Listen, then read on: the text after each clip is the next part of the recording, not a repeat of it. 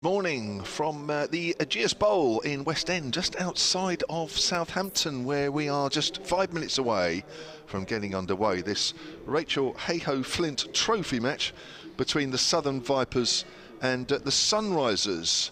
And I can tell you on the news of the toss that the Southern Vipers won the toss and they are going to bat first. We'll give you the two teams in a moment. The situation in the table is that going into match 4 of 7, the Southern Vipers sit top. They have 14 points from the 3 matches played so far. A couple of bonus points puts them at the top of the table. 1 point ahead of the Northern Diamonds.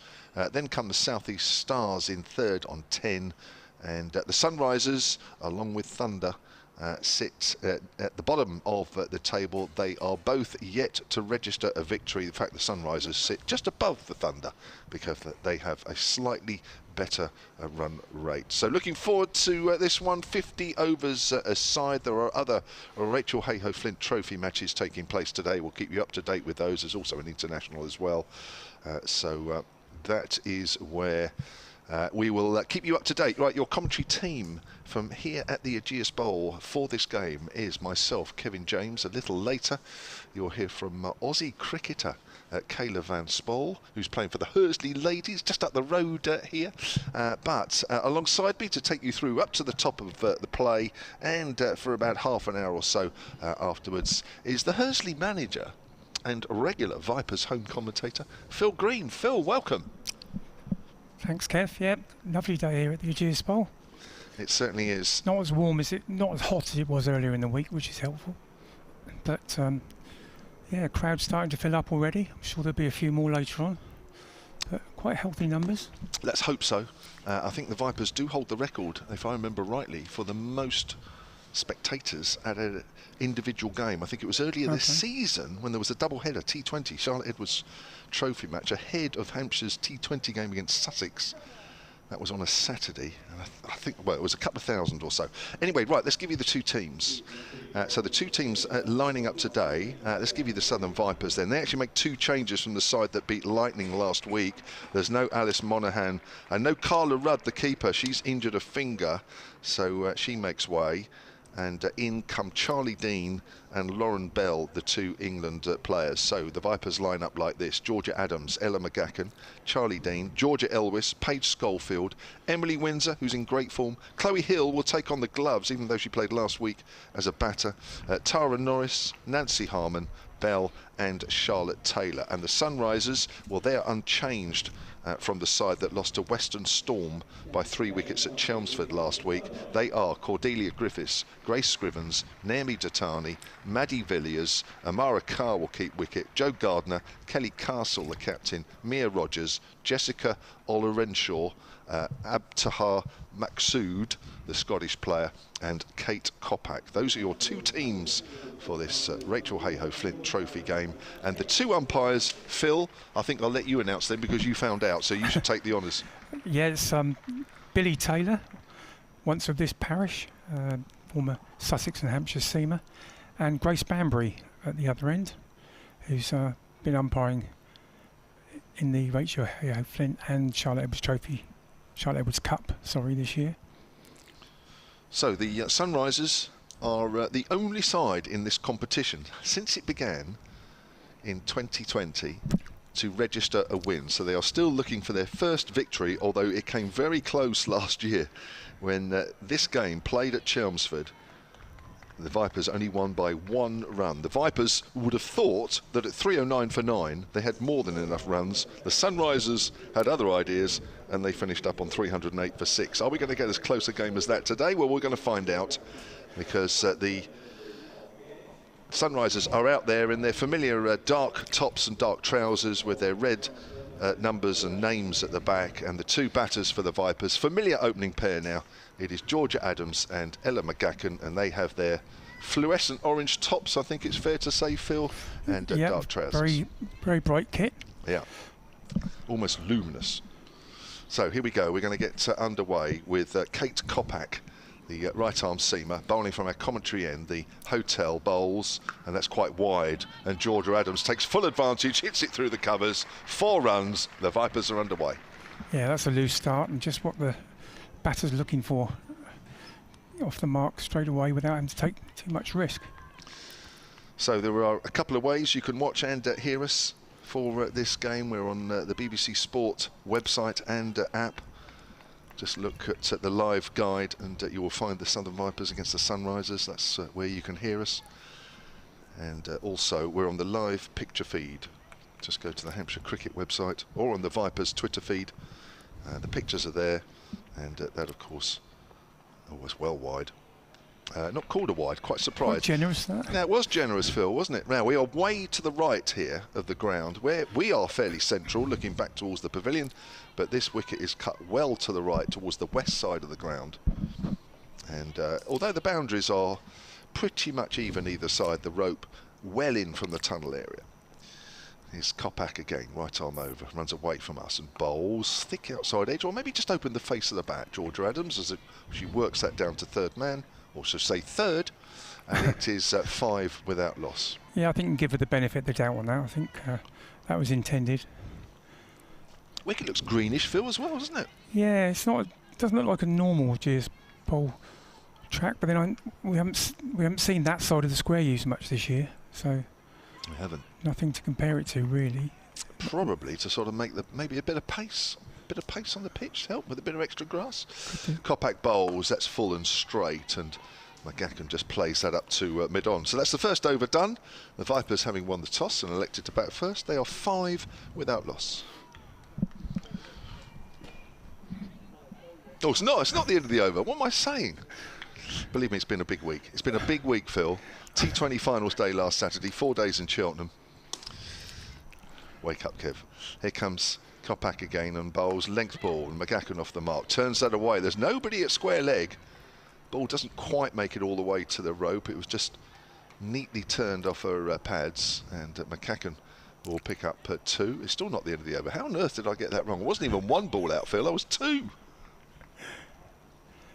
Ridiculous. That's not a good start. This is a 100 over game, Phil, and I can't even get the first over right. No, it's not the best start you've ever made, Kev, but yeah. I'm sure it'll be fine from now on. The best start. No, we'll cut that one out of the highlights. As Kopak bowls, and that's a good length ball. McGacken plays it with a dead straight back to the bowler, and that really is finally the end of the over. And 7 runs have come off. It's a steady start already, Phil. Yeah, it's a bit of a strange field, I thought, there. A massive gap as Ellen McGacken played that ball to square leg for 2. There was nobody between sort of straight mid-on and fine leg, which is well, you've got to bowl very seriously to that sort of field. So, yeah, a bit surprising there. I think we're going to see spin at this end, or the other end, sorry, from the pavilion end. I think that's Maddie Villiers. Yes, you're right, yeah. Yeah, with some off breaks. Yep, and what success the Sunrisers have had this year has been with the spinners, really. With Maddie Villiers and Grace Scrivens, they've been the leading 2 bowlers for the Sunrisers, both off spinners. So obviously that's a tactic they use. And she's going to bowl to Georgia Adams. Got a slip in, and the 2 boundary fielders are both on the leg side. So pretty short boundary on the offside if she can get it through the fielders. Villiers in. Oh, and that seemed to keep very low. It went through.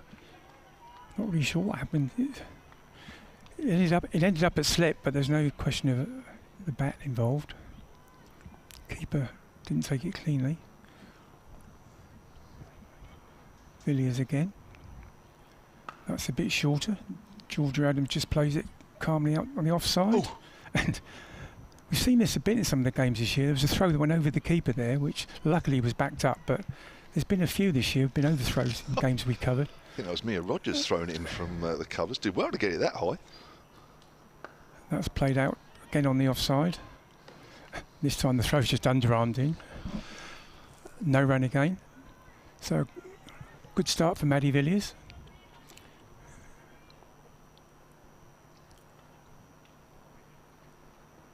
She's in again, and George Adams just pushes that back to her. Maddie Villiers has been in the England setup. in recent years. Still a lot of time on her side to get back in. And again from the pavilion end. And that's cut away by Georgia Adams, and as we said, anything that goes past the field on the offside is going to go for 4, and that did. Fairly short boundary down there, just down to backward point in front of the scoreboard. Yeah, she's played 17 T20 internationals. Yeah. The last one against New Zealand back in September of last year. Yeah, she's certainly on the radar for the England setup. She's in again. And that's defended very carefully by Adams. Out of the offside, so 4 from the over. Score's moved on to 11 after 2. Yeah, just looking up, that she played in the game at Hove, which New Zealand won by 4 wickets. And Maddie Villiers only bowled the 1 over, actually. 1 over for 8 in that last T20 international. She played a couple of games, actually, for the England A side, hasn't she? Yeah, and she's only 23, so she's got plenty of time to come again. Yeah. Essex girl, as they say. Yep. Here comes Kopak again with her right arm seamers. It's fullish and it's driven out into the covers by Ella McGacken, and there is no run. Yeah, she played a couple of games for the England A side against South Africa back in early July. Took a couple of wickets in the game at Leicester, 2 for 40. Didn't take any in the T20 in Cardiff. But it's Kopak we're watching. 11 without loss. The Vipers, having won the toss, elected to bat first. 2 changes in the Vipers' side as Kopak bowls. It's a length ball, and McGacken turns that neatly away behind square on the leg side. That'll only be a single. Takes the Vipers on to 12 without loss. Just a reminder, no Alice Monaghan, no Carla Rudd for the Vipers. She's got an injured finger behind the stumps. She doesn't miss many Vipers games, does she, Carla Rudd? I don't think she's ever missed one before. I think that's the first time I've known. And Chloe Hill, who's on loan from the Central Sparks, has finally got a chance behind the stumps. Been on loan for, I think she was on loan for the Charlotte Edwards, and then they just extended it for this competition as well. Way outside the off stump. That has to be a wide. It is. It is that time. That is a very wide indeed. So, yeah, good luck to Chloe Hill behind the stumps today. As I said with that field in the last over, with the field she's got here, she's got to bowl wide of off stump, really. She hasn't she? And that was obviously too wide.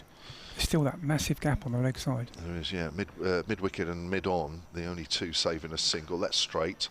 McGacken just quietly pushes that out into the offside.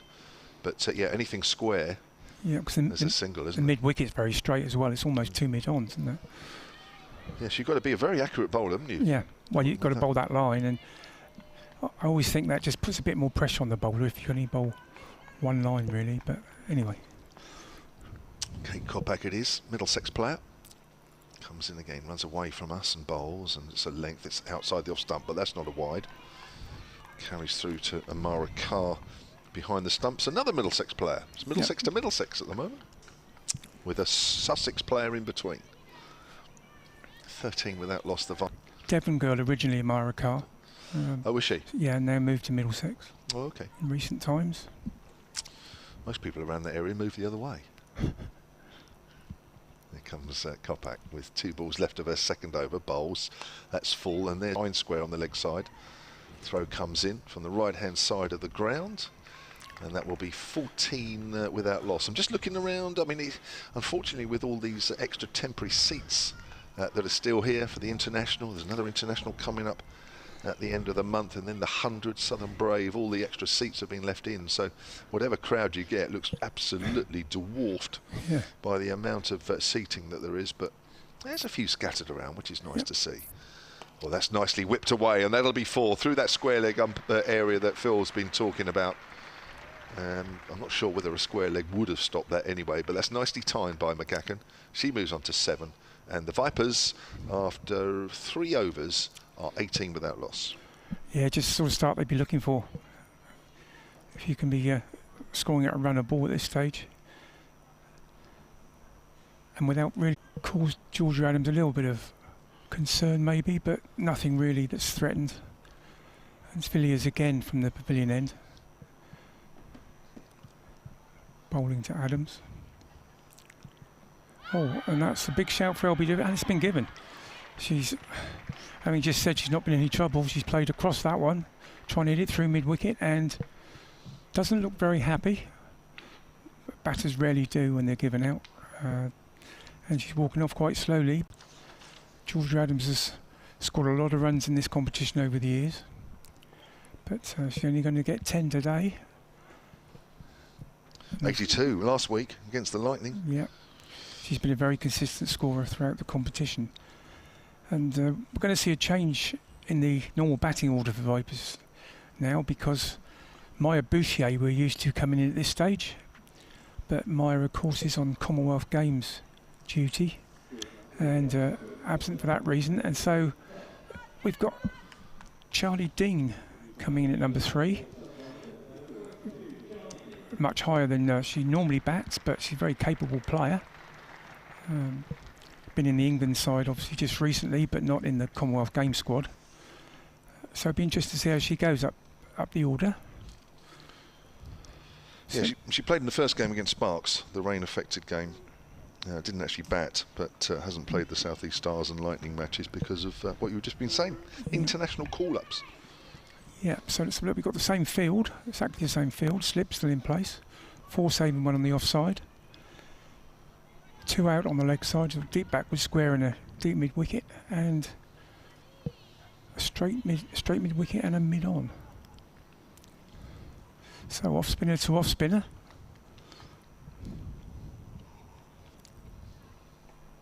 And she turned that away neatly off the mark first ball. Gentle single out to deep square leg. And Dean's underway. Yeah, she played in all 3 of the T20 internationals against South Africa. Only batted once, that was in the game up at Leicester, but made naught. Okay, so she's in good form. So now Ella McCacken on strike. She's made the opening position her own in recent games, with Danny Wyatt obviously away with another one on England duty. That's the thing with the Vipers, isn't it, Kev? There's so many get called up for England, but they still always seem to be a strong side. Yeah, they are. Real strength in depth. No Freya Kemp either. No. Commonwealth Games squad. Villiers again, and that's just turned away by McCacken. She's running the first one quick, looking for 2, but no, they decide in the end not to. So the throw comes in from a deep square leg.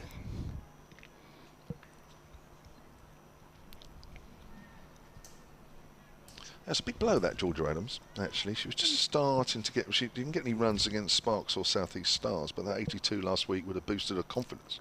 Oh, that's there's a big shout there. She actually left that. It's clearly turned and hit her on the pad, playing no stroke, which always gets the fielding side excited when there's no stroke offered. Wow. But turned down.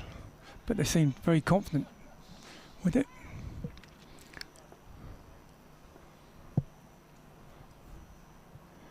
Again, and that's turned away by McGacken for an easy single on the leg side into that big gap.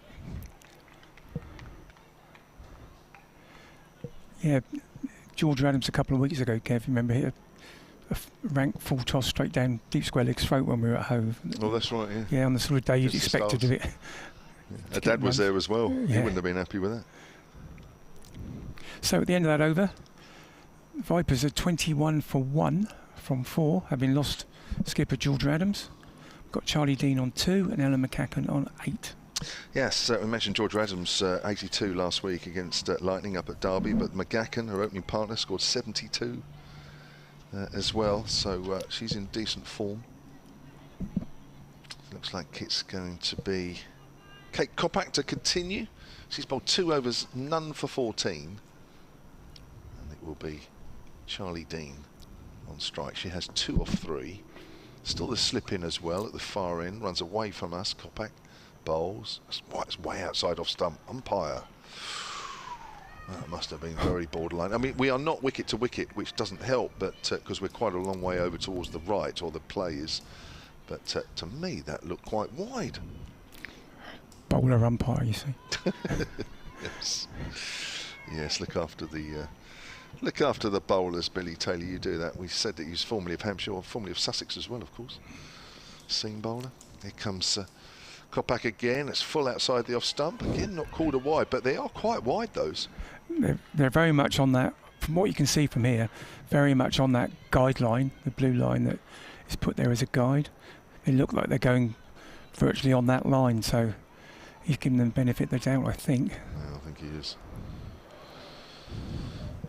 One of the Stars bowlers struggled early on, didn't they? The left arm seamer, I can't remember at the moment. A few wides early on. That's just hold on the turf there, wrapped on the pad. Shout again. Not out, says Billy Taylor. Wrapped. For me, that was quite high. Yeah.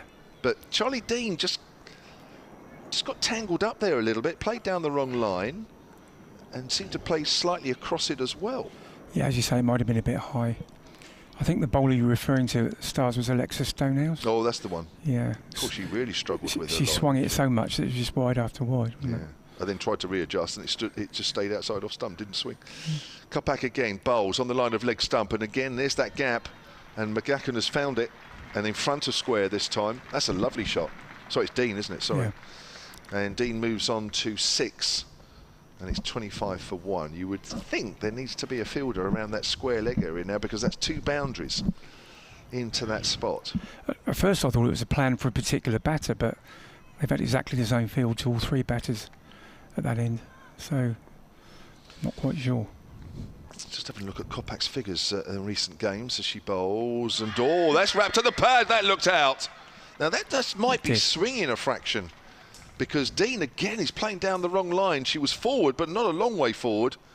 And Kopak has taken the second Vipers wicket. Dean goes for 6. Yeah, she was caught on the crease a bit there, wasn't she? It looked a fairly, again, as Kev said, we're not in line, but it looked a fairly straightforward decision. And Charlie Dean was almost turning to go before the finger went up. Well, Sunrisers have the all-conquering Vipers, because in the 2 editions of this competition so far, the Vipers have won the trophy twice, going for a 3rd in succession, and they are unbeaten in this already and sit top of the table courtesy of extra bonus points, and they're in trouble here at 25 for 2. Yeah, on paper this is a sort of no match really, isn't it, with Vipers having only lost once in 3 years, won 16 games, and the Sunrisers, as Kev said, not having registered a victory yet, but all these sort of runs have got to end sometime, haven't they? Yes, they have, yeah. They were in trouble a little bit against the Stars, weren't they? The Vipers up the top of the order before Georgia Elwes and Emily Windsor in the end combined and took the game beyond them. But again, early wickets here, just putting the Vipers under a bit of pressure. But Georgia Elwes, who for me, Phil, I have to say, is... I know she played in the Test match at Bristol last year, and that was her last international appearance. But how on earth this girl isn't in the England side, I don't know. Yeah, she's a very consistent run scorer for the Vipers. She got 100, of course, in the game that you mentioned that Sunrisers set the high target, and she also got 100 at Hove a couple of weeks ago. She did, yeah. From a similar position to this. Yeah, 112 not out in that game at Chelmsford last year. She bowled, she's out first ball, and Kopak's on a hat-trick. Pushing forward there, Georgia Elwes, and the ball clatters into the middle and off stumps. We built her up a bit then, didn't we? Did. Well, they are delighted out there. Just look at that reaction from all the Sunrisers players. They're all in a huddle now, just to the side of the wicket.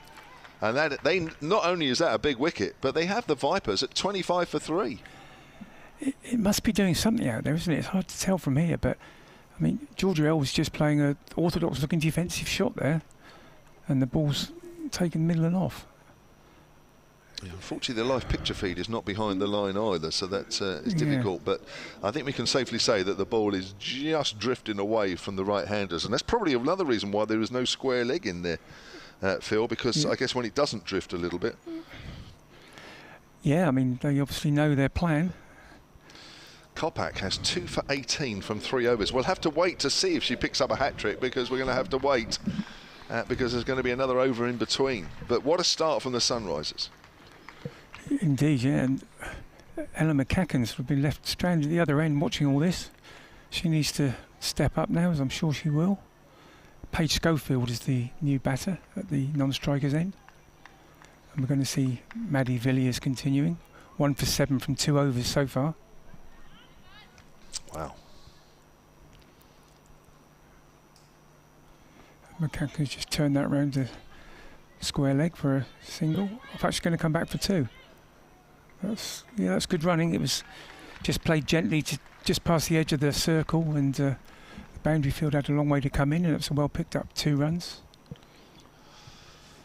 Wow, trying to get my breath back here, Phil. I don't expect that normally with the Vipers. Don't know. 3 wickets in 5 balls or something, was it? I'm not sure. But I'd have to check that, but pretty quick succession. No, obviously, it wasn't that. Sorry, I was. Well, the fourth over when Georgia Adams went, and of course 2 wickets in the fifth. 5th over, yeah. Villiers in again to McCacken. Fairly orthodox off-spin action, and it's played back down the wicket, fielded by the bowler. I was in reception here at the hotel and trying to get everything sorted out because there was a few problems early on. I did see one of the support staff of the Sunrisers, and we were just having a bit of a chat.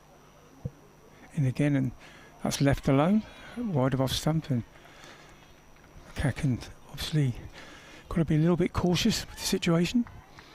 She did say that they just feel that they are getting closer and closer to this first ever win. And you have to say, you look at the board at the moment.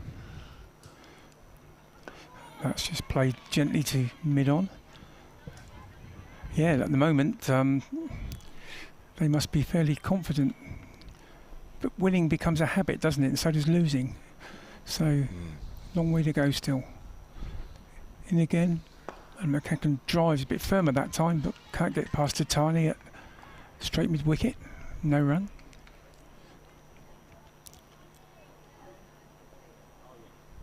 Looking much more lively in the field as well, upbeat.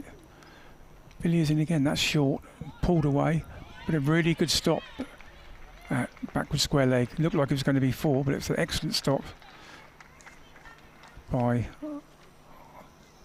I think it's Grace Scrivens. And that's the end of the over. So Vipers have moved on to 27 for 3. McCacken on 10. Schofield still to get off the mark, or still to face the ball, actually. And Kopak is on a hat-trick. She is. So all eyes on her at the moment. And she's had a lot of time to think about this, which I'm not sure is a great idea. But she'll have been thinking about the hat-trick ball all through that Maddie Villiers over. What were your thoughts when you're on a hat-trick ball, Kevin? I know you have been. Only once famously. it happened to me, yeah. Famously. All my thoughts were, just make sure you bowl it straight. Okay. Don't do anything other than, if you don't bowl straight, you ain't got a chance. And of course, luckily for me, it worked. So here we go then, hat-trick ball to Schofield. She drives, doesn't time it, it goes out to backward a point, and it's not a hat-trick. So then you were so relaxed that you took a wicket the next ball. I was going to say that yeah. It didn't matter, I just threw it down and got another one. Yeah, it's funny how things go, isn't it? But yeah, there won't be too many. Of course, Kyle Abbott got a hat-trick in the game at Cheltenham, Hampshire, against his 2nd ever hat-trick.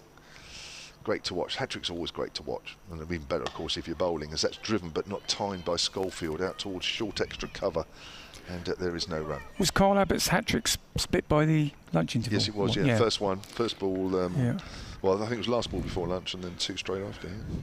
Took 5 for 8. So he had plenty of time to think about what he was going to do. Yes, not just 1 over, but 40 minutes. Yeah. Here we go. But his was just 1, of course. Kopak had 2. And then the next over. That's 4. That's driven by Schofield. She's timed that wide of mid-off. And that is 4 runs. That's a beautifully played shot wide of Maqsood, the Scottish international at mid-off there. Beautiful shot, Paige Schofield. What a way to get off the mark. She's on 4, 31 for 3 Vipers that were stuck for a little while, but that'll be a bit of a relief because they are in a bit of a hole here at the moment. That just sounded good, didn't it? It did. Paige Schofield, who doesn't get much of a chance to really show what she can do with the strength of the Vipers batting. But that's a nice way to get underway as Kopak bowls again, and that's driven. 1 bounce to backward a point. She pushed at that one. Ball was in the air for a little while, but she was okay. Just looking at Schofield in this competition this year. Didn't bat in the first game against the Sparks at the Foundation Ground up at Birmingham. But she's been batting at 5. That's sort of regularly she's round that. She got 17 against the Stars at Hove and 18 last week against the Lightning at Derby. She's the leading wicket taker for the Vipers, Is she, She might very well be. I'll have a look at that. And that's just off an outside edge as well. The ball works its way a little bit more behind square on the offside, so picks up a single. But I think, even though we're not in line, and we've said this, but I think most definitely, I think we can say that Kopac's just getting a little movement away from the bat. Yep. Just enough. Only needs to be a little bit, doesn't it? As we say, if it goes too much, it looks good, but there's no result. That's right. Just half a bat's width, and you need to exactly right. Shift it. Look at that. Here's. Oh, she edges that, and it would have been where second slip was. There's only one slip. It was about head height, chest height. And McGacken just pushing out at that one. Ball just moving a fraction further away from her, not in control of the shot. She moves on to 11, 33 for 3. Another slip there, Phil, and that would have been, she would have been a goner. Yeah, try and be nice and positive, have attacking field in this situation, but it's very rare you see more than one slip in a one-day game. That's very true. But not necessarily correct not to do so. So we've got Maddie Villiers still. 33 for 3, the Vipers. Got a bit of work to do. They have. Into McCacken, and that's a full toss. But there's an interesting piece of running there. It's a full toss which she hit. Didn't really time that well, and it looked like it was straight to extra cover, although she had to dive a little bit, and they got home okay. Kelly that was Castle. Kelly Castle, the skipper, at extra cover. I don't think Paige Schofield wanted to run initially. No, it certainly didn't seem. It seemed a strange single to take, to be honest, but all's well in the end. Well, it was to her left hand. I could kind of understand it, but it was tight in the end. Schofield's just edged that again past the slip. And that's running away to third man, but it's going to be pulled in, and they'll take 2. But again, not really in control of that shot. So there's a lot happening out there. There is, isn't there, really? A few anxious moments for the Vipers. They're struggling to get a foothold, aren't they, in this innings? Into Schofield again. And that's play and miss, just playing defensively outside the off stump. Myra Carr takes one bail off, but there's no question of a stumping. Just a sort of routine thing that keepers do. Villiers in again, and that's left alone. Seemed to bounce a bit higher because Myra Carr took that fairly high outside off stump. So 36 for 3 now, the Vipers. Villiers to Schofield. And she's left that again. Oh, that's wide. So first wide from that end. So she's been very accurate up till then. Yeah. And because of that, she's changing her line now and going round the wicket.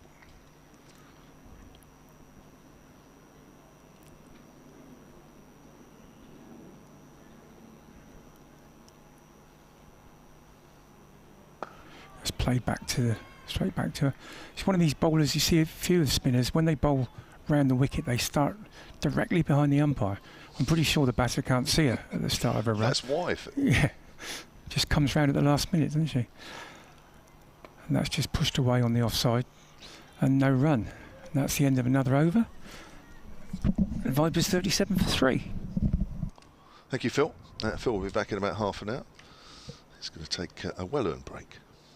It's our Phil Green, and coming in alongside me will be Kayla Van Spool, who's playing some cricket locally with Hursley Ladies. It's not too far away from here, probably about, I don't know, 15-20 minutes in the car or so. And Kayla, welcome. Thank you for having me. Absolute pleasure. As you can tell from the accent, she's from Australia. From Perth, sunny Perth. Well, it's all sunny over there, isn't it, really? It's actually quite cold over there at the moment. Is it? Yeah. What is it, just 25? Oh, I think it's about 17. Oh, that's how horrible. So what have you made of this first half hour or so? I think it's been very interesting. I've quite enjoyed the game plan so far. It seems like she's quite a slingy action bowler. So. Kopak, yeah. A little bit of movement as well. Here she is then. Right arm over, runs away from us. That's quite wide of off stump. Another wide. She's slung a couple of the wides in, though, in amongst it. She has gotten a couple, but I think she can make use of those with the way the game plan has gone. You know, I think her game plan to Charlie Dean was very good, and obviously it paid off quite well.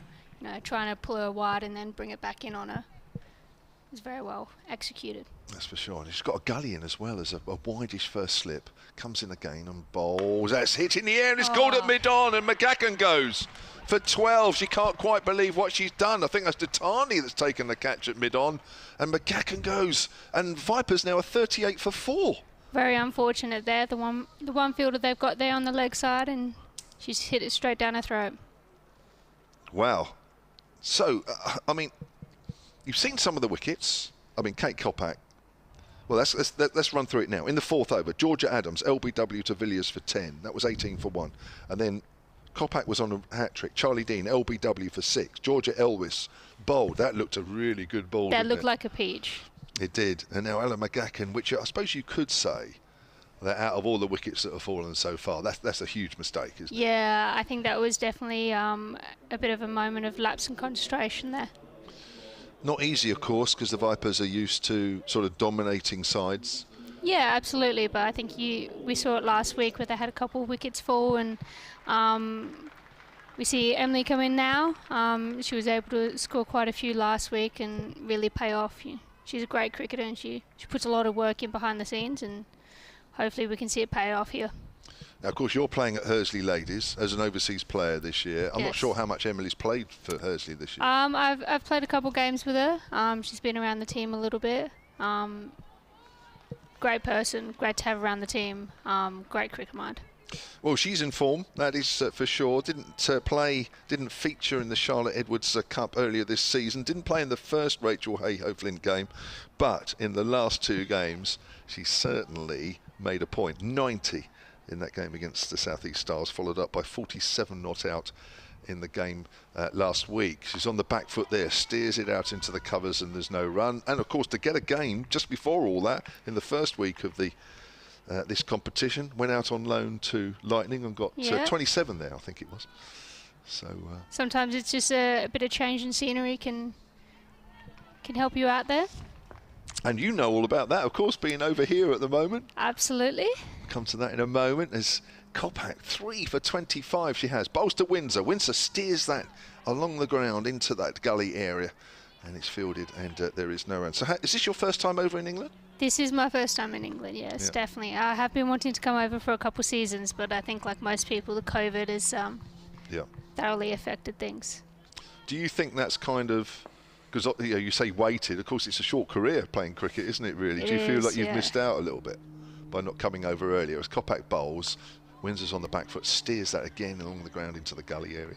Yeah, I think it was unfortunate, but I think it's one of those things that you've just got to make the most of what you've got, you know. So obviously not being able to come over just gives you more time to work on your skills at home before you come across and try and portray them on the English wickets. So are you an all-rounder? Do you bat? Yeah, all-rounder, yeah. So I know you were telling me before we came on air. Let's bounce a bit at Windsor. Plays that quite high, stomach height, pushes that out square on the off side, and there's no run. Don't know where that bounce suddenly came from. Emily Windsor has faced 4 balls yet to get off the mark. So you were saying, wasn't it, you just before you came over, you changed your bowling? Yeah. I used to be an off spinner, and then a couple of weeks before I came over, made the switch to leg spin. So it's a learning process. Got back again, right arm over. Windsor drives, he's caught first slip. Oh, there's another wicket. And Windsor goes for no score, and the Vipers are 38 for 5. She's not going to be happy with herself with that one.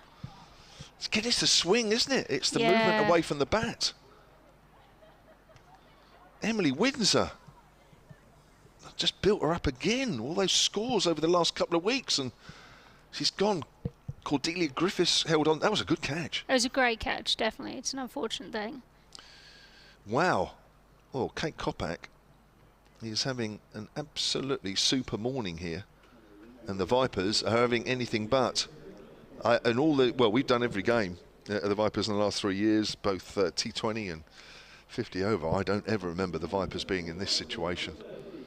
Wow. Anyway, so you changed to leg spin. So that, I mean, that's not the easiest discipline to change No, to, is it? it's a very difficult thing, and it's a lot of practice, a lot of hours in the nets. But it's very rewarding. So. Yeah.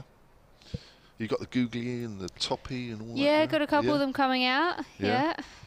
I'm lucky. I've got a couple good players around the Hampshire Cricket Club that give me a hand and sort of bounce ideas off. So. Yeah. That's very good.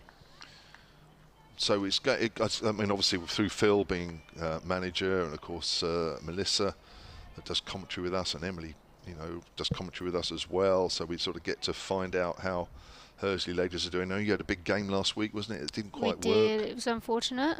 Is Maddie Villiers, who's bowling with her off spin. That's driven by Schofield out in the covers. Doesn't time that one, and there's no run. I think the Vipers have got a big rebuilding job here. Yeah. So big game, semi-final last week, which you missed out on. Yeah, we did take it all the way down to the last over. Here's Villiers again. Schofield on the back foot, pushes it out to the covers, no run. And Jitani was in the opposition, wasn't she? She was. She bowled their last over of their fielding innings. Great player. Yeah. Here's Villiers again from that pavilion end, flighted, driven by Schofield through the covers, and that should go all the way. She found the gap. There are 4 fielders on the offside, all saving one. Not much gap between them, but she's found one through extra cover. Moves on to 11, 42 for 5. So the team you played against was? Gunnersbury. Gunnersbury, yeah. I think by memory, yeah. Up in London, is it? They're a London side from what I think I know. Leaves that one alone outside of the off stump. So had you won that one, you'd have got through to a final. Yeah, we would have. But I think it was a good game nonetheless. It was a very challenging game, and both teams played well. But yeah. And how did the leg spin go for that one? As Schofield works that up to mid wicket, no run. Leg spin come out all right for that one? The leg spin was okay. Our youngster actually bowled quite well. Little Eve. Yep. She got them moving quite well, which was her first game back bowling. All right, I think I saw a picture of that somewhere. That's pulled away by Schofield. Now that's probably Maddie Villiers' worst ball so far. Pulled away, backward of square for 4 runs. And at the moment, you have to say, runs very welcome for the Vipers. We definitely needed that. Yeah, 46 for 5. Villiers has 5 overs, 1 for 21, but Kate Kopak is the bowler that has so far destroyed the top of the Vipers order. 4 for 25 from her 5. Wow, what a performance. She'll remember this for quite a while, and she's only bowled half the number of overs that she's allowed, so she could quite easily pick up a few more. Definitely. It'd be interesting to see how the rest of her spell is going to go. That is for sure. So, what you played back home in Perth? So you played what, club cricket a bit more? Yeah. I played in the Premier League. I played for Melville Cricket Club back home. Here's Kopak then, right arm over, bowls again, wrapped on the pad there. This is Chloe Hill batting, who's keeping for Carla Rudd, who's injured. And she's just playing across the front pad there a little bit. You've got to be careful with the ball shaping away.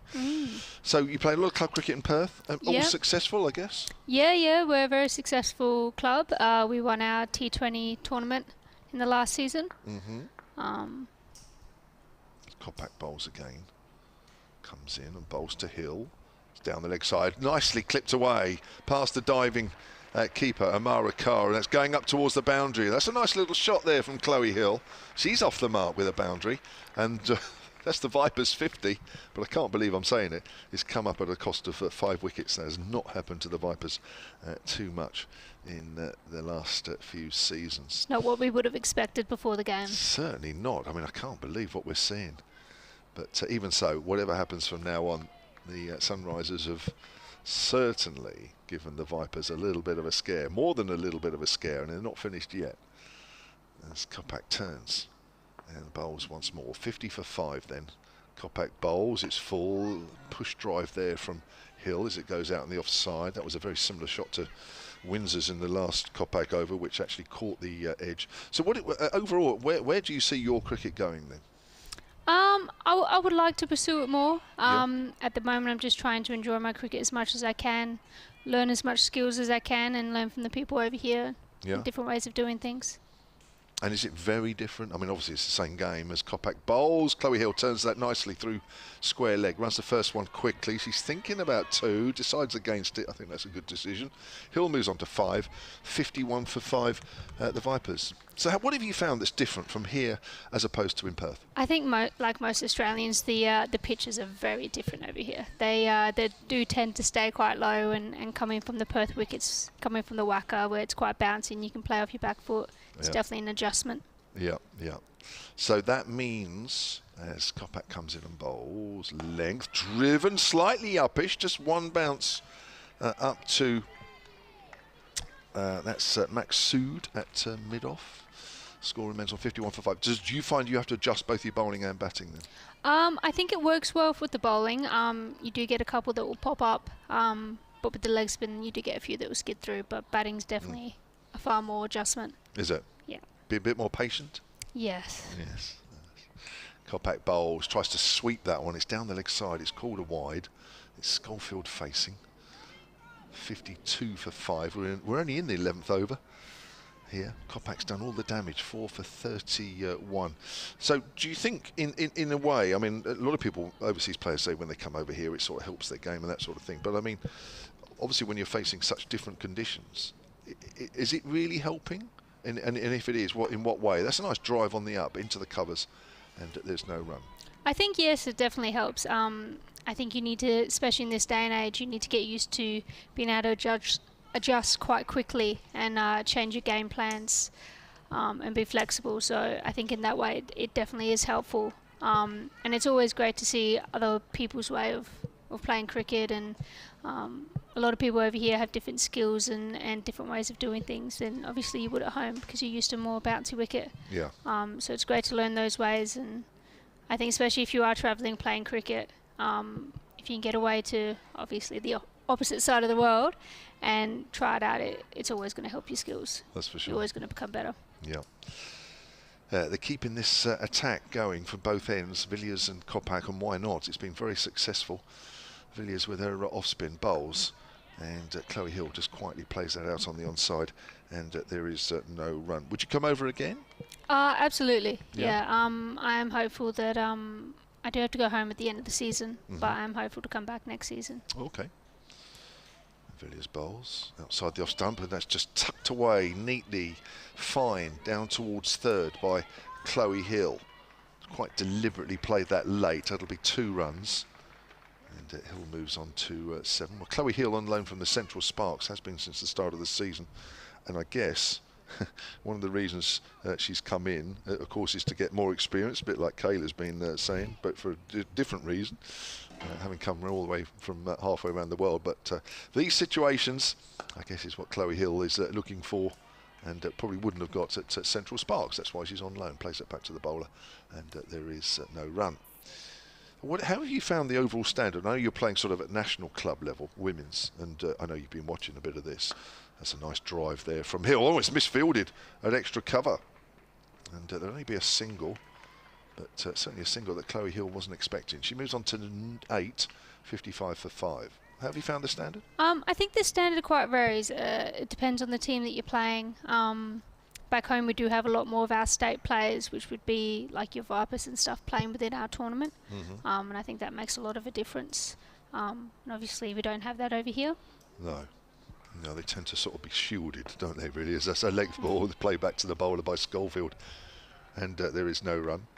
I mean, like, for instance, obviously, you know, I mean, look, take the Vipers, Boucher and company, Freya Kemp, excuse me, even though the Commonwealth Games hasn't started, still not allowed to play in this. That's swept away, it's gone very fine, and that's racing down towards fine leg. That's going to go all the way. Nice sweep shot there from Schofield. 19 she moves on to. 59 for 5.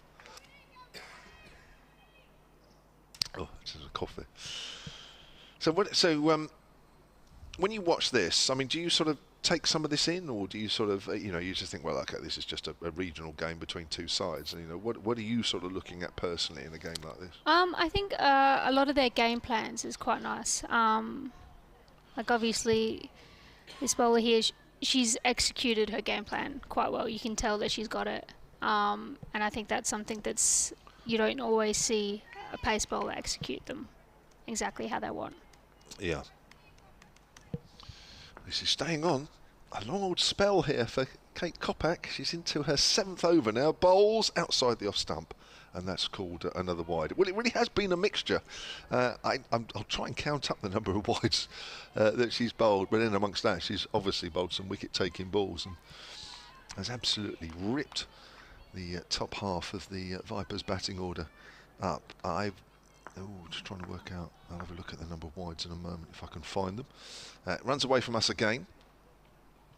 And bowls, and that's full. Wrapped on the pad there, Chloe Hill. Got to be a little bit careful. Kate's already got a couple of LBWs. Or in fact, one LBW, I'll tell a lie, because Maddie Villiers got Georgia Adams LBW, but got Charlie Dean playing across her pad. But yet again, just the same game plan. You know, taking the ball away from her, putting it out wide, trying to get her head moving towards that wide line, and then bringing it back in. Yeah, 5 wide she's bowled, actually. She's into her 7th over, but been getting the ball to swing a bit, and that's driven out towards mid-wicket, and there is no run.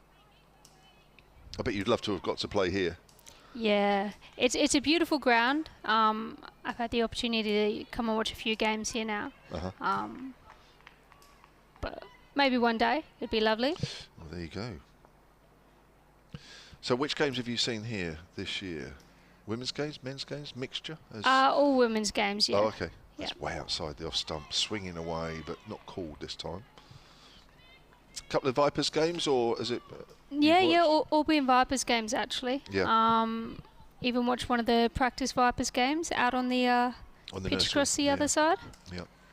I think there's a local league game going on there at the moment, but again, we can't quite see because of all the temporary seating that's on between this ground and the ground to our left.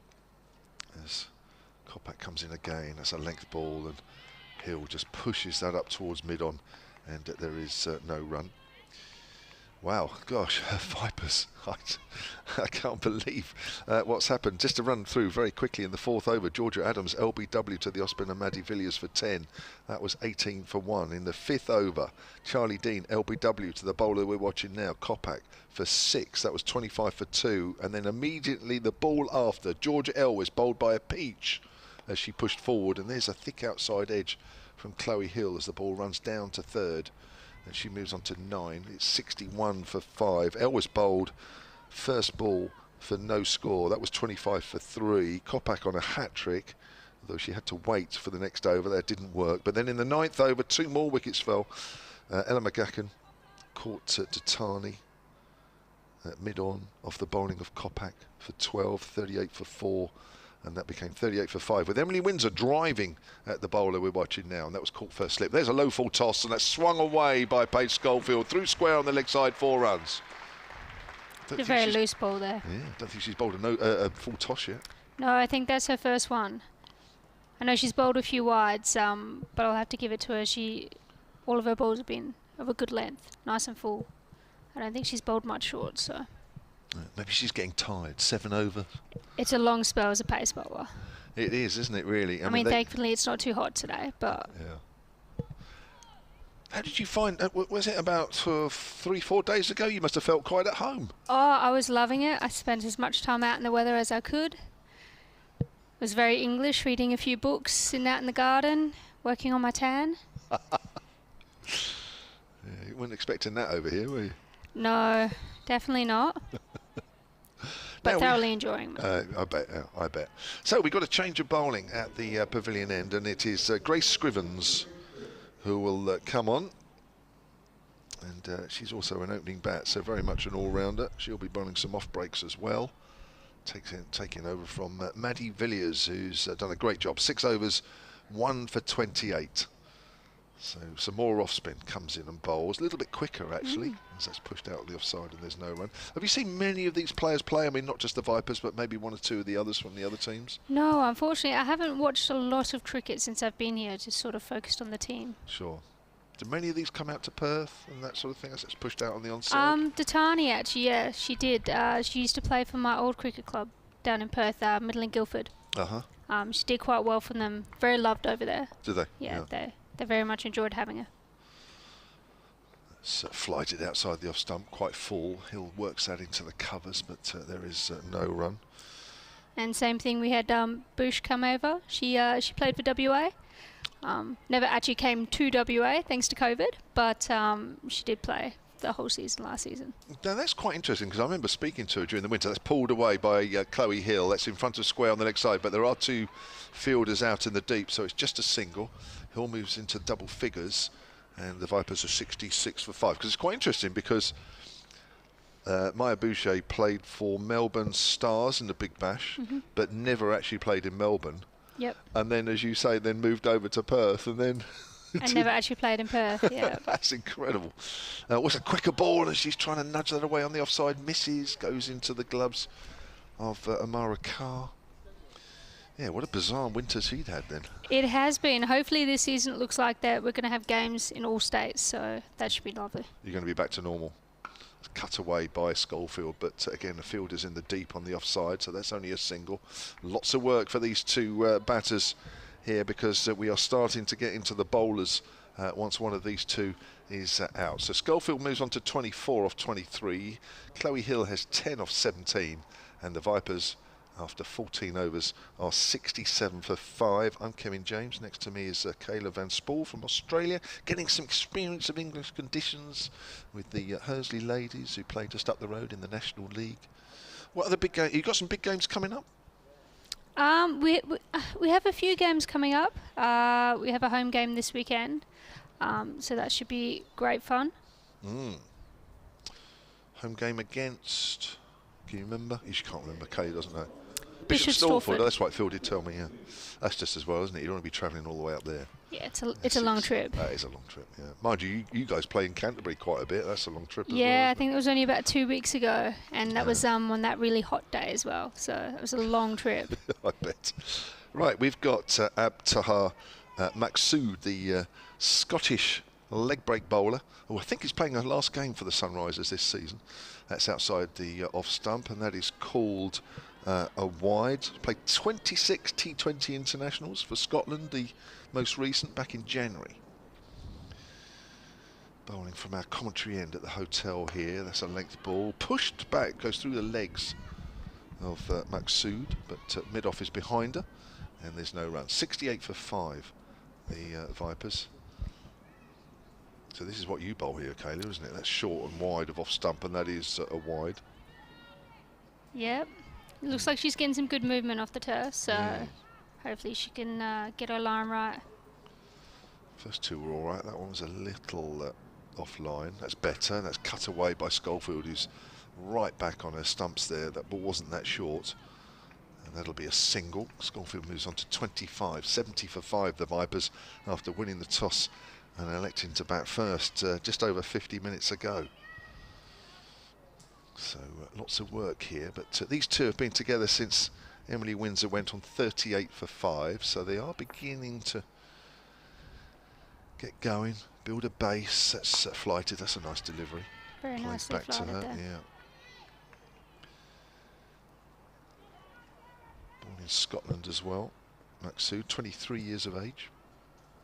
Bowls, and that's a nice full delivery played into the ground by Chloe Hill. The ball works its way back to the bowler, and there is no run. I think this over's going to take too long, even though there is been a wide or 2 in it. That's bowls. That has turned. It's a great turn there. Yeah. Even though the wicket looks fairly green, I guess it's very dry. So definitely I a think little that bit is there. the same with a lot of English wickets over here. Yeah. Have you managed to sort of turn it on just about every wicket you've played? That's nicely tucked away. Late cut down towards third. Hill's going to think about 2. She does turn. The throw comes in. She runs that one hard. Very hard indeed, just to make sure. And Hill moves on to 14, I think that'll be. Yeah, thankfully we yeah, have. 12, sorry. Thankfully we have. The wickets over here are great for spinners. Yeah? Yeah. More receptive than Perth, yeah? I would say so, yeah. Okay. Perth you will get a little bit more bounce, which brings in, I guess, different ways of getting wickets. Yeah. But over here you do tend to get quite a few that spin away from the batter, and if you've got a good keeper down the other end, you get a few stumpings. Yeah. And I think you said you've played at the Wacker. You play at the Wacker. Yeah. We usually only play our finals at the Wacker, but I have played there a couple of times. It's a great ground to play I on. was going to say, that must have been fun. Yeah. Because it's not the main ground there anymore now, is it, as I understand it? There's a nice drive there from Paige Schofield through extra cover. Start of a new over from Grace Scrivens. Lovely timing. She moves on to 25, 76 for 5. Yes, so what's the new ground that's taken over? Optus Stadium. Optus, right. Yeah. Okay. Somebody's enjoyed something there. I can't quite work out what that was. Somebody cheered anyway. 76 for 5. I'm looking round to see what might have been, but not at all. There's a nice drive, half stopped by Scrivens. Ball just makes its way up to mid-on, and there is no run. So the whacker is still fast and bouncy as it's always been? Still just as fast and bouncy. It's a great ground to play on if you're a pace bowler. Yes. I remember my one and only game there when I was literally about half the size I am now. Height-wise, because I was very young, but it is for people that have never played on a wicket like that. It takes some getting used to, doesn't it? Yeah, I don't think you could go from English pitches to that. No, you can't. No, cut away by Schofield, but finds the fielder at backward a point, and there is no run. I remember batting the first couple of overs and thinking, "Wow, oh, hello." And the ground runs very well as well. Yeah. It's like playing on an indoor net. What you'd have an indoor net here, sort of thing. Schofield on the back foot cuts that away on the offside. She has a big part to play here, Paige Schofield. I mentioned earlier that she doesn't always get, big chances with the bat, because even batting in the sort of round 5, she comes in when there's a lot of overs being used up with the batters ahead of her, scoring big runs. But she certainly has an opportunity here to go big. As Hill pushes forward. Never really seen Chloe Hill bat before. She looks very correct. Pushes out on the offside. It's definitely a challenge here for the Vipers, but hopefully they can be up for it. That is for sure, Kayla. Let's hope so, obviously from a totally unbiased point of view. But listen, at the end of the day, the Sunrisers, yes, they're still looking for their first win ever in this competition, but they are. I remember seeing them at Chelmsford in the first year, 2020, and a newly formed side, not easy. The Vipers were already a going concern from the Kia Super League, so they already had the infrastructure in place. The Sunrisers just came together totally new for this regional competition, and they looked it. But here we are just 2 seasons later, and they are more than competitive now. Maksud bowls, and that's cut away by Schofield. That's gone through extra cover. Has that got enough legs? It has, just. Nice piece of timing again. Very well placed there. Joe Gardner coming round from deep cover, couldn't quite get there in time.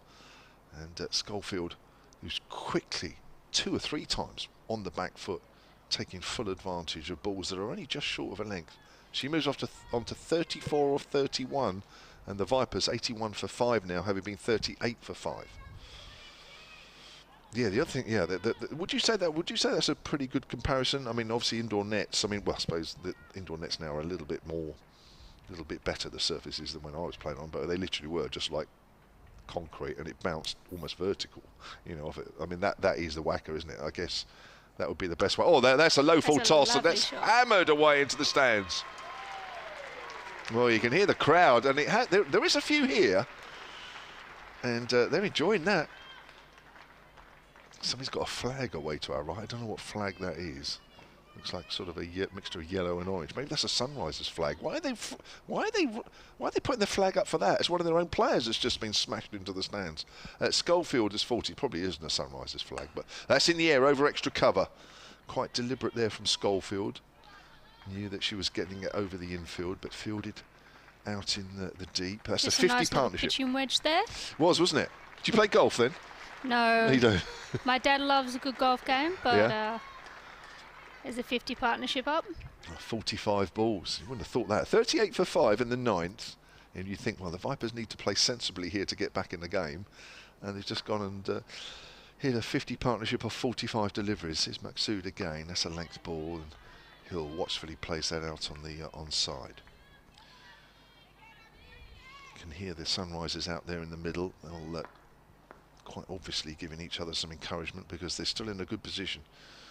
Vipers have still got to work hard here as Chloe Hill pushes that out on the offside.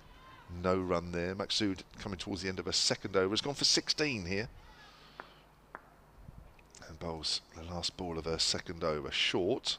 Hill just pushes that into the covers. Doesn't quite get the angle or out of the middle of the bat.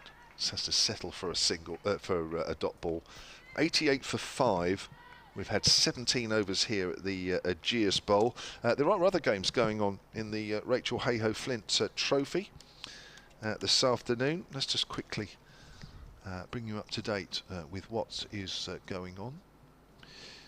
And the Northern Diamonds playing against the Lightning. Lightning are 80 for 1 after 16 overs. South East Stars batting first against the Western Storm. Stars are 87 for 2 in the 16th.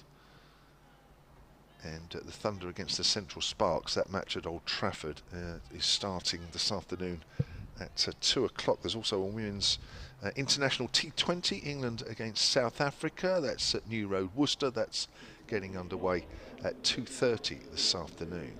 So plenty of ladies cricket going on. I'm just going to want to see.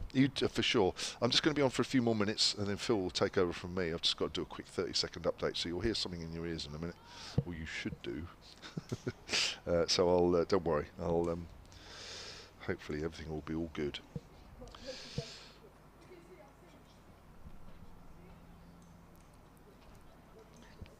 So we've got a change of bowling here. Oh, it's Naomi Datani, who you'll know from your game last week, Kayla. Yep, she's a great bowler. Left arm over from that pavilion end, and that's driven up to mid-off, and here it comes. Quick 30-second update. Okay. Well, I'm afraid it's not the start that the Vipers would have hoped for, having won the toss and elected to bat first. They are 88 for 5. Now, that's not great in itself, but they were at one stage 38 for 5. Georgia Adams went in the 4th over for 10. Charlie Dean back from England duty. She went for just 6 in the 5th over. And Georgia Edwards was bowled first ball for no score. And 25 for 3 that was at one stage. Ella McGacken chipped Kopak to mid-on for 12. And Emily Windsor, who's been in great form recently, she also went for no score. So the Vipers 88 for 5 in the 18th over.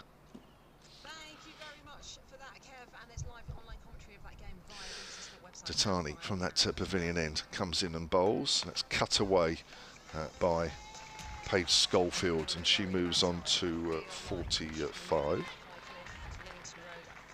And sorry, 41 she moves on to, and it's 90 for 5.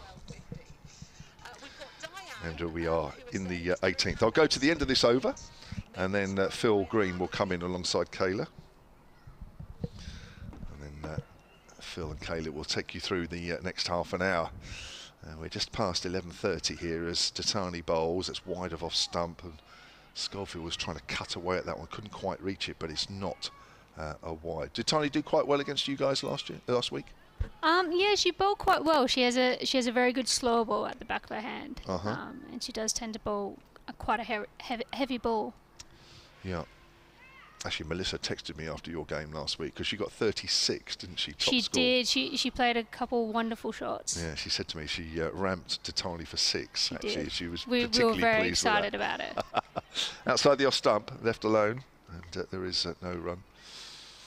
Yeah, I think Mel's up at Melissa's story is up at the game this afternoon between England women and South Africa at Worcester. TMS there, providing live commentary. I'm not sure how well Datani took to being ramped, but it was great to watch. That's for sure.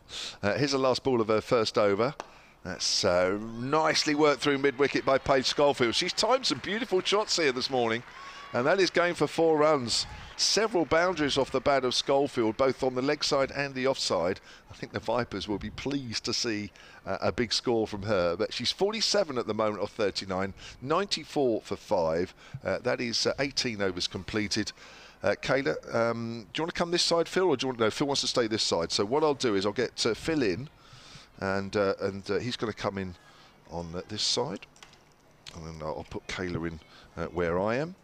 And then once Phil's all plugged up, and to take you through the next over, then Phil Green and Kayla Van Spool will take you through up until midday. So Phil looks like he's all ready to go. Phil, are you all ready? He's giving me the thumbs up. Yep. Take it away, Phil. Okay, thanks, Kev. Yeah, so a bit of a counter-attack here from the Vipers. When they haven't been in trouble a lot over the years, but when they have, there always seems to be somebody that digs them out. And these two are doing a really good job. We've got a change of bowling now. Scrivens, who was bowling from the far end, has switched to the hotel end. First ball was just played back down the pitch by Chloe Hill. So yeah, an interesting approach, Kayla, to 38 for 5. They've gone on the attack really, counter-offensive rather than digging in. That one's short from Scrivens and pulled. Didn't quite time it, but it's got out to deep mid-wicket for a single. Yeah, it's not always the game plan that you would normally see in that sort of position, but I think the Vipers are a very attacking team, so I think Lottie wouldn't have expected anything less of them. Yes, I can imagine that she would be very pleased just at the minute. Scrivens in again. Schofield plays it off the back foot, finds the gap on the offside for another comfortable single, so the runs continuing to flow. What sort of target do you think they'd be looking at now if they are looking this early? What would they settle for from here? They'll still be looking over 200, obviously. I think with this team, I think they could still hit probably maybe 240, 250. That one's played back down the wicket, straight back to the bowler. Yeah, I think we've done this a couple of times on commentary. We try and predict, and it's not usually anywhere close, but I think you're right. They'd be looking at 250. And again, Scrivens, and that's just played away on the offside by Chloe Hill. It's a small boundary, isn't it, in a fast outfield? It is. It's a very quick outfield. Yeah. Once you pierce those gaps, it's going to run. And it's about 45 yards on that side, which is pretty short for a women's game. Oh, and that's a leading edge. That was beaten in the flight there, I think. I think he just tried to turn that around the corner just a little bit too far. And a leading edge, and it ends up going to mid-off. So, good comeback over from Scrivens. A change of end. I think it's interesting that they've changed the end. Maybe this end is getting a little bit more out of it for the spinners. Possibly, yeah. And Maksud bowled 2 overs, which went for a few, didn't they? So. Yeah, she couldn't find her rhythm by the looks of it. No. Which is unfortunate because she was getting a lot of spin off the turf, so maybe she'll come back in a few overs. Yeah, we've got Naomi Datani continuing at the pavilion end, the left arm over. Bowling to Paige Schofield. And that's full, and she's worked that out to deep backward point for a single. Almost Yorker length, but she dug it out well. She moves on to 49. The Vipers now 97 for 5. And you were telling us, Kayla, about Naomi Datani. You know her from Western Australia and more recently from last week in the opposition. Yeah, I never got the opportunity to play her when she was over in Australia, but I know she did play quite well. Here she is in again. And that's down the leg side. That will be a wide. Just lost the line a little bit there. Pushes the score on to 98. I think as a pace bowler, most people do enjoy coming over to Perth. Yeah, I'm sure. Get a little bit more out of those wickets.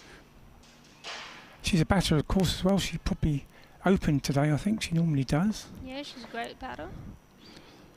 Very technical. In again now. And that's again very full. Played out to the offside by Chloe Hill for no run. So these two have now been on 60. 60? Yeah, 60. Very worthwhile, needed partnership. Going to be a very important partnership in this run chase. Datani again. Oh, and that's appeal for LBW. Not really that confident as Hill pushed forward. The ball just ran out on the offside. Looked like it might have kept a little bit low. That I'm not sure. We're not that close, to be honest, to be able to make those sort of judgments. I think we've seen that happen a few times on this pitch today. A few have popped up and a few have kept a bit low. Datani again. That's a full toss. Hill. Oh, she's got it through. That's a misfield. It looked like it's just going to be a single, but it's actually got through and gone for 4. I think that's Kate Kopak who misfielded that. Probably a little bit tired from her spell of bowling. That's the 100 for the Vipers. Had a very good run rate, still in the 20th over. But that was a little bit of a gift in two ways. Firstly, it was a full toss, and secondly, it was a pretty ordinary bit of fielding, to be fair. Titani in again. And that's trying to turn that one away on the leg side, but it struck her on the pad. Great comeback ball there. Yeah, good comeback ball. Titani's definitely not going to give you those full tosses very often, so you've got to make sure you capitalise on them. Yeah, and she did in the end. I don't think she could have picked that gap any better. Straight through the middle.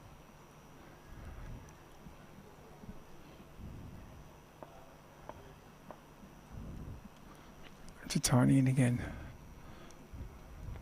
And that's just defensively played by Hill up to mid-off to complete Titani's second over. She's gone for 12. So, when you've come to the Vipers games before, Kato, is this the sort of numbers in the crowd that we usually get, or is this? It's very hard to tell how many here because they're so spread out, aren't they? Yeah, I think it definitely does make it difficult. I think some games, each game is a little bit different. I feel definitely depends on the time of the day that they're getting played. I know we came to a midweek one.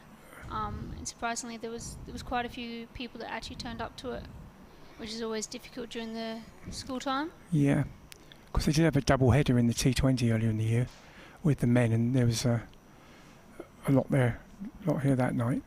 But that is a bit different when there's a double header. It's definitely starting to fill up a little bit. Yeah. More and more people coming in. Yeah. That's what you want to see.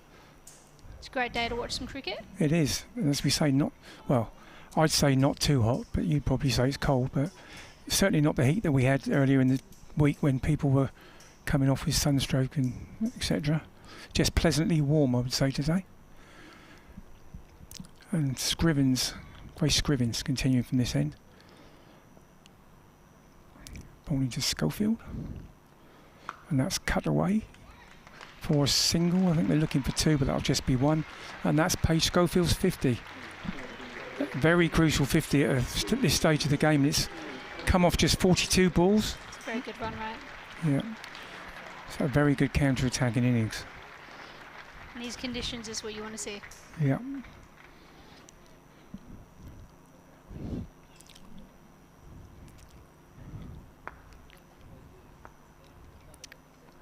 Scrivens in again. Hill leaves that one alone outside the off stump. 8 4s and 1 6 in her innings there. Yeah, that's a good performance in any situation, but particularly from 38 for 5.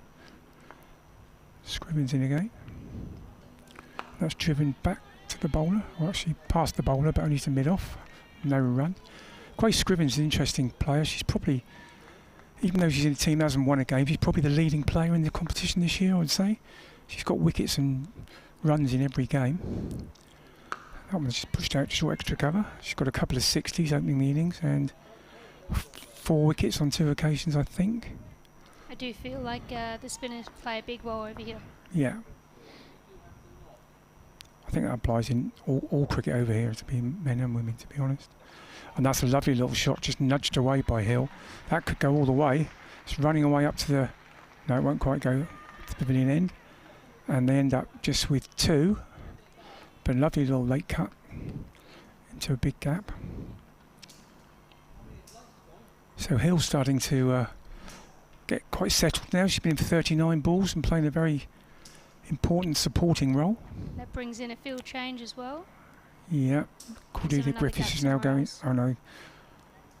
Yeah, they're putting 2 people there for 2 people quite close. 2 fielders quite close together. They're just behind point. That one's just played back to mid-on. Sometimes you see that fielding position for people who reverse sweep, don't you? That's a sort of to stop the reverse sweep. I don't know whether they know that Chloe Hill does play that shot, but it's the sort of stop for the reverse sweep. So the end of the over is 105 for 5. Schofield on 50, and Chloe Hill has moved to 19. And that's after 21 overs. So even with my maths, I can work out the run rate there's 5.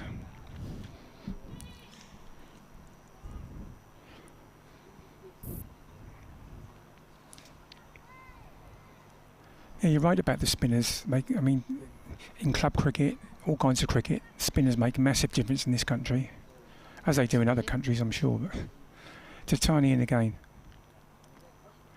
Schofield drives that to short extra cover, fielded by Cordelia Griffiths. No run. I think especially on the lower and slower pitches over here, they're very important. Spinners and seamers that take the pace off. Yep. Anyone that can bowl some cutters or Yeah. slow bowls. To tiny in again. Schofield's played that off the back foot for an easy single out to the sweeper on the offside. The 4 boundary fielders we got now, because obviously the permitted 4 are, well, it's actually changing for Chloe Hill, but for the third man on a fine leg, a deep square. In fact, that's the only 3 now. The cover sweeper has come up for Chloe Hill. To tiny in again. That's full again. She's bowling very full in this spell. There's one full toss, I know, but a lot of near Yorkers. Obviously, that's the game plan. I feel like including that opening bowler, the full length has worked well on this pitch. Anything just short of a length has just been a little bit too easy to get on the back foot and pull square. Yeah. And on a field that runs this well, it makes it too hard to defend. To tiny in again. That's played off the back foot by Chloe Hill, straight to that fielder who's come off the boundary now to prevent the single, and that's exactly what she's done on that occasion. It's much more economical over here from Tani. Yeah. But because of the run rate that Viper's already got, they can afford a few quieter overs, can't they, as they're rebuilding. Tani in again to Chloe Hill. That's short and played off the back foot, but only to the backward point, no run. So yeah, it's just the 1 run off 5 balls in this over. She's had the right idea so far, and pretty much every shot that she's played just hasn't quite executed it yet. No, that's right. She's getting into good positions.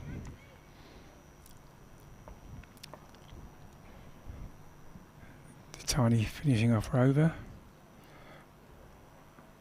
Again, it's full, and I think that's a bit off the inside edge. It's gone down to deep square. It was almost. Was that one that went between her legs, like they call the nutmeg? Yeah, I think it did. Smith shot there. Yeah, I think it went. I think she actually edged it between her legs. Squeezed it out. A shot that was. I don't know if you picked up on it a couple of years back now. They name it the nutmeg because Nat Siver started playing it, and there's nutmeg is the term for the ball going between your legs in football. Okay. So they call that the nutmeg. It's always nice to have a shot named after you, I suppose. Well, she is a great player, so. Yeah. It's like the scoop was originally known as the Dil scoop because the first person who played it was Dil Chan, the Sri Lankan. So for a long time it was known as the Dil scoop. Scriven's in again now, start the new over. And that's played by Chloe Hill out to deep mid wicket for a single. It looked for 2, but the fielder got round quickly. Good touch on that one. Yeah, that was trying to see who that was fielding. I think that's Jess Olorenshaw fielding out there, who's made her debut last week. And the field now adjusting for Schofield. Put an extra fielder on the offside, I think. That's short and hit through the 3 fielders that were there, and that's found the gap. And again, Schofield has found the boundary.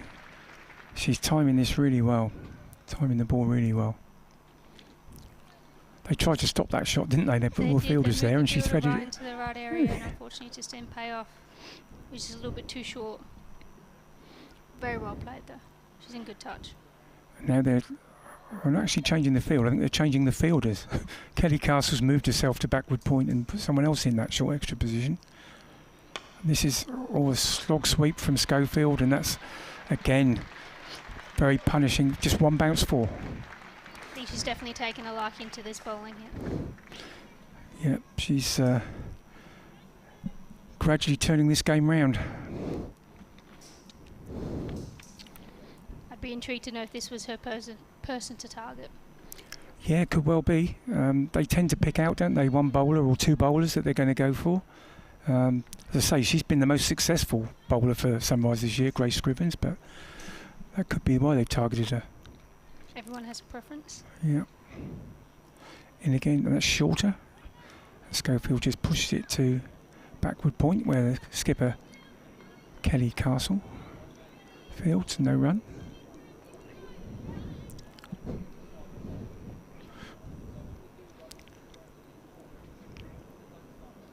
So changing the field again, now pushing mid on back. So there's 3 out on the leg side. Just 1 saving 1, so a single most places on the leg side. Scrivens, and that's driven to the short extra cover, which is now Maddie Villiers, was Kelly Castle earlier in the over, and she stopped it. Scrivens in again, and that's defensively pushed by Schofield. Short extra cover. No run, but at the end of the over, after 23, Vipers 116 for 5. Paige Schofield on 59 and Chloe Hill on 21. That's a good way to get out of the over there. Started off quite expensive. Yep, finished at 3 dots, was it, at the end? Yeah. As a spinner, it's, well, any sort of bowler, I guess. I've never been one, but if you go for a boundary to start the over, it puts a lot of pressure on you, doesn't it? Definitely does. I think you've got to put it to the back of your mind and, and just go in with the new ball. I know from the batting point of view, when one-day cricket started taking off, the game plan was always to try and hit the first ball of the over for 4. So if you can get a 4 off the first ball, then you're sort of winning the over, aren't you? I think it's still sort of a game plan for even for bowlers. The first and last ball, you always want it to be a dot. Try and build pressure where you can. Yeah. So Tatani continuing. It's now a 4th over from the pavilion end, left arm over. Bowling to Chloe Hill. That's a bit shorter, just back of a length, and Chloe Hill defends it back to the bowler. I wonder if she's going to pull her length back a little bit now, because the last ball of the last over and the first one of this, both a little bit shorter than what she's been bowling previously. I don't know if that's going to be a plan or that's just happened. Doesn't always go where you plan it to. Tiny in again. That's again a bit short, and Chloe Hill's worked that round nicely onto the leg side, but there's plenty of cover out there, and there's just a single to deep square leg. Intrigued to know if maybe that's her game plan, is to try and bowl it back of a length, just short of a length. Yeah, let's see if she does it to both batters. Sometimes, obviously, you have different game plan to different batters. So Schofield back on strike now.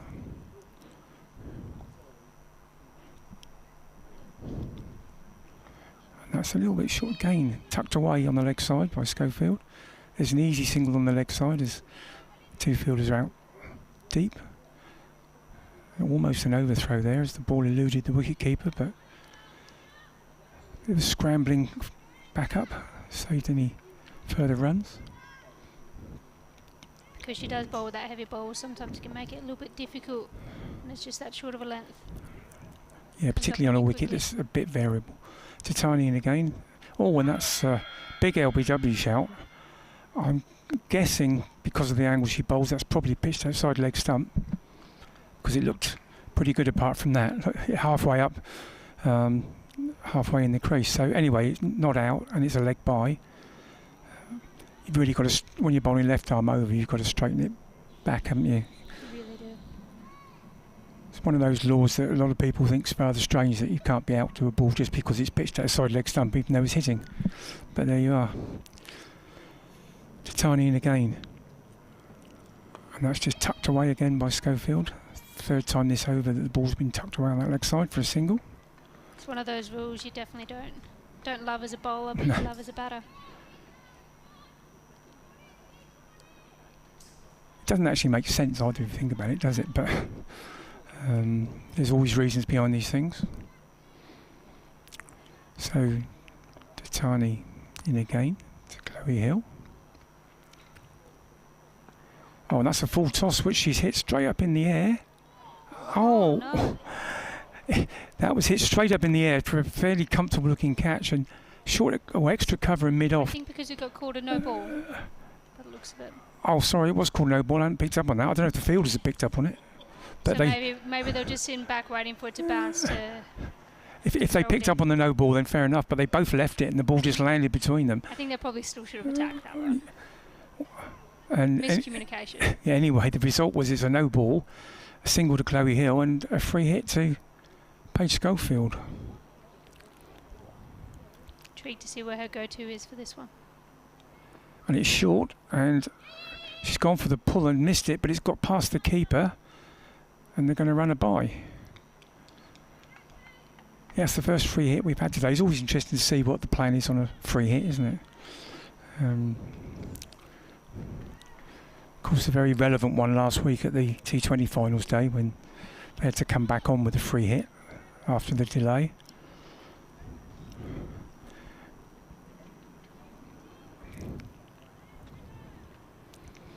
So, the end of the over. Sorry, Vipers 123 for 5 now. Schofield's moved on to 61 from 52. Playing an excellent innings here. With great support from Chloe Hill in only her second knock, I think, for the Vipers on loan from Central Sparks. And as Kev mentioned earlier, it's also keeping wicket today in the absence of Carla Rudd. For the first time ever, we think, in a Vipers game. That's going back to the KSL as well. I don't remember her ever not playing. Scrivens, again from the hotel end, and that's just pushed back to her by Schofield, treated with respect. I'm not sure what other seam options they have here, if they want to go that way. Kelly Castle herself is a seamer, a skipper. That one's played out to deep extra cover for 1.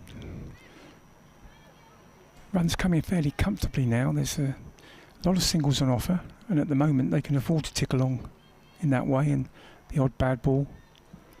There's definitely a lot of spaces out there. So. Yeah. They tighter field for Hill, which is understandable. Oh, and that's another leading edge. The second time she's done that. Tried to turn on the leg side and it's popped up on the offside, but not enough pace in it to carry to Cordelia Griffith. Yeah, they squeeze Chloe Hill a lot more, don't they? Which is understandable, but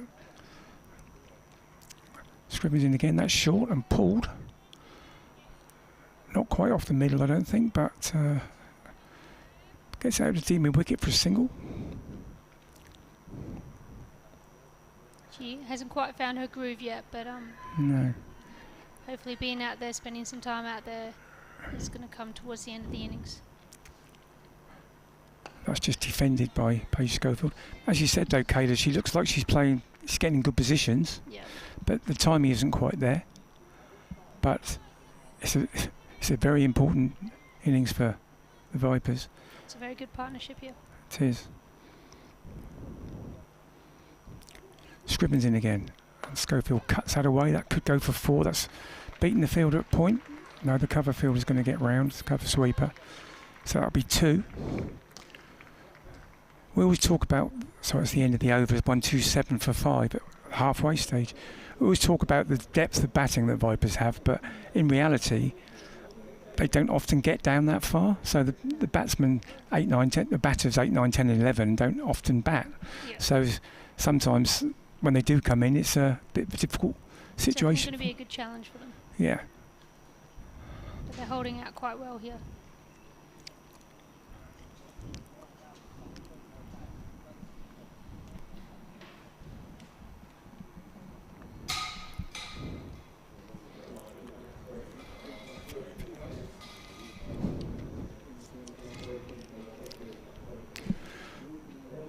Kayla's having a well-deserved break now, and we got Kev coming back in.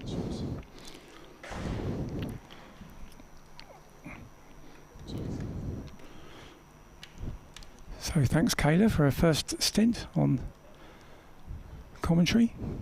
It's right, first go, wasn't it? Very good. Very interesting insights always from players from the other side of the world, and how it's different. We love knowing what goes on the other side of the world, don't we, Phil? Hey, can't quite see it from here. We love knowing. I've never been to Perth, so I know you have, Kev. But, yeah, but I was only about 19, 18. I think I was about 18 at the time, actually. Getting whooped by the Aussies. That makes a change, doesn't it? Tended to happen back then, didn't it? It did at all levels. Yes, it did. Well, yeah, go on. I was going to say there's drinks break now, so there's going to be a little lull in proceedings, well-earned drinks break. And 127 for 5 for Vipers. Yes, having been 38 for 5. So, wow, thank heavens from a Vipers point of view for Paige Schofield and for Chloe Hill. It's my first look at Chloe Hill, actually. I think she looks a really good player. Seen Schofield quite a bit before. Yeah. We were just saying that she seems to be playing the right shot a lot of the time and not quite timing it yet. Yeah. But gets into good positions. There's a couple of times she's got a leading edge, trying to play the off-spinner through mid-wicket, which probably means she's not turning as much as she thought. But generally speaking, yeah, and it's a very responsible knock, and it's the pressure's off her a little bit because Paige Schofield's scoring so quickly at the other end. Yeah, helps, so she can take her time, and that's ideal, really, for someone in their first or second game as it is. Yeah, but there's certainly the story of the morning was Kate Kopak, the right-arm medium pacer for the Sunrisers. She's bowled 7 overs, 4 for 37. She was on a hat-trick at one stage as well, having got Charlie Dean, LBW, for 6. Georgia Elwes bowled for no score, and she absolutely ripped the heart out of the top of the Vipers innings. She also picked up Ella McGacken, caught at mid-on by Datani for 12, and Emily Windsor with one that just tempted her into the drive. Windsor went for it, and Cordelia Griffiths took a really good catch at first slip, and she went for no score. Emily Windsor's been in great form the last couple of weeks, so well done to Kate Kopak. Has really turned the game on its head. 38 for 5, the Vipers in the 9th, and they've really had to dig deep here, and Paige Schofield and Chloe Hill have done just that. But at the halfway stage, you feel that they need to do a whole lot more, and certainly the Vipers batters below them. Shall I do this one? Titani comes in, 4 overs, none for 19, the left arm seamer. Hill just works that behind square on the offside. There's no run, and yeah, another. But it just goes to show, doesn't it? Really, I mean, they were. I mean, it was good bowling from Kopak. There was no doubt about it. But I just think the Vipers were probably going at it a little too hard. It's almost as if they've been watching the England men, the Bazball, and they're going at it a little too hard early on. It's also a danger of sort of complacency. I'm not saying that is the case, but when you're winning all the time, you sometimes feel. You do, yeah. Oh, it's wrapped on the pad there. Chloe Hill doesn't know where the ball's gone. It's gone down towards third. I think Datani needs to bring the ball back a little bit more than that for there to be a genuine case for an LBW, because it's always pitching out leg stump, of course, but certainly playing right across the line there, Chloe Hill. I just detect, actually, Chloe's just a couple of times in the last 2 or 3 overs just tried to do some things that she hasn't been doing to get to where she is now, if you know what I mean.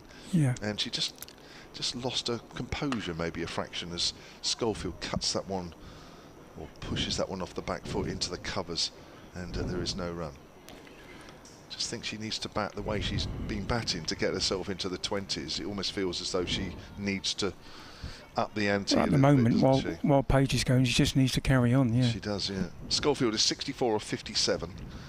Hill is 24 of 53. 128 for 5 as Datani comes in from that pavilion end. Bowls full outside the off stump. Schofield misses it. Goes through to keeper Amara Khan. She bowled a few of those at the start of her spell, though, very full, almost Yorker length balls, and then the last couple of overs she's pulled a length back. Yeah. But that one was right up there again. Nice easy action, Datani. Left armers always look better, don't they, Kev? Well, some do. Or some did. Not all of them. It comes to Tani, full outside the off stump, driven by Schofield out into the covers, but finds the fielder, and there is no run. Do you know what? I know you mentioned the crowd, both of you and Kayla, and I tell you what, I've seen worse championship crowds here. Yeah, absolutely. You know. Yeah. And when they actually together, like when Paige Schofield got her 50. And a couple of the shots that have gone to the boundary, when you hear the clapping and the cheering, it feels like a championship type crowd, which is nice. That's cut away by Schofield hard into the covers. It was in the air for a while, but there's a big gap there between point and extra cover. Schofield will keep the strike. She moves on to 65. 129 for 5 after 26.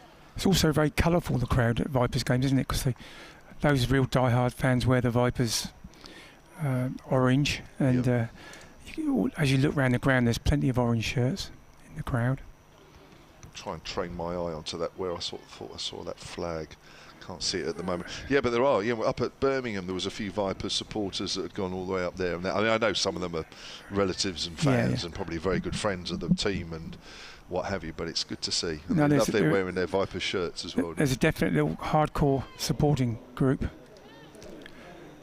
We've got to change the bowling at this end, and the captain is going to take on the responsibility herself, Kelly Castle. She's the right arm seamer. Decided that spin is maybe not the way to go right at the moment, so she's coming into the attack to bowl to Schofield, and that's length ball. Looked like she took the pace off it straight away, but played back to the bowler. So we've got 3 out on the leg side and 1 cover sweeper protecting that shorter boundary. Castle in again. That was cut away to the cover boundary. It sort of looks like it's coming out the back of her hand.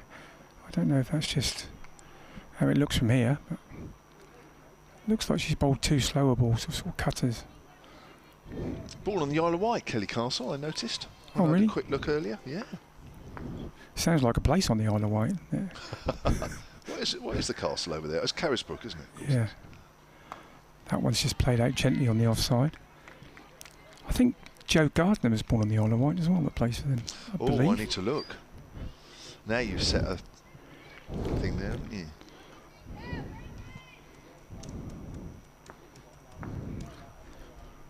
Kelly Castle in again. And that's pulled away. Down to square leg by Hill for another single. Joe was. Maybe I got them mixed up. Maybe it was Joe that was. No, sorry, Kelly was he's Southend. So it's Joe Gardner. I wrote down the wrong one. Yes, Southend's heart of Essex, isn't it? Essex Riviera. Good pier. Yeah. Castle in again, and that's played off the back foot for another single. They have brought it back to mainly singles in the last 3 or 4 overs, pulling the run rate back a little bit. Have you been on Southend Pier? No. I think. I'm not going to say it before I do say it, but I think it's the longest one. Yeah, that rings a bell. It's one of those quiz questions, isn't it? Yeah. Brighton or Blackpool or Southend or somewhere. Yeah, I think you're right. Castle in again. And that's just played defensively by Chloe Hill. Trickles down to mid-off to end the over. So a few overs ago the Vipers were at run rate of 5. It's been pulled back now to 4.9. Not a massive drag back, but they do seem to have cut out the boundaries in recent overs. Yeah, they have.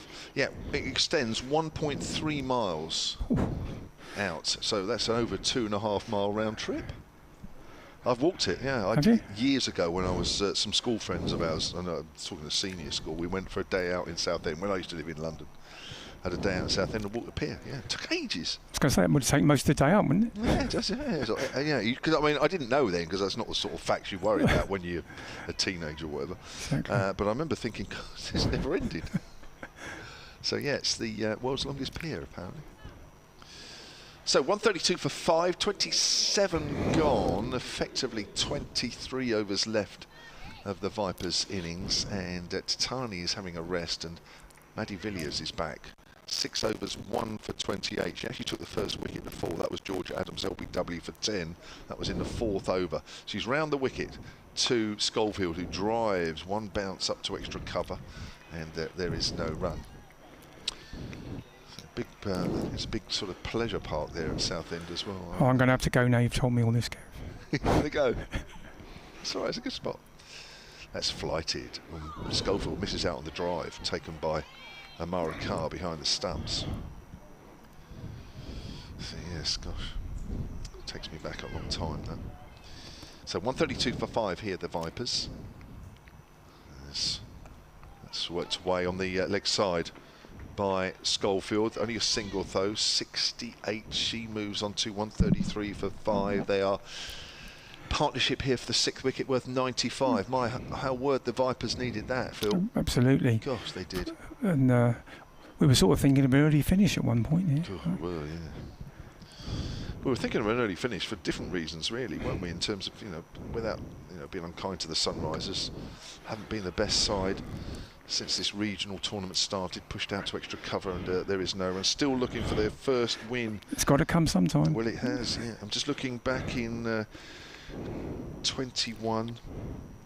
So I'll come to that in a moment, as Hill plays that quietly out on the offside. Last year, they were 8th, bottom side, played 7, won none. The only side that didn't win a game. Everybody else, every other regional side won one. And back in 2020, where the groups were split, as Hill plays that out on the onside, thinks about a single. There probably was if they'd gone straight away. But it's a dot ball. Villiers has bowled 7 overs, 1 for 29. The Vipers are 133 for 5 after 28. And back in 2020, as I say, when the groups were split because of COVID, they finished bottom of the South Group, played 6, won none. Yeah, it's not the best record. But as I said before, it's got to end sometime.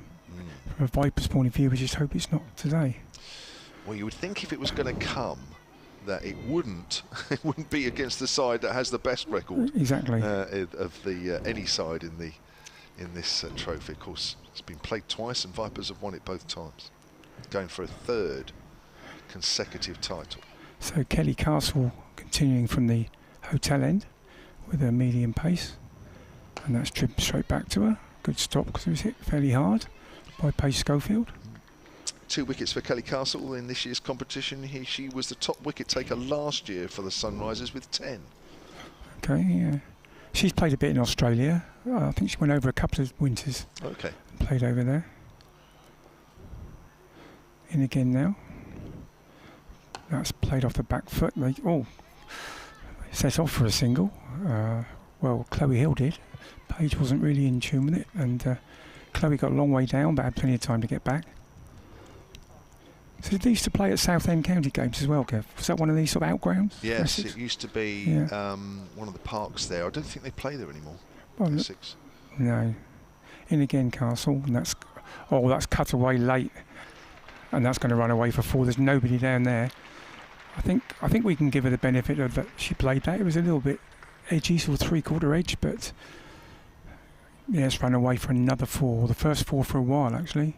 For Paige Schofield, moves up to 72. Yeah, there's not many of those outgrounds used now. They used to play at Romford, Ilford, didn't That's they? right, yeah. I've played a club game out that way. Castle Park, wasn't it, in Southend? Or was that at Colchester? I could be getting it wrong. Oh, Colchester's another one, yeah. So, Kelly Castle. In again, Schofield. That's turned away for a single, just wide enough for the short fine leg to. That's a 100 partnership up for these two. Fantastic effort of 119 balls in 67 minutes. And it's been a really good combination that's, well, at the moment it's turned this game on its head, but there's a long way to go, of course. Yeah, they needed that. South Church Park was the ground in Southend. Oh, and that's a big shout for LBW there as she's played across the line, Chloe Hill. It's turned down by Billy Taylor and it's run away behind the keeper, and they're going to pick up a couple of leg byes. But again, from our angle, which is not ideal, it looked a very good shout that as she played right across the line.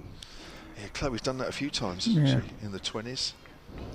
She's re-practicing the shot, playing it straight, but she needs to keep going. There's still an awful lot of overs left. We're only in the 29th. Needs to keep going because we're into the bowlers after this. As I was saying to Kayla as well, although the batting at the end is on paper quite good, they don't often get the chance, do they? No, they don't. No. That's turned away. That's a nicer shot, better shot. Played into mid-wicket for 1.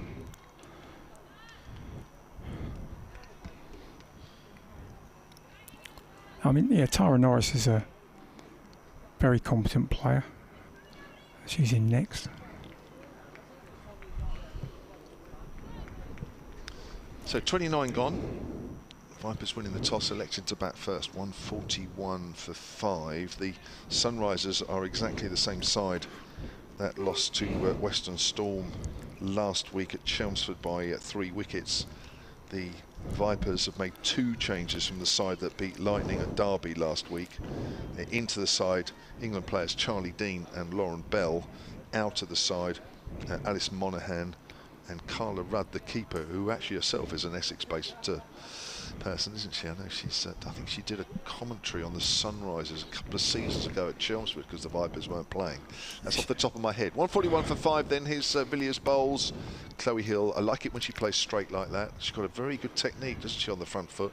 Nice high elbow. Yep. Plays that back to the bowler, and there's no run. Looks very solid.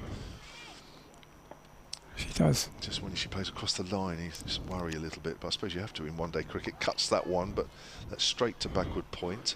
Well, as you were saying, Kev, she doesn't need to yet, even though it's a one-day game. No, There is plenty of time.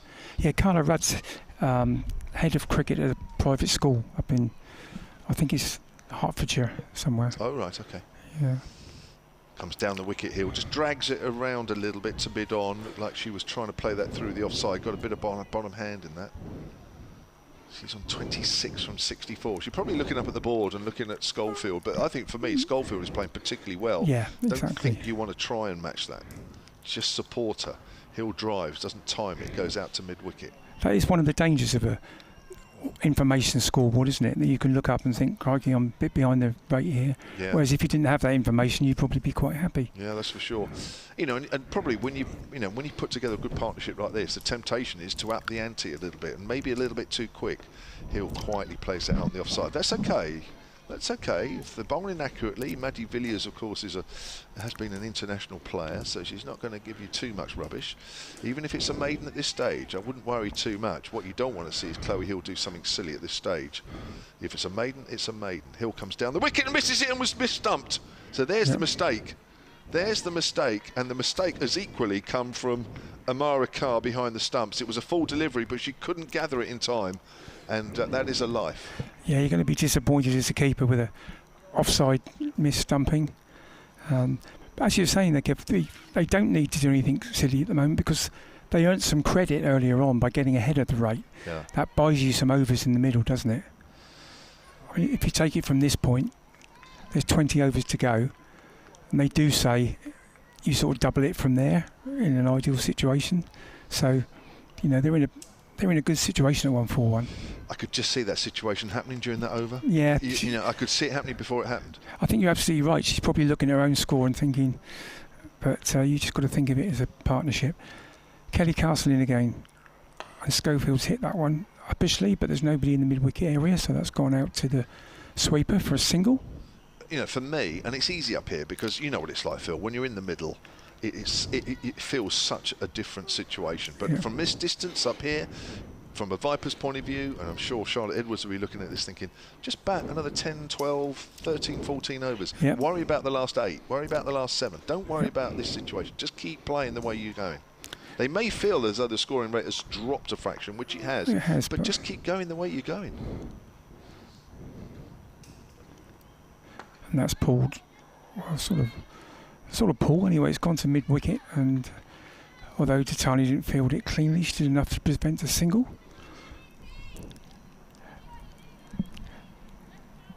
Yeah, as I said though, Kev, I never knew this sort of information when I was playing, so I didn't know. I probably was at this sort of run rate or less, but I wouldn't have known. But you can feel it in yourself sometimes. Yeah, of course you can. Oh, well, that's scooped up in the air. Strange shot that by Chloe Hill, but she got away with it and just chipped it up to square leg, but the square leg was deep, so she managed to get a single, but again, not a very convincing shot. I think you're right, Kev. I think she's starting to maybe panic a little bit. Well, hopefully Paige at the other end is just saying to her, look, just keep playing the way we are. We don't need to do anything different. Paige is the main scorer. That's fine. She's hitting what? She's striking at 104. Yeah. And then she's, she might be holding out here. She is. She says it straight down deep mid-wicket's throat. Picked it up quite well, but it's fairly short boundary on that side, as we've said, and it didn't clear it. And Maddie Villiers took a fairly comfortable catch. So now Chloe Hill will probably have to look at changing her game plan. Depending on how the new batter comes in, I think it'll be either be Tara Norris or Nancy Harman. Yeah, I think Tara Norris would have been batting higher up last week. Whether they changed the order or not, I don't know. But that's well paid post-goal. It is a great knock. Absolutely needed that, did the Vipers. 74 from 71 balls caught by Maddie Villiers off the bowling of Kelly Castle. Good innings. a good and very important innings. Yes, caught right on the line. Just needed a little bit more out the middle of the bat. I'm not sure it quite came out of the middle. But nevertheless, a really good innings, because she came in. I mean, she came in at what, number 1, 2, 3, 4, 5. So she came in at 25 for 3 in the 5th, and in fact survived the hat trick. So I think at that stage, in the 5th over, with Adams and Dean and Elwis gone, certainly Dean and Elwis in quick succession in 2 balls. Yep. I think with Paige Schofield having to keep out the hat-trick board, if you'd said, you know what, she'll go on to score 74, the way things were looking at that stage, you'd say, my word, yes please. Absolutely. It is Tara Norris, left-hander. First left-handed batter today. So Kelly Castle's going to go round the wicket.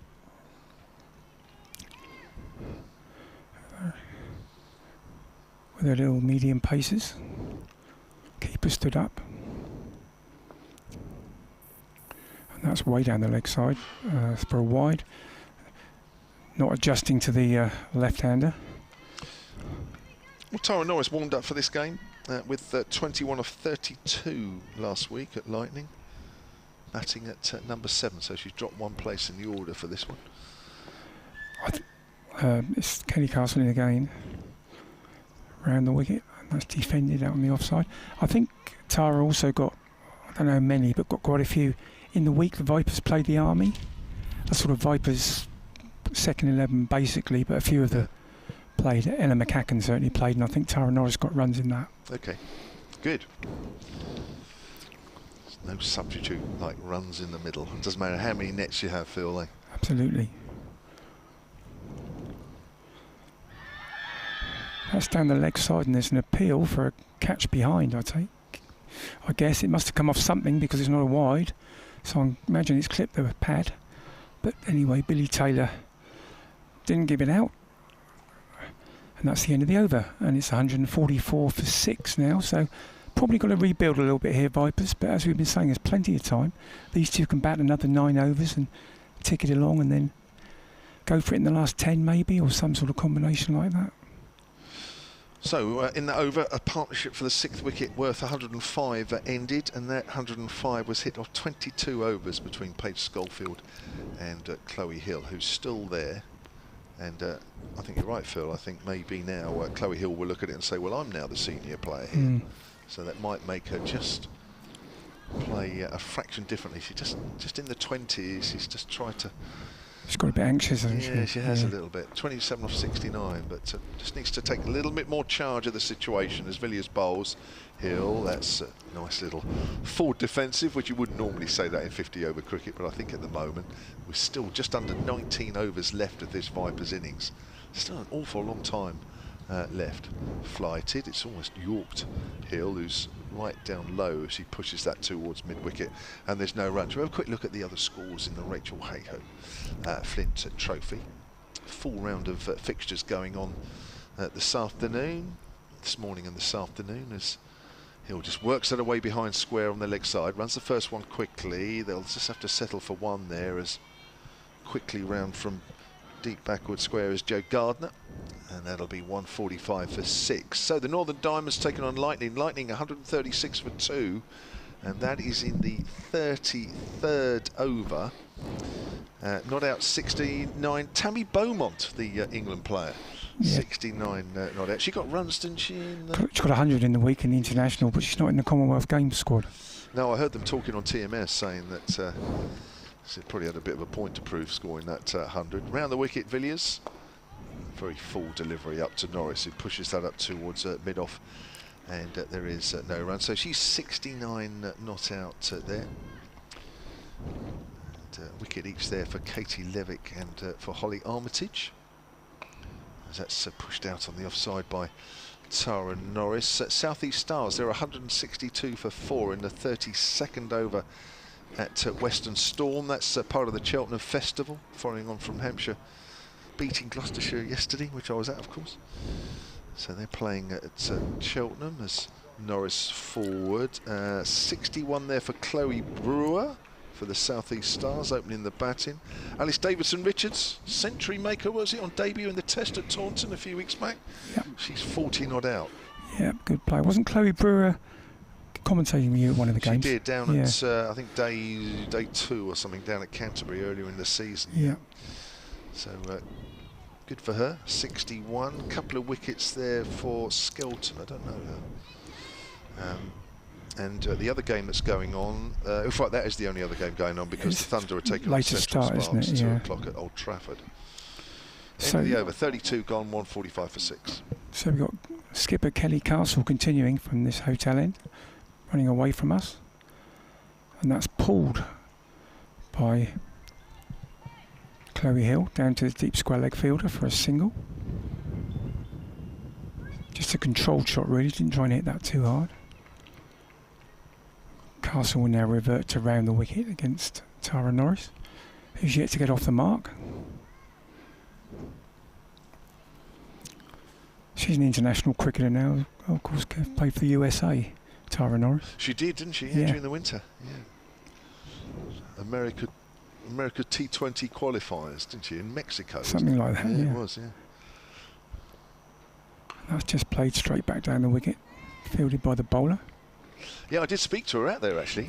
I did an interview with her actually. She was in the middle of that tournament, playing such weird and wonderful teams as Chile or something. No, I did it on Zoom. I didn't do it. I was going to say, you were over there. I wish. I wish. Round the wicket again, Castle.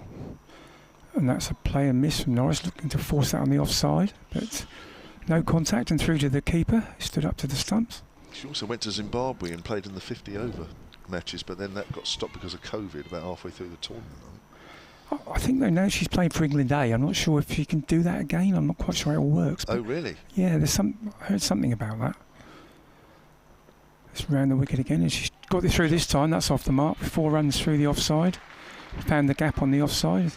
A little bit over pitch from Kelly Castle. Oh yeah, of course that'll be interesting, yeah, because she was born in Pennsylvania, so that's how she qualifies. Yeah. Has played 5 T20 games for the USA. Yeah, Argentina, teams like Argentina and Brazil she was playing against. Hey, what weird and wonderful. But she played for England now, I didn't realise that. Yeah, so I think at some point she's got to put her allegiance one way or the other. Castle around the wicket again, that's pushed out on the offside.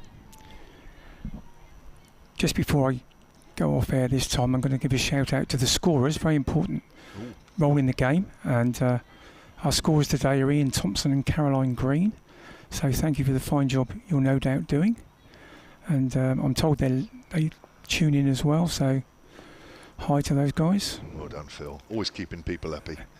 Castle round the wicket again and turned away for a single by Tara Norris. Caroline Green, a relation? Caroline Green's not a relation. I do know Caroline, but she's not one of my tartan clan. Have you got a tartan? No. I'm from Devon. That's the end of the over, and I'm going to pass you back to Kayla. Thank you very much, Phil. 151 for 6. Phil Green, manager of the Hersley Ladies Club, played in the National League. And Kayla Van Spall, who's over here from Australia, playing for the same club. So got a manager and player here. Talking tactics earlier before we came on here. So the Vipers 151 for 6. Remember, they were 38 for 5 at one stage in the 9th. We've had 33, potentially another 17 overs to go. Tara Norris is 5 not out. Chloe Hill on loan from Central Sparks is 29 not out. And Kayla, welcome back. As that's a full delivery there from Villiers. She's in her last over here, and Tara Norris pushes that up to mid-on, and there is no run. First of all, what about Paige Schofield? 74 off 72. What an innings. Sunk Vipers definitely needed. Swept and missed by Norris, but it's down the leg side, and that is called a wide. I loved some of those shots she was playing. Well, both sides of the wicket, really. Yeah, she played all around the ground, which is something you definitely want to see in this day and age. 10 fours and 1 6 in that innings. And yeah, some strong shots one shot over mid-wicket, wasn't there, for 6, but she tried to do it again later in the innings and perished on the boundary, as that's a length ball, and Norris pushes it back to the bowler, and there is no run. But you've seen some of these Vipers play before, you know what they can do. Yeah, I've seen a few of them play. They've got some great skills. Certainly have, and of course, as in the Sunrisers, it's pushed out on the offside and there's no run. A few of them are full-time professionals. I think there's about 6 or 8 per side, something like 6 or 7 per side that are full-time. Page is one of those on the Vipers side. Makes a difference, doesn't it, when you can only dedicate cricket? It definitely makes a massive difference, and I think we're seeing it in the skill level that's changing within the women's game. That's for sure. I was going to ask you about the Australian sort of situation, as that's pushed out on the onside by Norris. She'll pick up a single, moves on to 6, 153 for 6. I mean, the Australian side generally regarded, and they are, aren't they, as, well, they're world champions at the moment. They are. They're an amazing team.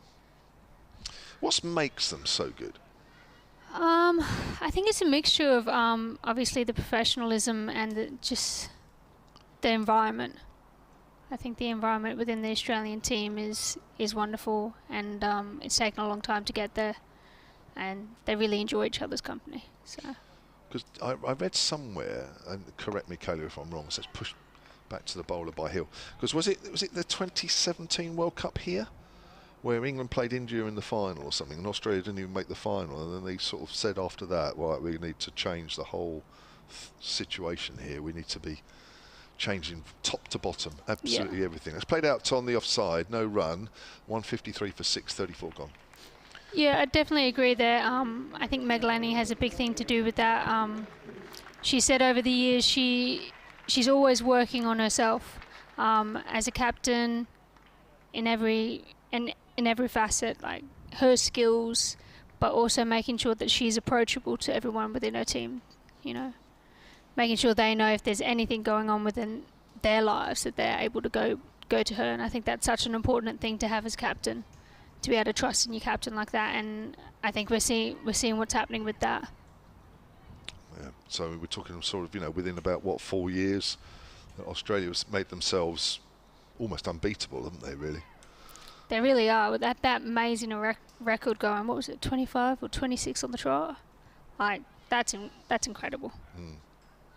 Do you wish that there were other sides that were comparable? Because I guess only England at the moment are even anywhere near in the ballpark, aren't they? Yeah, I do wish that we had a few more going around. Here's Castle to bowl, round the wicket. Norris plays forward and misses. But I think the more professional that the women's game gets, and the more women are able to have it be their full-time job, the more the skills are just going to get better. Yeah.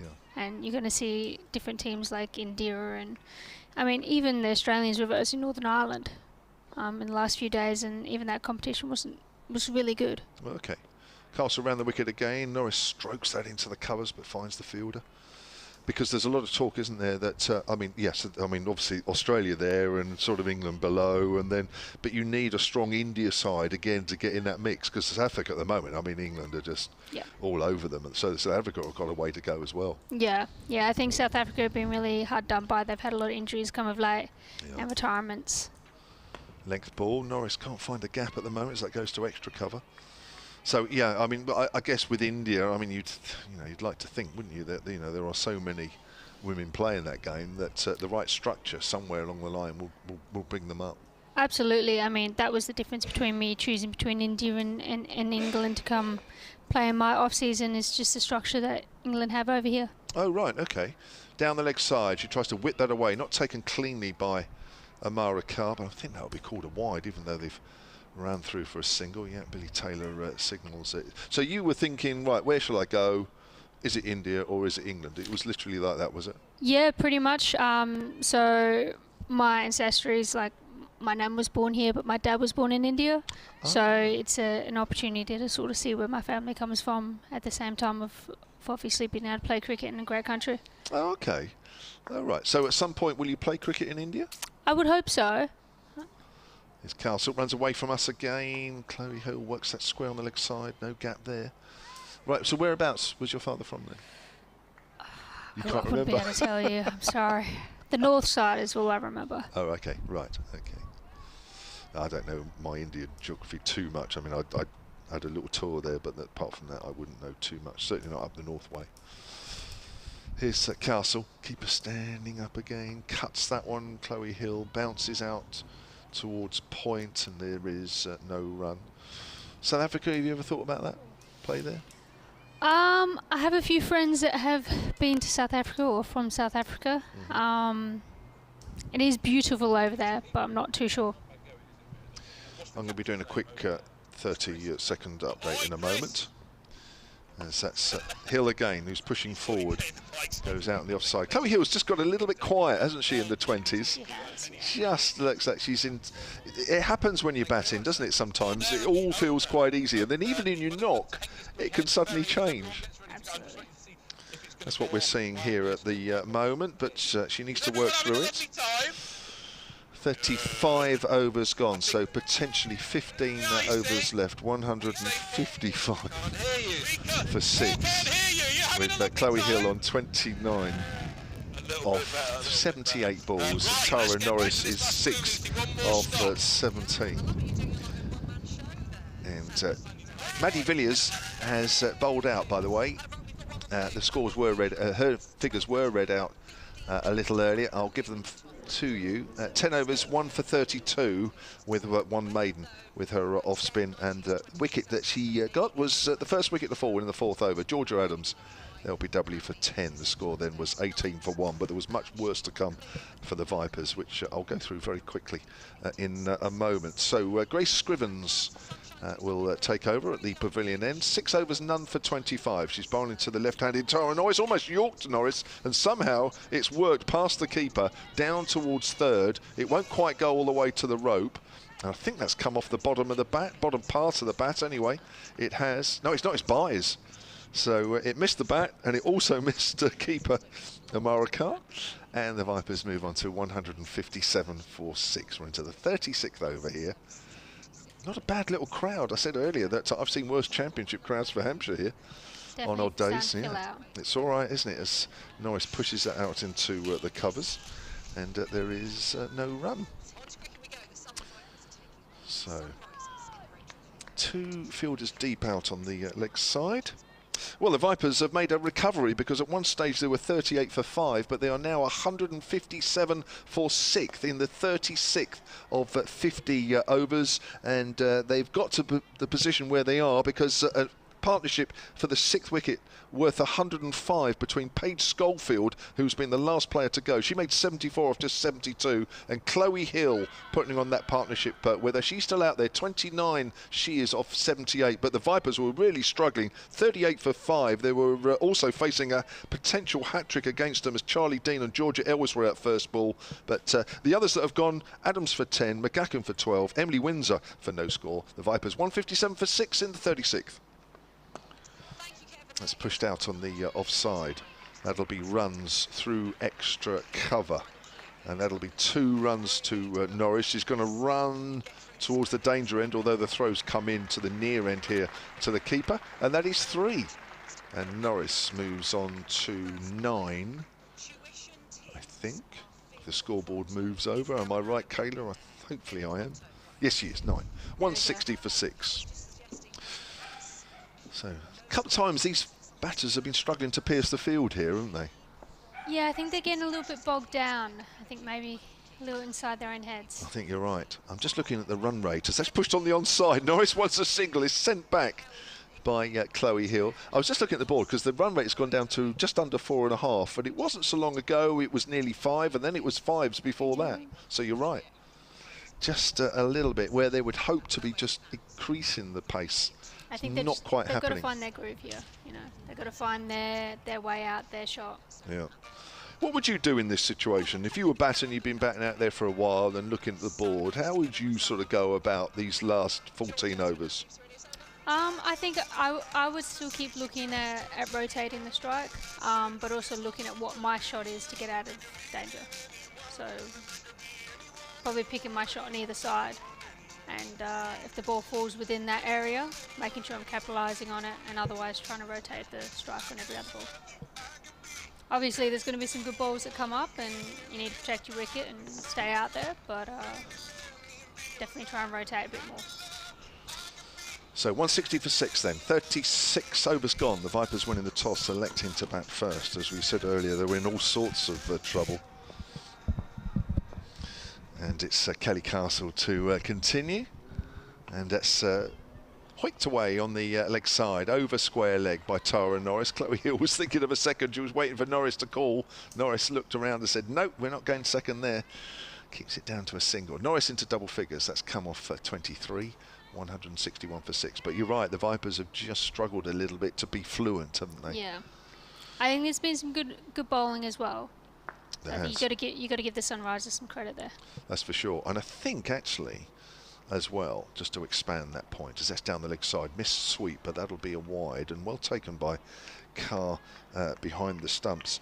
I also think that Kelly Castle has manoeuvred the bowlers around pretty well to create this situation. Yeah. You know, Maddie Villiers, good spell from her, 10 overs, 1 for 32, came back in the middle there and still kept it tight. Kopak, we've still got 3 more overs for her. She's the one that did the damage, 4 for 37. She's still got 3, as I say. I can imagine that she's probably going to be saved for the later part of the game, I would say. I agree. And Datani, not too shabby with her figures, 5 overs, none for 20, the left arm seamer. I'm sure we'll see a couple more overs at least. And Grace Scrivens, 7 overs for 28. They've all bowled pretty tight. Max Sood actually 2 overs for 16 with the leg breaks, the Scottish international.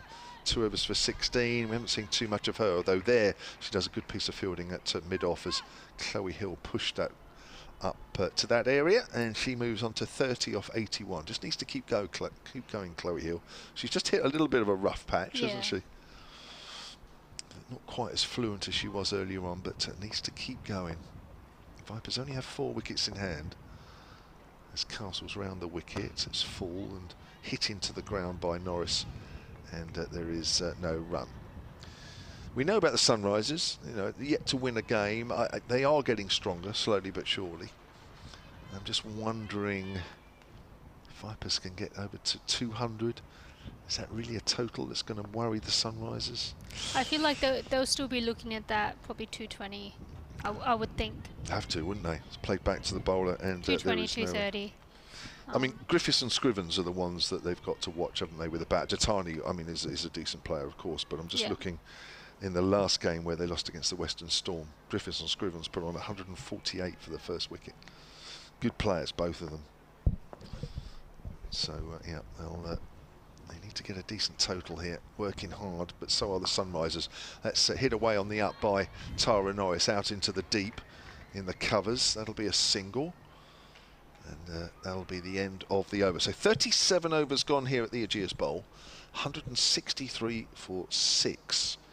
The Vipers with Norris on 11, and Chloe Hill, who's the keeper for the Vipers today, with Carla Rudd having injured a finger. First time she will have kept for the first team of the Vipers, and she's already doing a good job with the bat. She's on 30. Good chat between the two in the middle, between the two batters, just working out these last 13 overs. Just it'll be interesting as well, not just how the Vipers played these last 13, but how Kelly Castle manoeuvres the bowling. So Kopak, how would you leave it to the last 3? I think it depends on the situation of the game.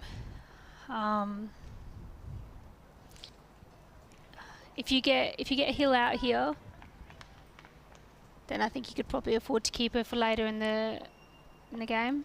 Yeah, that's fair. It's a fair shout. We've got Scrivens with her off spin, and that's was that a drop catch? That's a drop. That's a drop. Wow, there's a sweep shot there that went very low and hard. And that was actually a good effort, wasn't it, down there? That was a great effort. That would have been a very good catch. I just took my eye off that for a moment, and then I saw the fielder sort of mid-air, just a couple of feet off the ground, almost taking what would have been the catch of the match so far. I don't think she picked it up quite as well as she would have liked. So Norris on to 13, 166 for 6. The Scrivens bowls again. That's short outside the off stump, cuts away to backward of point, and Joe Gardner there didn't pick it up cleanly. He just turned around behind her, wasn't sure where the ball had ricocheted off to, but fortunately for her it wasn't too far away, and that is a dot ball. It's that golden rule, isn't it? You don't run off a misfield. Oh no, oh no. No, you've got to be careful. I think that would have been a problem, but Norris facing the next delivery here from Scrivens, who's round the wicket. It's down the leg side, gets wrapped on the pad. Hill claws her through as the ball goes on the 45 to Maqsood. That's good running there. I think that's something they've got to look to do now, haven't they, really? They've been struggling to pierce the field at times in this partnership, but some positive running, of course, will help that scoreboard ticking along. 167 for 6 in the 38th. Scrivens switches to over the wicket to Hill, who just nudges that again to Maqsood on the 45. Goes a little too quick to her for a single, and that will stay at 167 for 6. Maqsood is now changing sides. No, she's going back to where she was. She was on the 45 on the off. She was walking to 45 on the leg and then got told to go back. Here's Scrivens again. It's pulled away by Hill along the ground out to deep mid-wicket. That will be a single. Hill moves on to 31. 168 for 6 here. The you can tell she's getting a little bit frustrated with herself there. Yeah, she's not timing it, is she? No. I think she needs to give herself a little bit of a break. You know, first going back in. She's on 31. Did a good job. A very important partnership. Yeah. These two came together at 143. There's a sweep shot there, but again off the pad of Norris, and again good aggressive running there from Chloe Hill. You heard the shout. Yeah. No doubt there. That's exactly what the Vipers need here. Keep their running aggressive, even if it's only singles. Keep the scoreboard ticking over, and after 12 overs, if you can keep that going, it's amazing what sort of total that you can end up with. If they can keep these singles going, hopefully that will take a bit of the pressure off and might help them find the middle and the gap a little bit more. So what's your top score over here this year then? I think we played a game. I had to retire at about 57. Okay. Yeah. Would you consider yourself a genuine all-rounder, or more of a bowler, or more of a batter? It really depends on the team, I feel. I think I can play both roles, so it depends on what the team needs from me. I've been very lucky over here.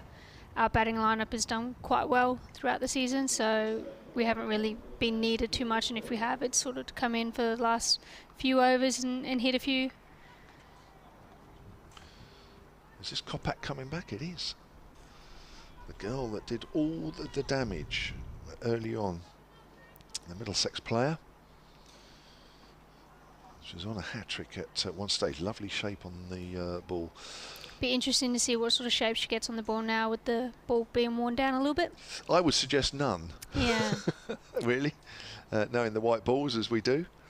And of course then the skills coming differently, don't they? Changes of pace and sort of cutters and whatever, and maybe changes of length as well, depending on the match situation and who you're bowling to. It's a different skill set, isn't it? It very much is. Do you bowl differently when you bowl early on as to when you come on later on in innings? Generally, yeah. I think later on the innings it's about stopping the run rate and. Nice drive from Norris. Hits it back to Kopak, who's round the wicket here. Do you tend to bowl a bit quicker, or do you vary your pace a lot more? Vary the pace a little. Use your change ups. You know. So tough with a white ball, isn't it? It really is. It's. I'm looking forward to, because I think there's some really good bowlers around that I think with a red ball in their hand. I mean, this is why I think. I mean, Kopak. Can you imagine Kopak with a red ball? Yeah. The way she got the ball to shape earlier this morning. Yeah. I think she's one that would benefit, and I think there are a lot of other seamers around in regional cricket that would benefit with a red ball in their hand. Yeah, but I think the thing is once you go up to international, you're always going to play with a white ball. Yeah. So I know in Australia, all our district cricket is all white ball cricket. Is it? Yeah. Yeah. It's all one-day stuff. Generally, well, it's women's, because I know normally district is 2 days, isn't it? Over 2 Saturdays. It's pushed away on the leg side by Norris, 1 run. Yeah, we only play one-day cricket or T20 cricket. Yeah. Both with the white ball though. Would you like to see district cricket, whatever, played over? Because things may have changed since I used to play, down under and that. But club cricket, district cricket, whatever, was Saturday to Saturday, wasn't it? 2-day game. Is that still the case now, generally with men? For the men's game. It is, yeah. Yeah. Would you like to see that come in for the women? I think it would be hard to keep women around sometimes, I feel. Length ball driven by Hill. That's a bit of bottom hand there as it goes out towards mid-wicket. In what way? What? Well, as women, a lot of them have started families or at school, or So if you're playing longer sessions, sometimes they're not quite as interested. I got you. Whereas if we're playing more T20s and sort of quicker one-dayers, it's easier, especially if they've got families and stuff. Yeah. Trying to find someone to babysit or something, it's not always easy. Sure, got you. That's wide outside the off stump from Kopak. That's called a wide.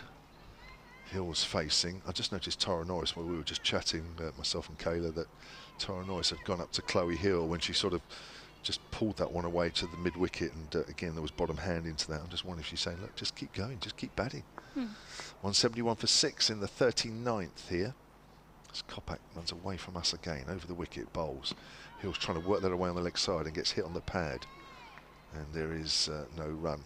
Yeah, it's interesting you say that, because I guess the guys, you know, they always, you know, they've got the commitment, they can do this and that, but of course there's other factors into play in other forms. Yeah, I used to enjoy those Saturday to Saturday matches. Obviously it's nothing like over here, we don't have that over here. Interesting. Kopak into her 8th over here. Comes in, right arm over and bowls, and it's short, and Hill can't find the gap as she cuts that away to backward a point, and there is no run. She's used up a few balls, Chloe Hill, but I don't think that matters from a Viper's point of view. 38 for 5 in the 9th. You can afford to use up overs, but you can definitely tell that Chloe Hill has almost played herself out of form in this innings, hasn't she? She has. She started off well. She did start off very strongly indeed. Here's Kopak bowls. Chloe Hill drives in the air and it's straight down the ground. That's a beautiful shot. She's timed that one all right, and that will give her a lot of confidence. Beautiful shot. The 4 runs, end of the over, 175 for 6. Chloe Hill moves on to 35. So what you want to see, the opposite of the commentator's curse. Yes, and we'll keep doing that then. Oh gosh, she's out of form. She's, but that was beautiful shot. That's as good as anything she's hit in the game. And as we said, she started off very strongly. Indeed, that's a 3rd boundary of the innings. Top scorer, Paige Schofield, 74 of 72 deliveries. She was out at 143 for 6 in the 31st, having put on 105 for that 6th wicket. With the player we've just seen hit that ball down the ground. Looks like Ditani back into the attack. So Scrivens comes out of the attack. 8 overs, none for 32. And Naomi Ditani, who bowled her opening spell from that pavilion end. 5 overs, none for 20, the left-arm seamer. Comes back in with 11 overs potentially left of the Vipers' innings. Be interesting how they choose to use the pace of Ditani here. Yes, I guess being a little bit quicker. There is gaps on that leg side, you can just turn it around. They just push it into the gap there, does Norris, for a single. Plenty of runs on the leg side, I guess, if you just want to turn the ball away. But you're right, maybe with a bit of extra pace, a little bit easier. Yep. But, well, in theory. In theory, of course. It doesn't always work. I mean, it's a tight-knit field at extra cover, mid-off, mid-on and extra cover. You would think there's not a lot of options straight, but certainly square on the leg side and behind even sort square. of behind point, between point and 3rd man, there's quite a nice gap there. Yeah, there is. Time it right. Yeah, slightly shorter boundary, I guess that gives you an option, doesn't it? She's round the wicket actually, maybe cutting that off, although it's way outside the off stump, and Hill leaves that one alone. Do you think that's why she's coming round the wicket here, because it's a slightly shorter boundary just behind square? She did do that to us on the weekend. Yeah. And her slow balls came into effect then. Yeah. Might see a few slower balls as we get into the back part of her spell. It's into her 6th here. First over of her 2nd spell. Down the wicket comes Hill, misses a shot through the leg side, goes through to Carr. Just running on a couple of paces down the wicket there, Chloe Hill. I guess you know, some of these players coming down, well, a little bit down the order, and that they're not used to batting a long time, are they? No. And she can be a hard person to come down the wicket too. Yeah, as we've just seen. Yeah, obviously, yeah. Again, Tara Norris is just having a word with Chloe Hill. I'm sure she's just saying, look, you know, just play. Just play. There's Ditani again. Just cuts that away. Yeah, that's the one. Into that area that Kayla's been mentioning. Just backward a point. They're going to take the throw on, and that's good running. Now, that's been a feature of Chloe Hill's innings. Probably more so early on than recently. She seems to be more preoccupied by the fact that she can't find the gaps. But that's back to where she was at the start of her innings. Aggressive running, took the throw on from Maqsood, and easily won with that second run. She was easily home. Moves on to 37. And 178 for 6, the Vipers in the 40th over. Just gets wrapped on the pad there as she just tried to help it away on the leg side. And there is no run. Just quickly look at those other Rachael Heyhoe Flint Trophy matches that are going on. Lightning are now 163 for 7 against Northern Diamonds. That's in the 41st over. Tammy Beaumont was out for 70 at the top of the innings there, the England player who got 100 for England midweek. And Chloe Hill works that up towards wide mid-on. Easy single there as the throw comes into Tatani. And Hill moves on to 38. Southeast Stars, 209 for 5. That's after 40 overs against Western Storm. Mentioned earlier, Chloe Brewer made 61 there. Davison Richards was out for 50, so the two I mentioned earlier both didn't make too many more. Rihanna Southby is on 32. Not out, and of course that's one other game going on, which gets underway in just over an hour's time. Thunder against Central Sparks at Old Trafford. That'll be good fun playing at Old Trafford. Was up there earlier in the season when Thunder played their 20-over game, Charlotte Edwards Cup match against the Vipers up there at Old Trafford, part of a double-header when Lancashire were playing Derbyshire in the T20. They were the second match on as well, Thunder in the evening. Oh. Yeah, it was good. Few of the crowd stayed. I won't say everybody stayed. That would be a lie if I said that. But still a decent crowd for the evening. 179 for 6, then 40 overs gone. And it's Kopak to bowl. And that's worked not quite on the leg side. And there is no run. Sam Northeast is 396 not out for Glamorgan in their championship game against Leicestershire. Whoa! And he was 300 over. He was 300 overnight, wasn't he? Just over 300, I think. Thank you, Phil, for pointing that out. Former Hampshire player, former Kent player. That's impressive. Yeah, that is an awful lot, isn't it? That's pulled away. That's an impressive shot. As that shot. We loved that one, didn't we? Yeah, that was great. She's got hold of that one, Chloe Hill. Short delivery there from Kopak, who's probably just feeling it a little bit after a long opening spell of 7 overs this morning, and quite rightly, because she ripped the top of the order out of the Vipers, just kept going. Maybe bowled an over or two more than she's used to. That was a little too short. 4 for 47 now, 183 for 6. Hill on 42, faces Kopak. Just dabbed away on the offside. She just got into that shot a little too early. She was trying to dab it down to third. Yeah. I think she's enjoying having the extra pace on the wicket. I agree, yeah. Tatani and Kopak. Maybe just help Chloe Hill settle down once more, but 42, she'll be thinking about that half century. As Kopak comes in again. Bowls, and that's pushed up towards mid-on by Chloe Hill, and there is no run. That's okay, it was a good delivery. Wasn't really an angle to find there. Keep up to date with that Sam Northeast innings. That will be the first, well, assuming he gets 400, I would say since something like Graham Hick or Brian Lara. I don't know, we'll have a think about that. I'm sure that will come up on social media somewhere. Good company to be in. Oh, it's not bad, is it, eh? Wow. That is millions. Here comes Kopak again to Hill. Hill drives back to the bowler. Again, there's no real angle there, so you shouldn't get too worried about that one. One ball left of the 41st. Upside to getting a boundary nice and early. It does take a little bit of the pressure off. It does, doesn't it? Yeah. And as a bowler, I guess, in your over, that puts pressure on, doesn't it? Absolutely. Yeah. Don't want to start with a boundary. I'm sure that hasn't happened when you bowled for Hersey Ladies. Oh. I'm sure you've started immaculately every time. Here comes Kopak. It's a low full toss outside the leg stump. That'll be a wide. Chloe Hill didn't even try and hit that one. Knew it was a wide from the moment it left the bowler's hand. 184 for 6. So who's going to win tomorrow then? Hersey Ladies or Bishop Stortford? Who's going to win that one? Hersey. Yeah. Sure, they're a good side, Bishop Stortford. I don't know. I've They heard are. about They're them a before. very good side. Yeah. It'll be a good competition. They will. Kopak bowls. It's outside the off stump. Hill struggles to reach that one, really. Comes off the bottom edge and goes through to the bowler. That's the end of the over. 41 overs gone here. And the Vipers are 184 for 6. And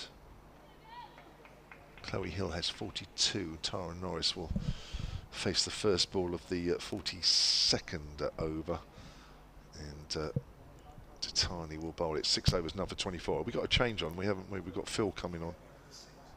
He's on what? He hit a 6 northeast to get to 400. Wow. He's playing in style. Kayla, you're going to come on my end, yep. I think. So I'll let Kayla just take a drink of that orange if she wants to. Actually, you can pull that out if you want to. Just doing the microphone there. And Phil Green will come in alongside. I think we've got this right, haven't we? Is that right? Yeah, Phil in and me off. Is that right? I can't remember. It is right, isn't it? I can't. Yeah, thank you. Sometimes even I forget. So, Phil Green, manager of Hersley Ladies, Kayla's club, who she's playing for as an overseas player. Phil, well mentioned about that, because that is an amazing knock. Yeah, that's for sure. It sounds like a pretty dead game in a lot of ways, but you can't take that away. Right, Datani in over the wicket again now to Norris. She plays that through the offside for a single. Yeah, I think you're right, Kev. I can't remember another 400 since Graham Hick. I don't know when Lara's 500 was. Probably about the same time. Lara got 500 in the championship game, didn't he? Against Durham. But Hick had it on his bat, didn't he? 406. Datani round the wicket. And that's an inside edge from Chloe Hill, but I think she's going to get 2. Yeah, they're running very positively, these two. As Kevin Kayla was saying, so that's another 2. She's up to 44. It's well run there. Yeah, they've run well in the last few overs, haven't they? I feel like they've definitely kicked up that gear that they needed to. I think there was probably always 2 there anyway, but they just set off very quickly and got back very comfortably. Tatani round the wicket now. To Chloe Hill. And that's forced away through the offside. Out to the sweeper for 1. Up to 188 for 6. And the run rate creeping up a bit now. Again, it's up to 4.5. It was down in the 4.1 area not long ago. These two have put together a good partnership. Tatani over the wicket to the left-handed Tara Norris. Oh, and that's through her. Not quite sure what that's gone past, outside or inside edge or something, but it's gone through to the keeper. A lot of raised arms, but the bails remain in place, so that's good enough for the batter. I feel like if your keeper doesn't go up, that's a pretty good sign that there's probably nothing in that. I think they thought it had bowled her. I think it's looked very close, but again, we can't tell from this angle. Tatani in again. Oh, and Norris got a thick outside edge here. Third, is very fine, which is good news for the Sunrise on that occasion. So it was just a single. We often see those shots fly away for 4.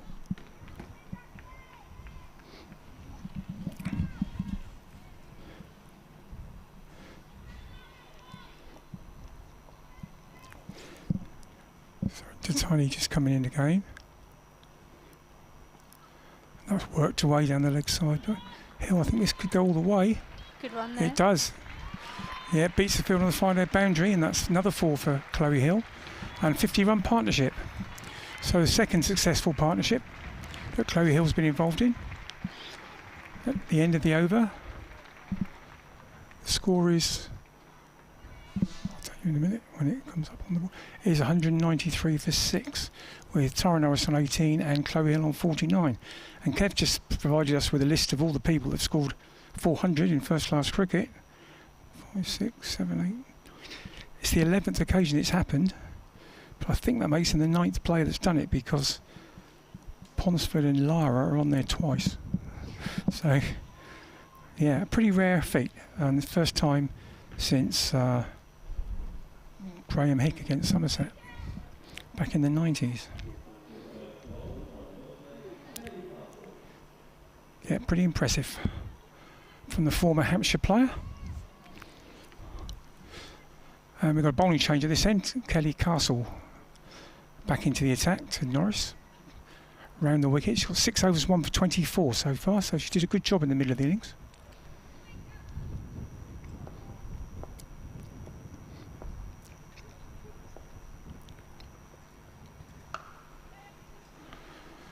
Oh, that's a good bit of fielding as it's forced through the offside.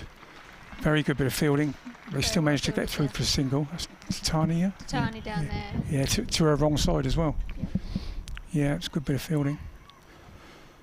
She's a very good athlete. Yep. That's a single to Norris. So Chloe Hill on 49, now on strike from Castle. She turned that one on the leg side. It's another very tight single. In fact, I think it's out. Yes, it is out. Too tight. Perhaps a little bit anxious to get her 50 there. They looked like they were going to run whatever, and it was hit straight to square leg, and Norris has run out at the keeper's end. Which is a bit of a shame because they've been running very well, these two. But that was just one too many, wasn't it? A bit ambitious. Yeah. I think it was just a bit of a lapse in concentration there. Do you think she was running for a 50 for her? Yeah.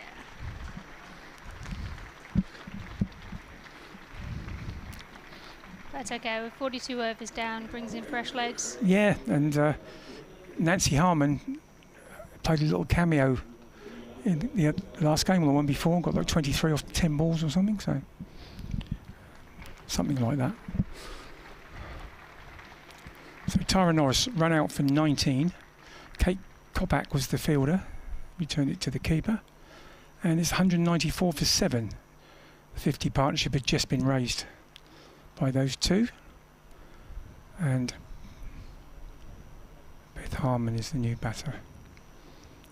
New to the Vipers this season, Sussex girl.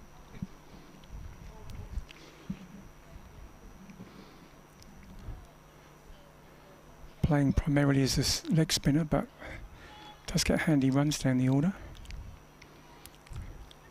So it's they might have seen her before because they've immediately dispatched 2 fielders out on the leg side that weren't there previously.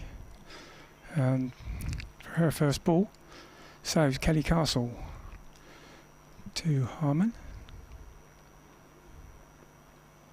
And that's wide down the leg side, and that is a wide, just left alone. There's been quite a few wides today, which have helped the Vipers total.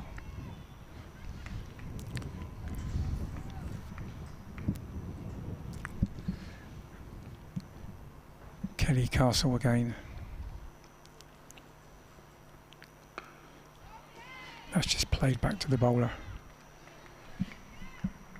Kelly Castle, as we found out earlier, from the town with the longest pier in the world. Kev informed us that he's walked it both ways.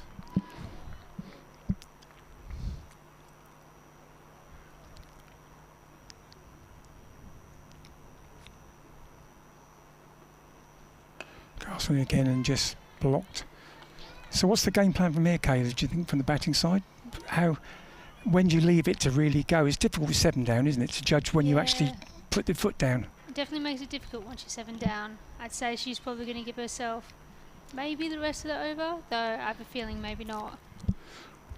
And probably start trying to rotate the strike, get a couple boundaries here and there. Castle in, and that's just gentle push down and Titania across from mid-wicket on the slide to prevent any run.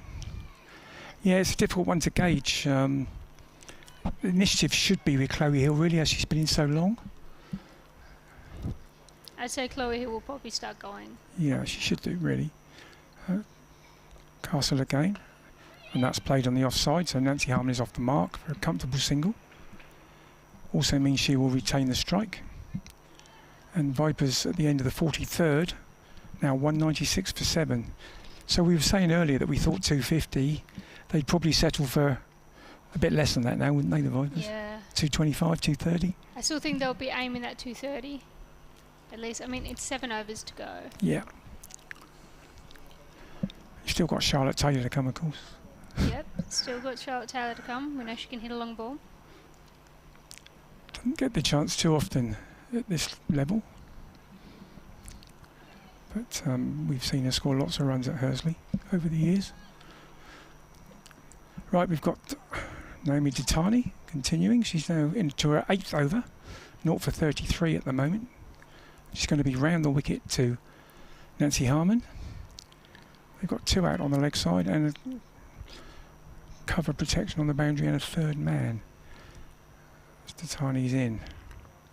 That's full and driven, but not really any power on that, and fielded extra cover by Cordelia Griffith. She had the right idea. She was definitely aiming for that gap there. She was. She didn't really time it properly, did she? As she gestured, I think she just used a little bit too much bottom hand. Yeah. Ditani cut off in her run up there. I don't know whether she pulled out or the batter pulled out, but she was about 3 yards from the crease when she stopped her run. So she has to go back and come in again. Around the wicket. That's shorter, and Harmon's turned it onto the leg side into that huge gap. So there's an easy single anywhere there, and they pick up one. That puts Chloe Hill back on strike. Moves the score up to 197.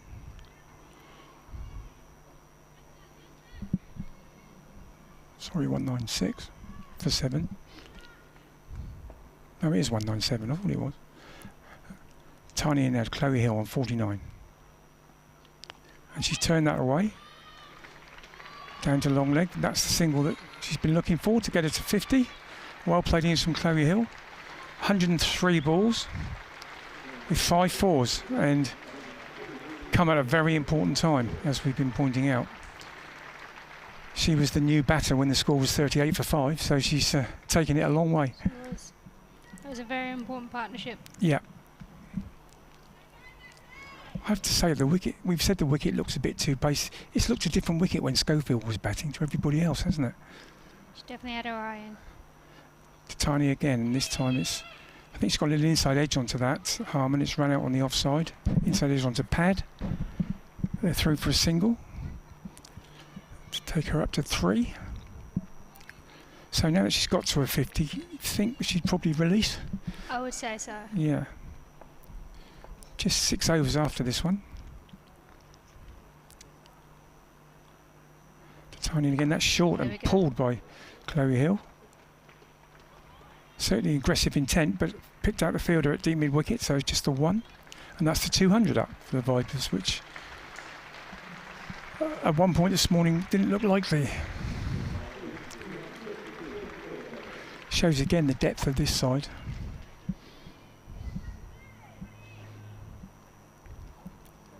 Tiny finishing off her 8th over.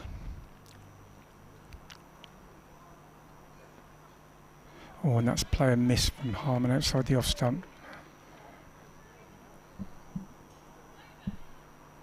It is over, yeah. The umpire didn't seem sure, but it is over. Yeah, that was a player miss and a dot ball to finish up with. And Vipers at 200 for 7 with 6 to go. Should be an exciting next 6 overs. Usually the end of a one-day innings is something happens in the last few overs, doesn't it, one way or the other?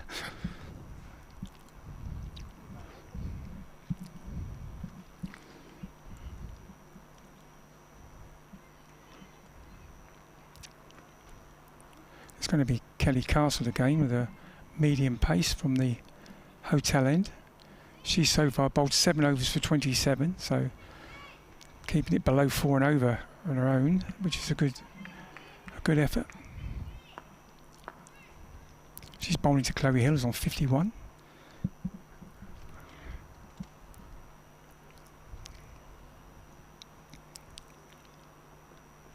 And that's outside off stump, and she was looking for that dab down to a very vacant 3rd man area, I think, but missed. I think she had other ideas previously. What, before that ball was bowled, I mean, she had a different plan. But I think the plan when it came was to try and get it through that slip area. Castle again. Down the wicket this time, Chloe Hill, and she's heaved that over the onside.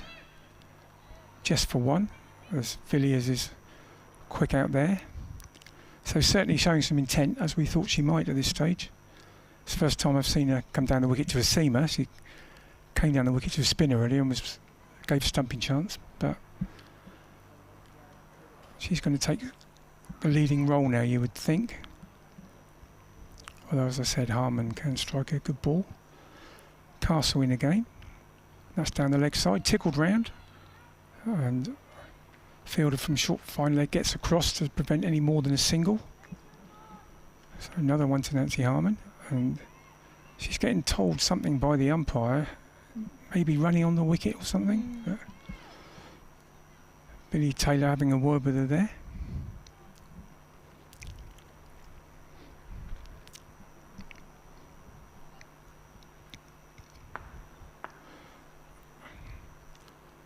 Castle in again. Down the wicket. Harman and Hill, and didn't really get hold of it, and it nearly carried to mid-off, but they got through for another single. Still not timing that many, is she? No. There's this modern expression, as they say, they clothed it, which I never quite understand, but I think that's what she's been doing, clothing it. They've now put somebody in at this short third man to prevent that little late cut that was attempted earlier by Hill, but this is Harman on strike. And that's wide of off stump, fallen wide and missed through to the keeper. That looked like a tempting sort of delivery, but didn't lay a bat on it.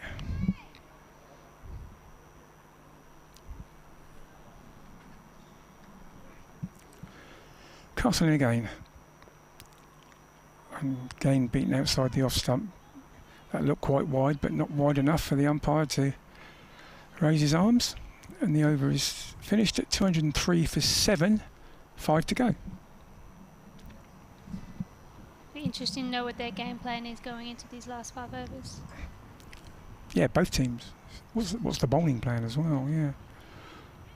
Especially to Tani, is she still going to go with the idea of trying to come down the wicket and heave through the leg side, or is she going to look at her offside field?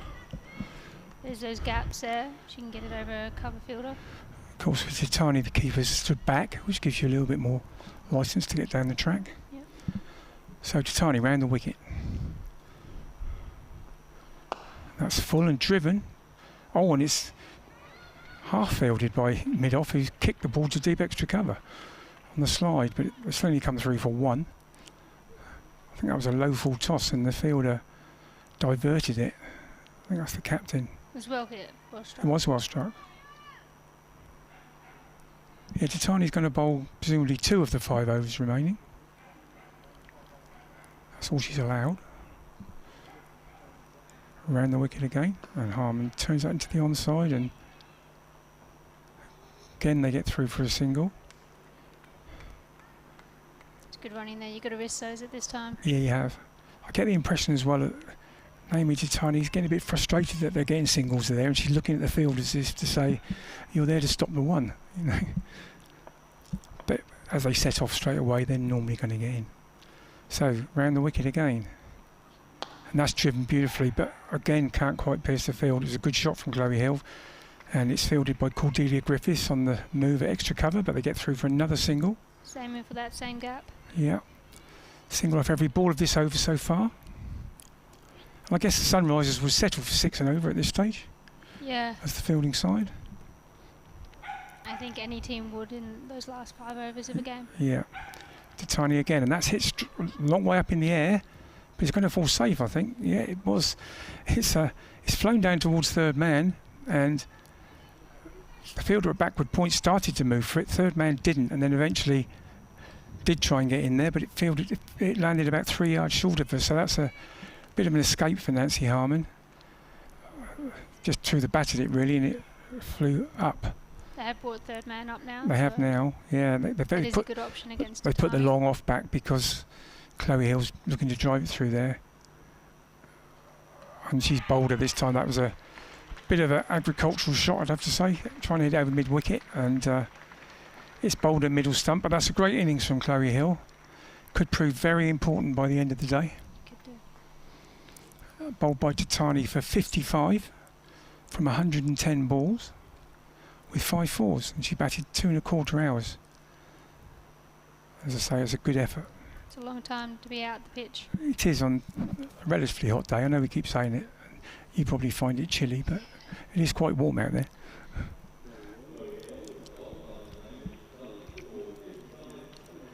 So this will bring Lauren Bell in, back from England duty, but not in the Commonwealth Games squad, so available to play today.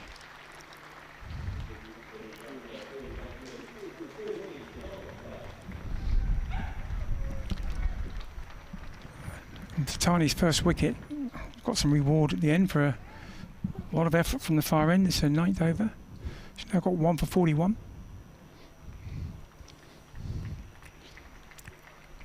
And the very tall Lauren Bell coming to the crease.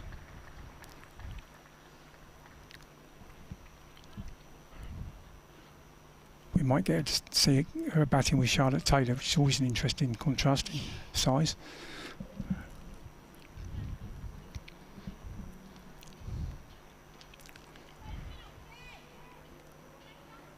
So 1 ball of this 46th over remaining. Tatani will bowl it round the wicket to the right-handed Lauren Bell.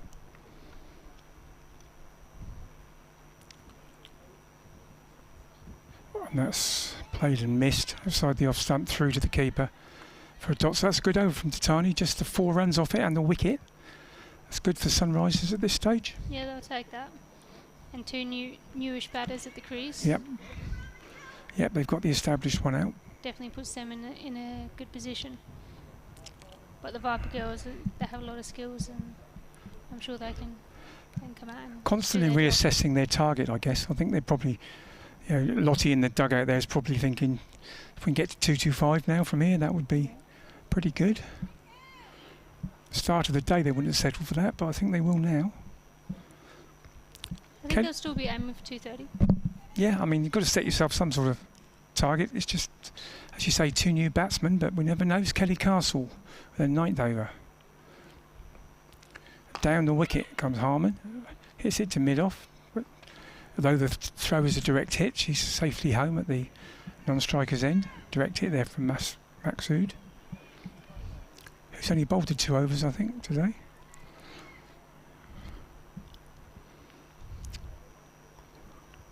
Stumps having to be reset.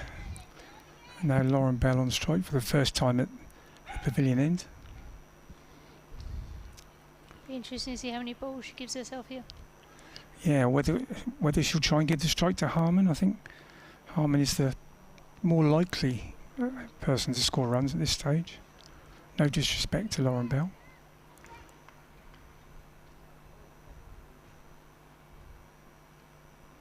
In again, Castle. Oh, I think that's answered your question, Kayla. She tried to give that one the full treatment. Actually missed it and it's gone. No, she didn't miss it. She got a little nick on it. It went off the keeper and ran away on the offside. That's a run. It's done the job, hasn't it? Yeah. Got her off strike. But she wasn't pushing for a single, was she? Into Harman again. She's down the wicket and it's not quite carried to mid-off. Didn't get hold of the shot. It was in the air for a while, but once again, Maxud's just not quite there for the catch. There's been several that have just been out of her range, haven't there? And but she actually made a good stop on the half volley. Yeah, definitely. Those are not an easy one to get to. No, and that's a single again to Harman. So Lauren Bell on strike again as Castle bowls. Oh, and that's the perfect shot. That's gone through the first slip area off the outside edge. There's always a gap there this stage of the innings, and they're going to pick up 2. Not sure she was planning to play it quite that fine, but absolutely. It's a great tail-ender shot, that. Very welcome 2 runs. Score up to 2-1-2. Lauren Bell up to 3. And Kelly Castle in again to Lauren Bell.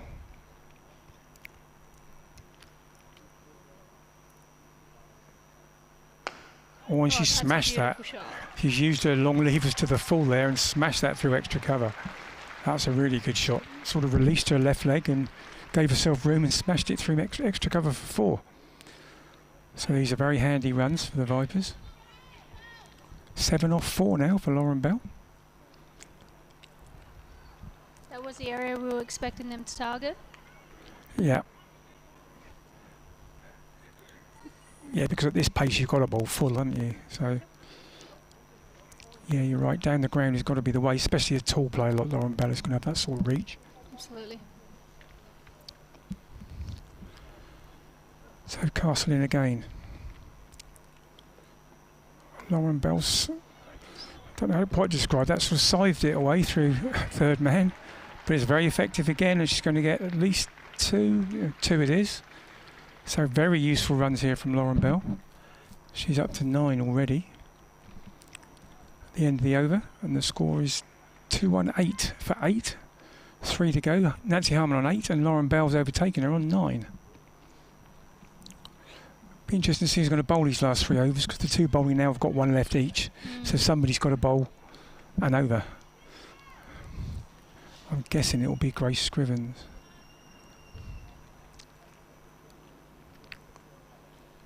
Certainly going to be Tatani bowling this one, the 48th. What do you think their game plan's going to be to Tatani this over? Obviously, it didn't quite pay off last over.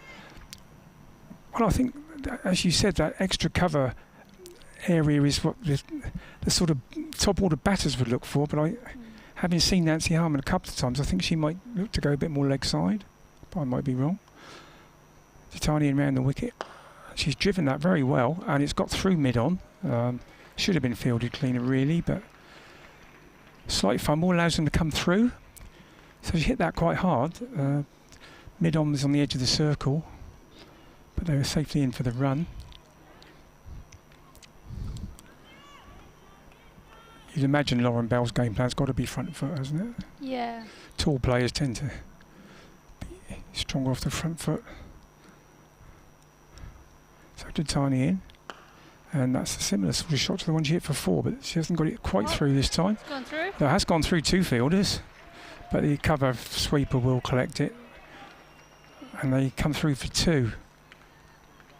Once again, Tatani giving it like the full teapot. She's not happy with her fielders here, Yeah, I don't I think. can imagine not being happy with that one. 2 of them missed that, didn't they? Yeah. Wasn't out the middle either. No. So.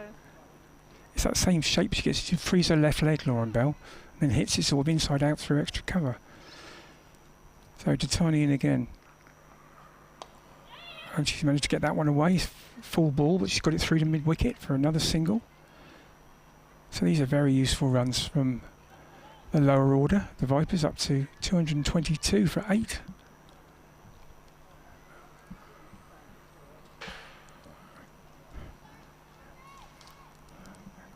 I think it's going to be an interesting total to defend. I'm assuming it's going to be around 230-40. Yeah. It's sort of one of those totals that you sort of, as a batting side, think you should be getting chasing second, but Tatani in again, and that's again worked into the leg side, another single. As a batting side, you think you should chase down 230-240. But You would back yourself, but you would, I think but with the Vipers lineup, yeah. they can. And like I back said them down before, and you've got defend that as well. a sort you can have a winning mentality and a losing mentality. They're not used to winning games, which makes it harder. So Tatani in again now to Bell, and that one's gone past the bat on the outside, through to the keeper. But in the same point, I do believe that they've probably come into this game, from what I've seen, with a winning mindset. Oh yeah, I'm sure they go. I'm sure they go into every game. Early, yeah. so It's maybe just they might be able to sit back and go, you know what, we've put ourselves into a very good position Yeah. here. It's just that sometimes when it comes capitalise. right down to the end, teams that are used to winning tend to win. That's played back to the bowler. I think she's trying to do something quite aggressive there, but there's no timing into tiny fielders. That's finished her spell. 10 overs, 1 for 46 from the Middlesex and Sunrisers left arm seamer.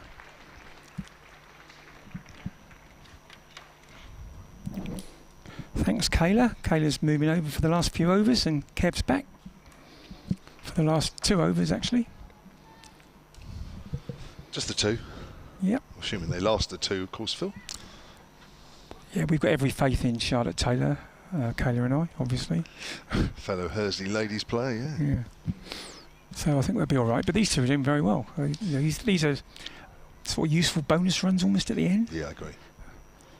Castle finishing off. As we were saying, somebody's got to bowl the last over that hasn't bowled for a while. Castle to Harman, down the wicket, chipped it onto the leg side.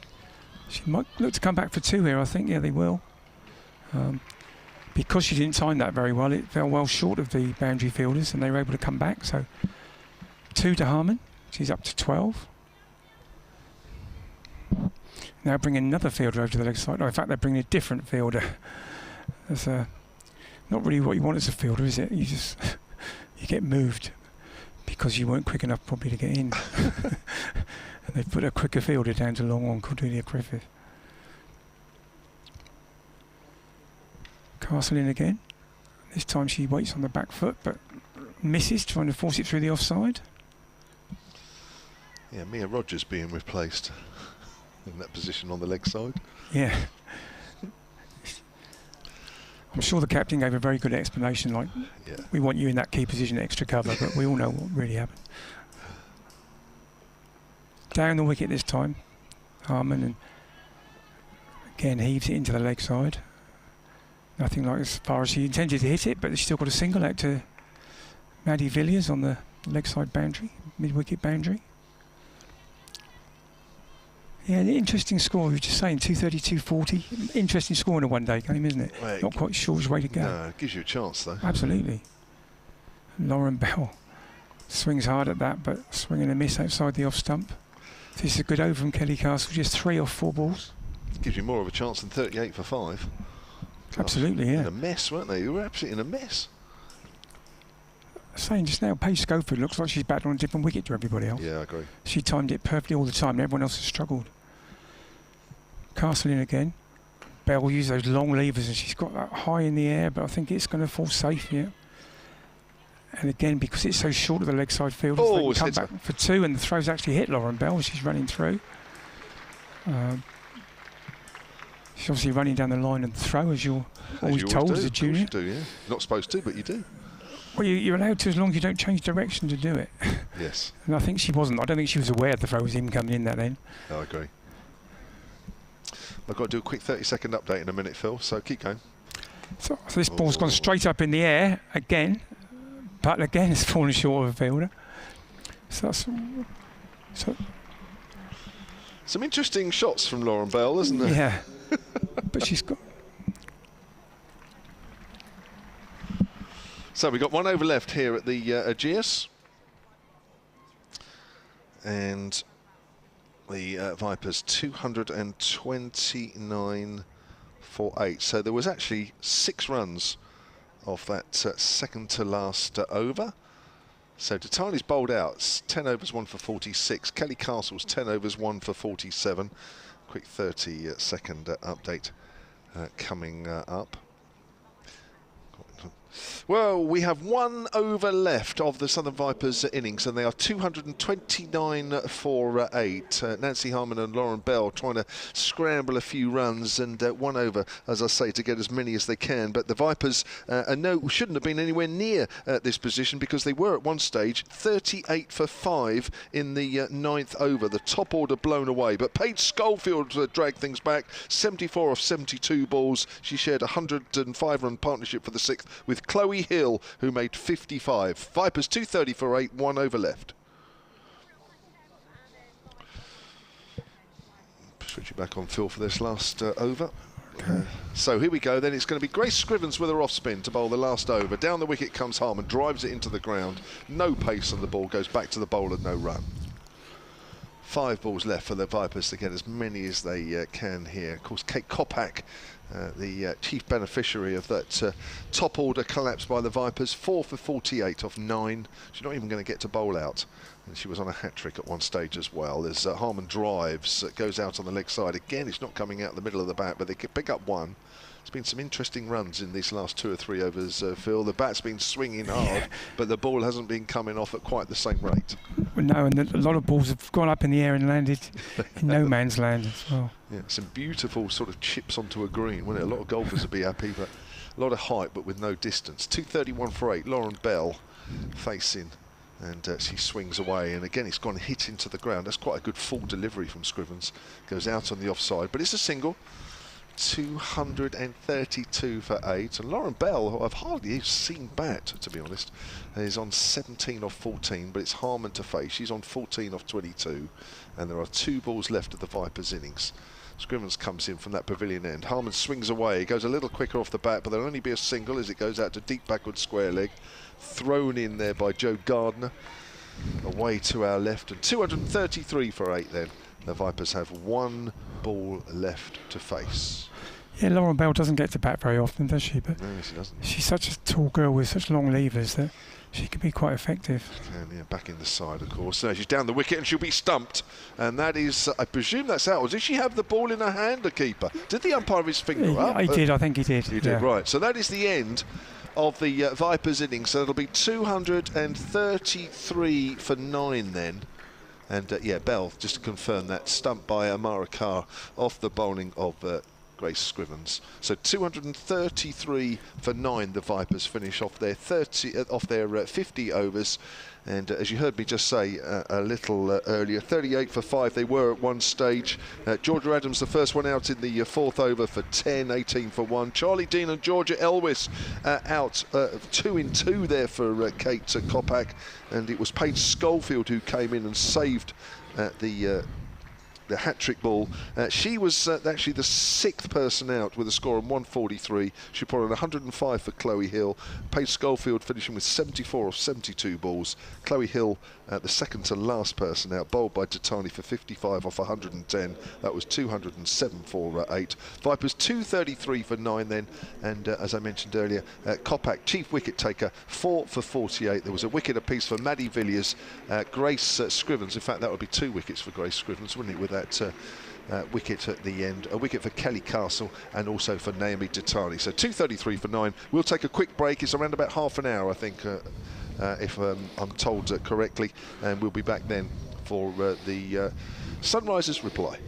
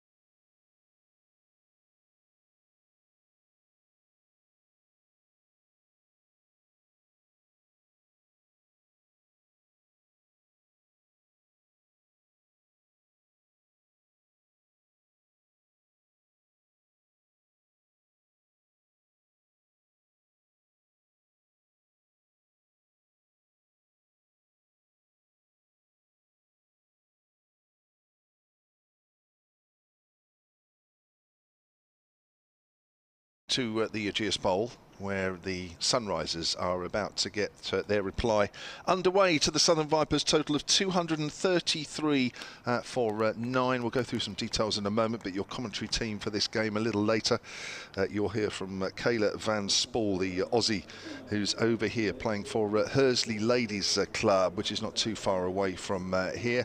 But to take you through this next passage of play, in a moment you'll hear from the Hursley Ladies manager, Phil Green. I'm Kevin James. That 233 for 9, they were rescued, the Vipers, from a position of 38 for 5 in the 9th by Paige Schofield, who made 74 off 72, shared a partnership with Chloe Hill worth 105 for the 6th wicket. Chloe Hill herself made 55 off 110. She was 8th out at 207, and Kate Kopak with 4 for 48 was on a hat-trick at one stage. So here we go with Charlotte Taylor, the Southern Vipers off-spinner, getting things underway, and immediately playing forward is Cordelia Griffiths. She's played and missed, and the bails whisked off, no doubt, by a highly charged Chloe Hill, because she got a wonderful 55. The 2 major innings for the Vipers. So Taylor is bowling from our commentary end, the hotel end here at the Ageas. That's outside the off stump, and Griffiths leaves alone. So 233, Phil. It's not one of the Vipers' best ever batting performances, but from 38 for 5. They've obviously got to defend that now, but it's a lot more than they look like getting. It certainly did. It's a sort of score offside, that no run. It's a sort of score that used to be pretty standard in a 50-over game, but the ante's gone up a bit in recent years. It certainly has. So the Sunrisers looking for their first win in this competition in 3 years. We'll be hoping that this might be one of their chances. That's outside the off stump again from Taylor, and there is no run. Against the South East Stars, they couldn't chase 281. They finished on 201. Against the Northern Diamonds, they couldn't chase 194. They finished on 188 all out. That's cut away by Griffiths out to point, and there's no run. And against the Western Storm, they couldn't defend 254. So 254 has been their best total so far, and it's built mainly around the 2 openers that are out there at the moment. Griffiths and Grace Scrivens, they are, as far as I'm concerned, Phil, the danger batters for Vipers. Yeah, they definitely are. Cordelia Griffiths, over the times I've seen her over the years, not necessarily in this competition, but she always seems to get runs when I've been watching. Yeah. And Grace Scrivens has been the most consistent player in this competition. Interesting, Charlotte Taylor's first over. As we know, she goes past the outside edge a lot. People play her as an off-spinner, and actually she drifts it more away. That's her standard ball. And the amount of times you see people getting beaten on the outside edge is amazing, really. You think after the years she's now been playing at this level, they'd have worked it out a bit. It's just we've got Alice Monaghan bowling at the other end. It can't be right, can it? Lauren Bell. Yeah, it says Monaghan on the scoreboard. Yeah, I think they've got that wrong. Not unless suddenly Monaghan has put on about 2.5 yards of pace and grown a foot taller. Yes, somebody's got that horribly wrong, but I'm sure that will be corrected shortly. Alice Monaghan not actually playing in this game, so... No. But attacking field for Lauren Bell too. I suppose they've got to get wickets early on, particularly as Kev said, this is the key pair. So we've got 2 slips. 1 out at third man, 1 out fine leg for Lauren Bell coming from the pavilion end to the left-handed Grace Scrivens.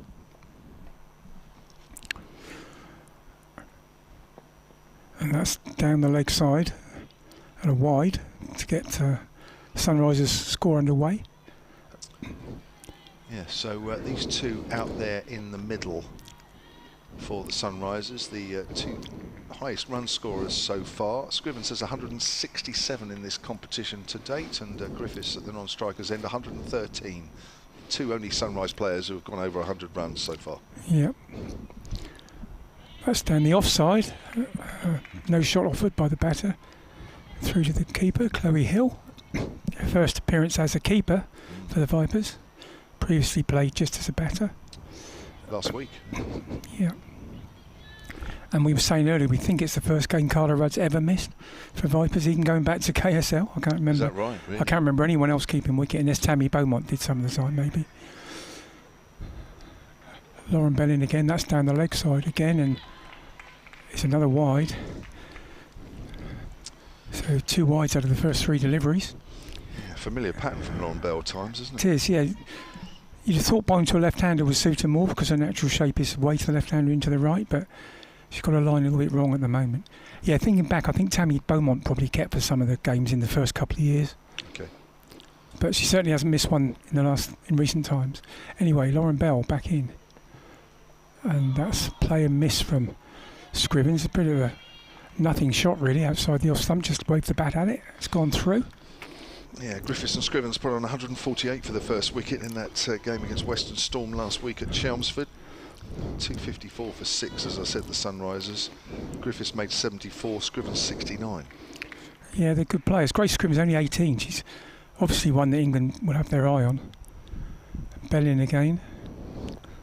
And that's down the leg side again. And Chloe Hill didn't take it cleanly, but they didn't come through for a run, but it's another wide. It's a horrible start, isn't it? It is a horrible start. Only 2 deliveries in, and they're 3 wides as well. 2 legal deliveries. Yeah, it's not the ideal start, particularly when you're defending a not too formidable score. But she does tend to do this, as you said, but she gets wickets as well, doesn't she? She does. In again, and that's full ball played on the leg side, mid-wicket, but no run. Paige Schofield, the fielder. She's coming round the wicket, so that might help. Played in a couple of the one-day internationals. Yep. Against South Africa, 0 for 42 in Leicester, 1 for 44 in Bristol. She also played in the Test match at Taunton, of course. Yep. 2 for 47, none for 26.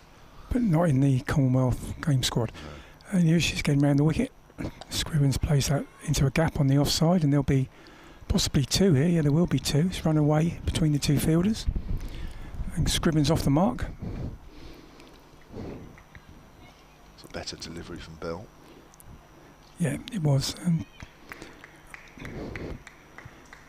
Actually made a play at that one.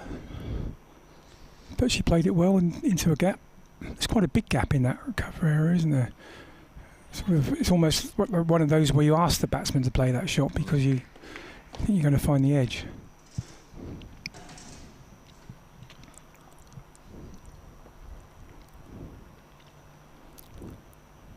Bell again round the wicket. Oh, and that's a drive and a miss. Ball's gone through to Chloe Hill. Because one of the things that the Vipers are missing today, there's obviously a lot of things missing with some of the players being called away, but one of their strengths of the recent years, they've always had this Boucher on one side, Schofield on the other side, saving loads of singles and loads of runs in the ring. And obviously they haven't got Boucher today. But that is a feature of Vipers normally, those 2. Yes, they are. Bell round the wicket. And that's played into that gap again, but this time not quite so hard. There's only going to be 1. 1 to Scrivens to make Turk up to 3. And we've actually eventually got to the end of Lauren Bell's first over, 9 deliveries in it. And the score is 6. Yeah, so we mentioned how well Scrivens and Griffiths have done this season, but it's not been just this season. Cordelia Griffiths was top run scorer for the Sunrisers last year in this competition with 273, and in fact it was her 91 that almost got the Sunrisers over the line in this reverse fixture at Chelmsford, chasing 309. They got so close, didn't they? 308 for 6, and 2 others that got runs that day aren't actually playing today for the Sunrisers. Lissy McLeod made 79. She's in the squad, she is, not playing. Yeah. And Fran Wilson. She retired. Oh, she retired, right. Yeah. So. Yeah, good player, Fran Wilson. Played for England, of course, in the World Cup winning side. Oh, right. So Charlotte Taylor will be round the wicket to the left-hander. And it will be Scrivens to face. 3 off 6. 6 without loss. 2 overs gone. Here's Taylor. Bowls, flighted, driven. Nice shot through extra cover. 4 runs, half volley. She put it away nicely. Yeah, that was inviting the shot, but she certainly took full advantage. As you say, placed it perfectly. It's a decent start already. It's only just over 2 overs, but the Sunrisers will be where they'd want to be. Yep. Chasing 234 for victory. It's by no means a huge total. 224 they need from here. As Taylor bowls, comes back with the arm and gets tucked up a little bit, Grace Scrivens, as she pushes that out to extra cover. I think what you're saying about Cordelia Griffiths, as well as the runs in this competition, I think she was the leading run scorer in the Charlotte Edwards Cup this year as well, certainly for them, the Sunrisers.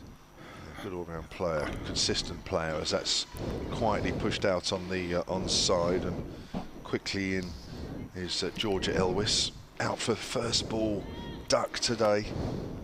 Don't often see that from Georgia Elwis. Already has 100 to her name in this competition.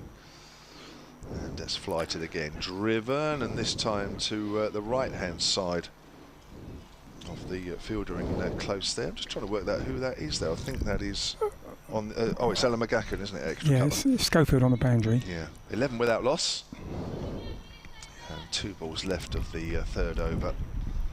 Right-hander Cordelia Griffiths to face. Over the wicket is Taylor. Bowls. Griffiths turns that away square on the leg side, but McGacken is in that position for the right-hander. No run. There is a slip in. That's Georgia Adams, who usually does that position when they have one, directing things from close to the action. Here's Taylor. Bowls, and Griffiths pushes that out again to McGacken on the leg side. Taylor's bowled 2 overs, none for 5, and the Sunrisers 11 without loss, chasing the Vipers' total of 233 for 9. Yeah, tidy start from Charlotte Taylor, as we sort of come to expect. She doesn't normally play in the Charlotte Edwards T20 Cup, but a very key member of this 50 over side.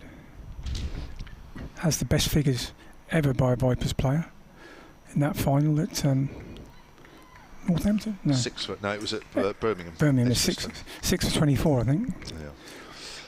As well as being on BBC Sports online and the live picture feed, which is going through the Vipers Twitter feed and back to the Hampshire Cricket website, and on the Sunrisers website, we're also on all frequencies on BBC Radio Solent. I'm Kevin James. Next to me, Phil Green, manager of the Hersey Ladies, and a little later you'll hear from Kayla Van Spol, who's the overseas player, the Aussie playing for Hersey Ladies.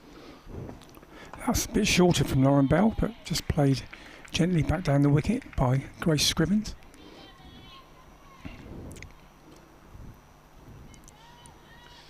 Plenty of ways to watch and listen to this game. The Vipers, with a score of 233 for 9, it was way below their normal high standards of batting performances. They were 38 for 5 at one stage in the 9th, and were got out of a hole by Paige Schofield, who made 74, and Chloe Hill, who made 55.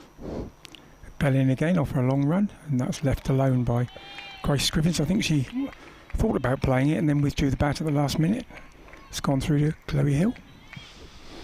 Yeah, a bit of pace. It looks like she's got her direction back a little bit more. Lauren Bell suffered with 3 wides in the first over, bowling from that pavilion end.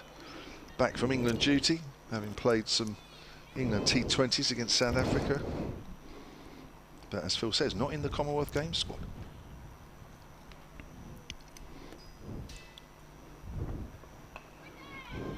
That was just played out on the offside by Scrivens to point, fielded by Charlie Dean. I was looking at the Commonwealth Games. I wasn't sure which teams played in it, I must be honest. And when you said that Maksud was off after this week, I assumed that was who was going to play for Scotland, but Scotland aren't one of the competing countries. Are they not in it? No. Right. There's only 8 countries in it, actually. Lauren Bell in again. And Scrivens leaves that alone outside the off stump. Yeah, there's some Barbados are in it, because obviously in the Commonwealth Games they're not allowed to compete as the West Indies. And the others are the more traditional cricket playing nations: Australia, New Zealand, Sri Lanka, India, England, and a couple of others, Pakistan I think.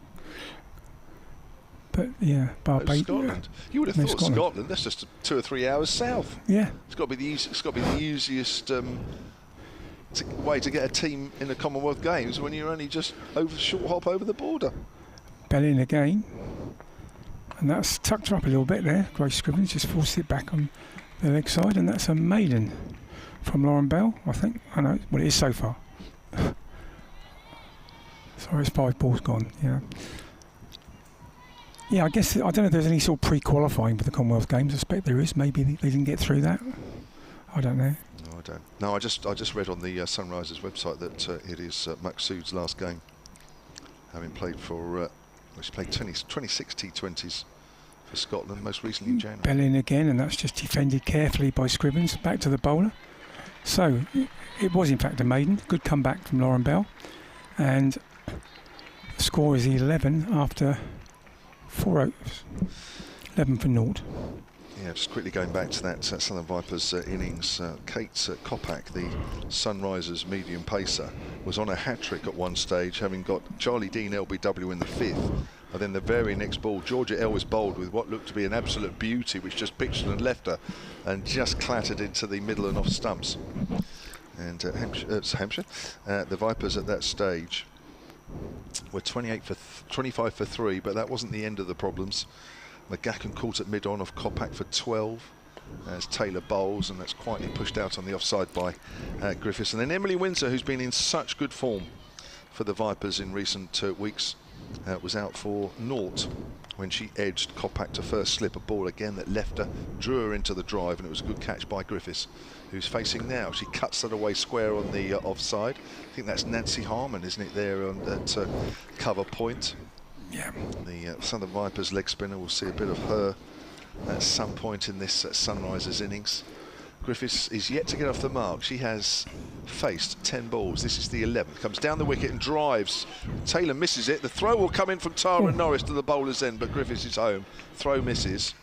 I think that would have been tight if it hit. I think it would have been tight, but It's a risky single. It was to Norris's right-hand side. Yep. She is a left-handed thrower, so I think we'll give Griffiths some credit, but you're right, it was tight anyway. But Griffiths is off the mark, and as we were saying before Sunlit Listeners joined us, these two out there in the middle for the Sunrisers are the real danger players as far as the Vipers are concerned. That's driven out to extra cover, fielded by McGacken, and there is no run. These two, just to repeat, put on 148 last week in their defeat against the Western Storm. They are very good players. And I suppose Naomi Tatani as well, coming in at 3, you'll have to watch, as that's cut away on the offside again. Harmon does the field. I mean, Maddie Villiers as well. I would say they are the real danger. Yeah, they're the sort of big names in the lineup. Yeah. Absolutely. Tatani is a genuine all-rounder. And the Sunrisers are still looking for their first win in this competition. They are the only women's regional team not to have run a Rachael Heyhoe Flint Trophy game since it began in 2020.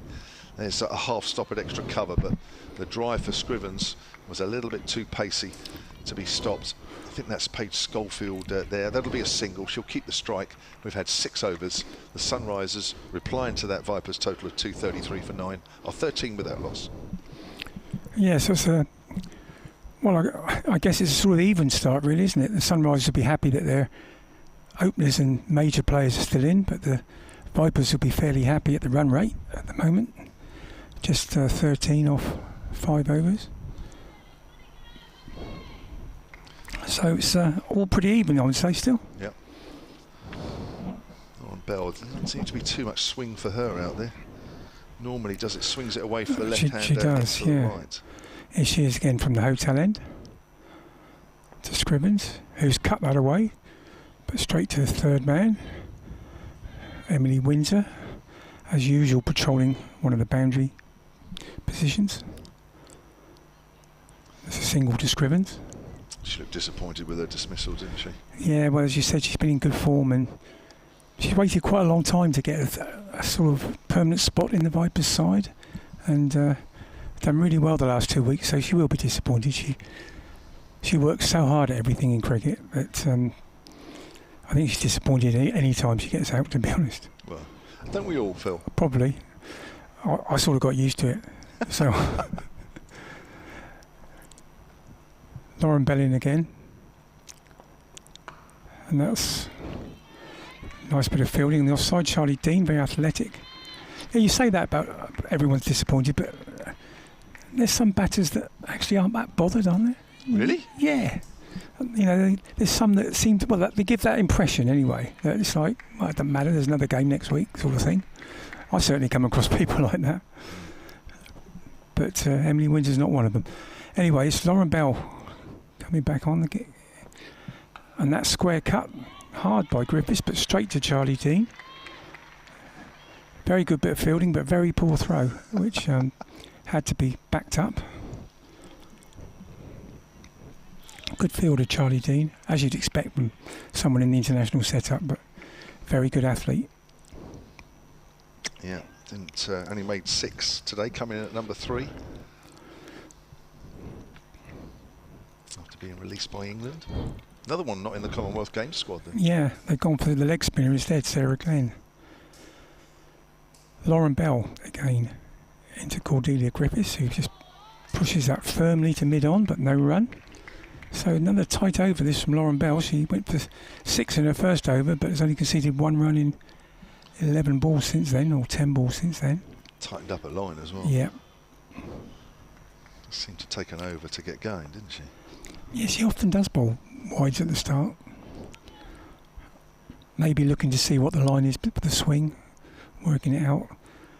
Here she is again, and Griffiths pushes out on the offside, but again Charlie Dean is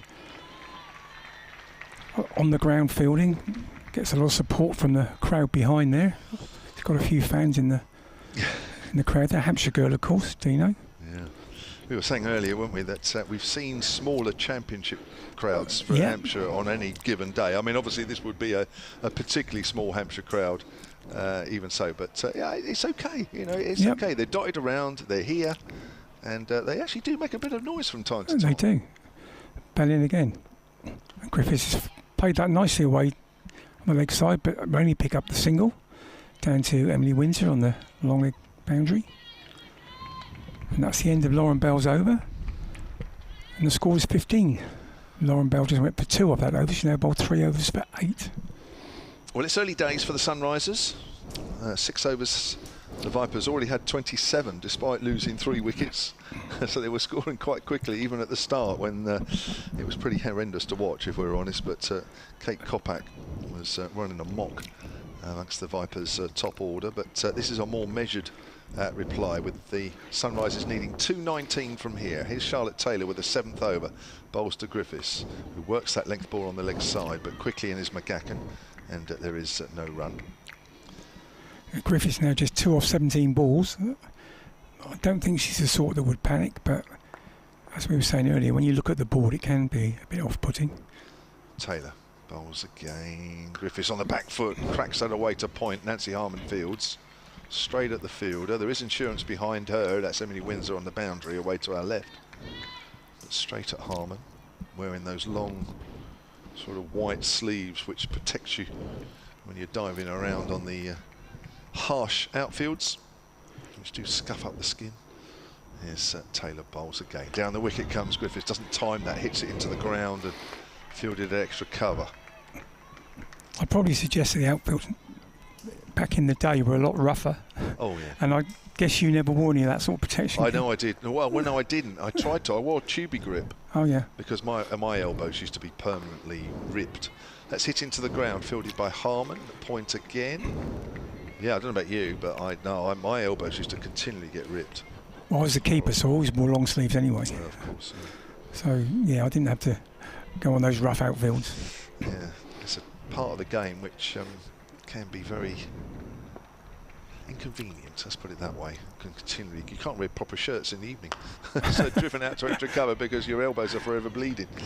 That's driven out to extra cover, as I say, no run. Yeah, I hadn't thought of the fashion side of it, but yeah. Well, I didn't. I just remember sometimes sort of putting on a nice shirt thinking, well, I can't wear that because my elbows are all red. 15 without loss. The Sunriser. Taylor's bowling accurately here. Griffiths hits over the top, using her feet. Good shot. High over the head of Taylor. Beats mid-on and mid-off. Quite a deliberate shot there from Griffiths to end that over. She moves on to 6. And the Sunrisers 19 without loss. We've had 7 overs here at the Ageas. Yeah, a bit of a release shot that. She was getting a little bit bogged down, but that'll make her feel a lot better. And Charlotte Taylor's figures after that 4 overs for 11, so still very much on top here in terms of run rate. But the Sunrisers would be happy that these 2 are still at the wicket. Yeah, definitely. Phil, we'll have a change at the end of this over. Okay. We'll let Kayla come in. We'll probably, we'll do it after this over, yeah. I've just looked at the clock. Yeah. So, Lauren Bell bowling from the pavilion end. Familiar little hop at the start of her run. She comes in and bowls to Scribbins, who defends it out on the offside. Certainly, as you say, although there were wickets in the first innings, the bowling's been a lot tighter in this innings from the Vipers. But they haven't got the wickets, so I suppose you've got to balance one out against the other.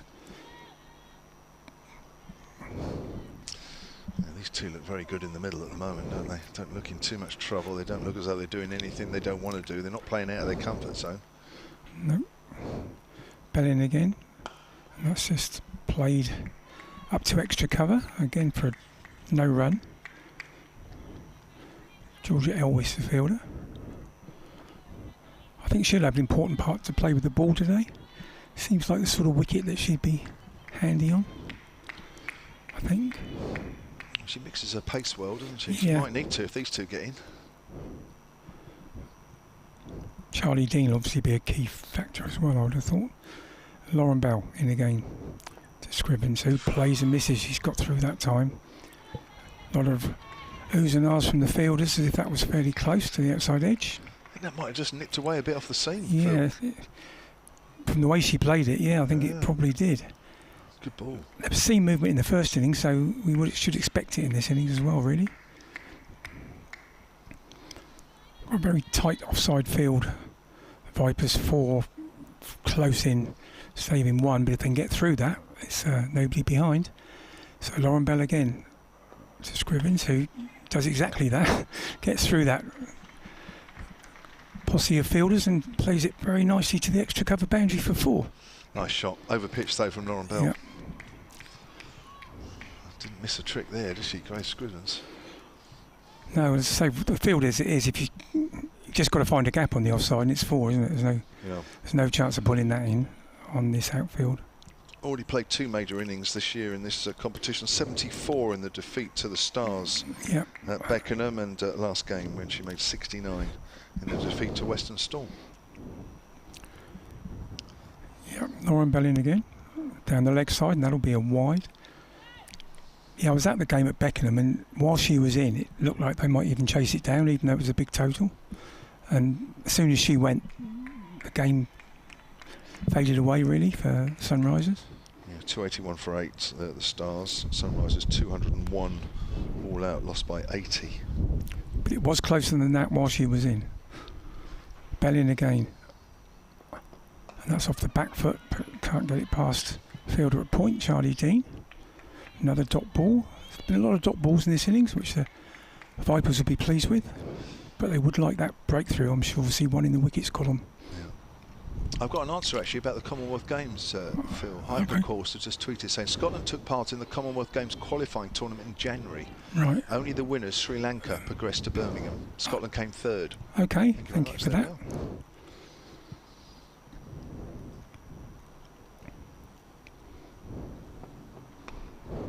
That's just played out on the leg side by Scrivens to square leg.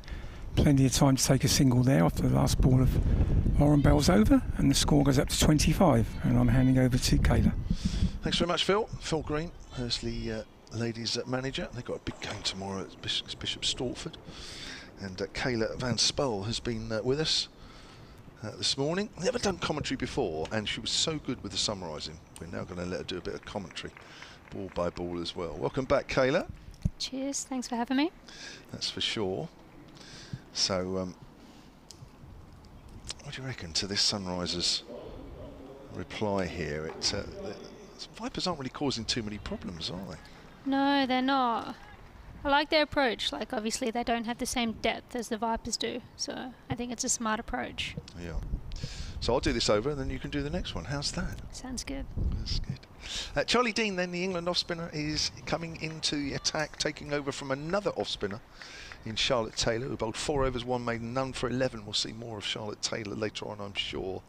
But it's Charlie Dean who will come round the wicket to the left-hander, Grace Scrivens. Bowls, Scrivens on the back foot, plays that quietly into the offside, and quickly in is Nancy Harman. You can tell Nancy Harman because they're those white sleeves. You just know where she is around the ground. Some fielders have distinctive, they wear distinctive things. It might be boots, it might be something, but she's the only one with those with that long white T-shirt underneath her Viper. Says, oh, she's played on and she's gone, and Charlie Dean straight away strikes for the Vipers. She was trying to give herself some room there, Grace Scrivens, trying to carve that away on the offside. She's got a bottom edge onto the stumps. That's the first wicket down. Scrivens goes for 15. She has such a knack for getting those sort of wickets. She just comes on and just produces something out of nothing. She certainly has there. I don't know whether that was an arm ball, just came in with the angle of the arm. Whatever it was successful. And the Sunrisers, that's a big wicket for the Vipers. We've been talking, myself and Phil have been talking about those two. That's for sure. So Grace Scrivens goes. And that's one of 2 or 3 wickets that the Vipers will need to get to make sure that 233, of which that's the total they're defending, would look a little bit bigger than it actually is. So Charlie Dean strikes, and Naomi Tatani, who Kayla knows, having played against her last week. Yeah, we did. We got her out a little bit cheaply, so hopefully Vipers can do the same. Did you? How many did she get last week against you guys? It wasn't many, maybe like 10. Okay. Playing for Gunnersbury up in London, because she's a Middlesex player, and Kayla was playing for Hursley.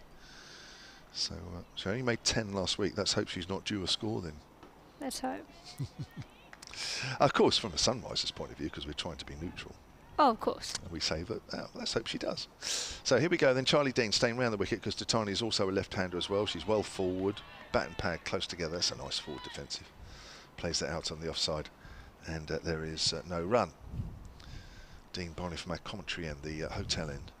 Got a slip in, that's Georgia Adams. Comes in again and bowls, and Tatani's on the back foot because it's slightly shorter. Again, it goes to McGacken. I said actually that Nancy Harman was the only one with white sleeves. Ella McGacken, I've just noticed, has got the same. Yeah, I was going to say something, but I thought I'd let it right out. No, you should. No, Kayla, no, please, because I make plenty of mistakes, as you'll find out. Oh, that keeps very low. Tatani had to really jag down on that at the last moment. So that goes out on the offside. You'll find actually as we go through the day that you think, actually, that Kevin James, he makes so many mistakes, it's a joke.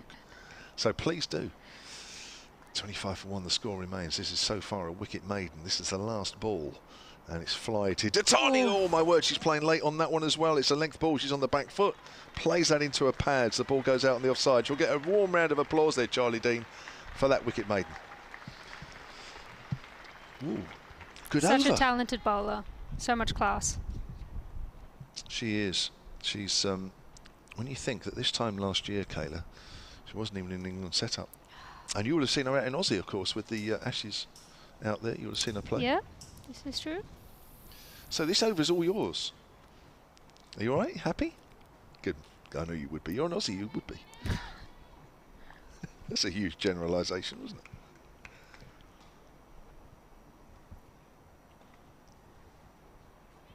So who's on? Tara Norris, is it? Tara Norris. Yeah, left arm seamer. I can't say I've seen her play very much. No, she's been a Vipers regular for a while. So very steady left arm over bowler. Nice. Yeah. And as Phil was mentioning in the first innings, she was playing for the USA in the T20 World Qualifiers during the winter out in Mexico. Yeah, she qualifies because she was born in Pennsylvania. Jeez. Yeah. Comes running in. Nice and straight. Just play it through to mid-wicket. Just having a look actually at what she's done so far in this year's competition in the game against the Sparks, which was rain affected. 4 overs, none for 14. The Stars at Hove, 7 overs, 2 for 28. Last week at Lightning, 6 overs, 3 for 35. Not bad, good economy. So she'd like to add a couple more wickets to that, but...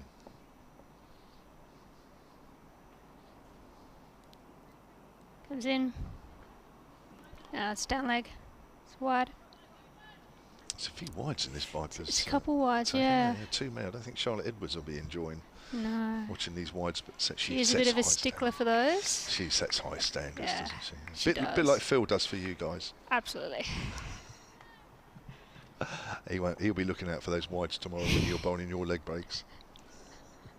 Do my best. That's a nice straight one. Defended nicely to mid-off. She sometimes gets a bit of shape. Tara Norris. Not all the time, but left arm over sometimes gets the ball to come into the right-handers. I'm trying to look to see where there's a breeze. There is a bit of a breeze. I'm just trying to work out where it's blowing. It might be straight down the ground, this way, isn't it, yeah. to us. So she's bowling with the wind rather than the wind helping her right to left as we look. Yeah. Left armers are so valuable though. Oh, aren't they? Oh, down leg again. Fortunately, another wide. Yeah, we saw Datani left arm over bowl at the far end. Obviously the left armers favouring that pavilion end. A few left-armers, left-handers in the both teams today. Yeah, there is, isn't there? Yeah.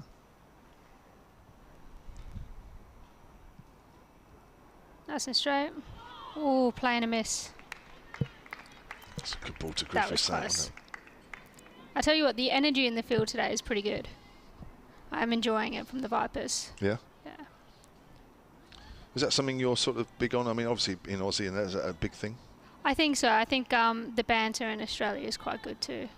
Yeah. Out in the field, we tend to have a lot of banter. It's Found it's unusual. probably not quite the same over here. Really? Yeah. Comes storming in. Nice and straight. Drive down to mid-on. Ooh, that was close. Stole a quick single. Bell hit the stumps. For Was it hit? Yeah. Yeah. So when you say banter, what, quieter or just not as cutting, I suppose would be the right word. Cutting? Cutting meaning it doesn't hit the mark so much. It's more general banter as opposed to targeted banter. Yeah, a bit of both, I Yeah. feel. Like even just banter in general over here. Yeah. It's not quite as much. I mean, we're a pretty tight group back home. A lot of us know each other, so I don't know if that helps the case. Not too much at Hersley Ladies then? Not too much banter? No, we're pretty well behaved, I'd like to Oh, say. Yeah. Just comes storming again. Nice and straight. Just nice drive to cover. Do you think that it could be upped a bit? Yeah, definitely. Did you? Definitely. See, that's another mark that you can leave when you go back to Oz at the end of the season. Oh, I'm doing my best. The last couple of games we've been doing pretty well. Yeah. So maybe by the end of the season, They'll be the chirpiest team in the National League. have a bit of Australian sarcasm with them. Come running in. Oh, hits her on the pads by the looks of it. Just drifts into square leg. Good fielding. So that's 10 overs gone. It's a quick 10 overs. Yeah, it was, wasn't it? Yeah. It's after 10 overs, just having a look actually. I didn't write down 10, but after 11 overs, the Vipers had 52. But they had lost 5 wickets by then. It's a bit of a difference. It is, yeah. Yeah. The Sunrisers 28 for 1. Grace Scrivens, the one batter out, bowled by Dean for 15. Griffiths has 7, and Datani, who's faced 6 balls, yet to get off the mark. Just having a look at Datani so far in this competition. 61 runs, top score of 41 in the 3 games to date. She's a very good batsman, very technical. Yes. Yeah, she does play very straight, doesn't she? Good player. We were saying earlier, I mean, obviously Griffiths, Scrivens, Datani, probably Villiers, they're the ones that you've got to get out. Absolutely. Yeah, and then the others, you sort of work hard and just contain them as much as you can and wait for them to make a mistake. But yeah, these top order batters for the Sunrisers are pretty decent players as Griffiths drives Dean back to her. She threatens to throw. It's a great pickup. Left-handed. Yeah. Love it. Expect nothing less from her. No, I agree. You say about energy in the field. I love watching her energy. Yeah. You know, and a lot of times when she fields, she's flat out fielding. You know, she'll be on the floor for some reason. Down the wicket, and that's hit nicely through mid-wicket. That is a lovely shot. The use of the feet there was absolutely superb there from Griffiths. 4 runs. It's a solid shot. That was, wasn't it? That was a very, very good shot. Probably as good a shot as I think we've seen today. We've seen a few, but I'd have to agree. that was fantastic use. There was nothing wrong with the ball. Just threaded through the smallest of gaps at mid-wicket and mid-on. 32 for 1. Griffiths moves on to 11. The Sunrisers need 202 from here as Griffiths bowls. Sorry, Dean bowls. Griffiths works it on the onside. Got that round the wrong way then. And that'll be a single. Griffiths moves on to 12, 33 for 1. The Sunrisers in the 11th. Still replaying that shot in my mind. I think that was as good as... It's a really good shot. Superb. She's got some power, hasn't she? Yeah. Cordelia Griffiths. So does Titania, actually, to be fair. Oh, yeah? She can hit a long ball. Yeah. Well, as I say, you've seen her, so you saw her only last week. Field changes for the left-hander. The cover comes up. That's Paige Schofield into the 30-yard circle. No, she's gone back. Oh, there you go. Well, ran all the way from the rope to the circle. And Just they got helping her get her steps in for the day. That's right, yeah. Well, as if she hasn't done enough already with her innings of 74. Tani well forward. That's one thing. She does get a good stride in. Plays very straight. But yet to get off the mark after facing 7 balls. That goes out on the offside. The one fielder patrolling the boundary on the leg side is Emily Windsor out at deep square leg, ready for the sweep. It's not coming there as that's pushed out towards extra cover. McGacken fields. And there's no run. Ella McGacken opening with Georgia Adams was out for 12. She was the 4th one out, trying to hit Kopak over her head. In fact, trying to clear the infield and got caught at mid-on. She's been in good form as well. Now, mid-on goes back. That's Nancy Harmon. Below us, Tatani drives into the gap in the covers, so she's off the mark with the 9th ball that she faces. Goes out to Paige Schofield, who's out in the deep. And that is the end of the over. Charlie Dean's bowled 2 overs, 1 for 6. Sunrisers 34 for 1. Oh, spinners are doing well so far. Pace off again, isn't it? Yep. Pace off. Well, you find that when you're bowling your leg spin as well, didn't you? I do. In one-day cricket. It's always much harder to get away, or it seems to, doesn't it? Most of the time, batters have got to put pace on. Is this 100% true? So why did you make the... You said to me before you came over to play for Hursley at the end of the Aussie season, you changed from off breaks to leg breaks. Why did you make that change? I always used to actually be a medium pace, and then I injured myself, so off spin was just sort of something to do to help out the team so I could bowl. Okay. So it was never actually something I really enjoyed doing. And started bowling a few leggies in the nets, and my coach liked it, and I enjoy them, so... Comes running in. Tara. Oh, that is a beautiful ball. I think that's missed everything. Oh, it's a Yorker, isn't it? It's a Yorker. I don't know how that's missed. Gosh, that would have been dangerously close to the stumps. I think Chloe Hill was surprised behind the stumps that it didn't hit. That must have been awfully close. A coat of varnish in between that, At least, yeah. Well, less than that, yeah.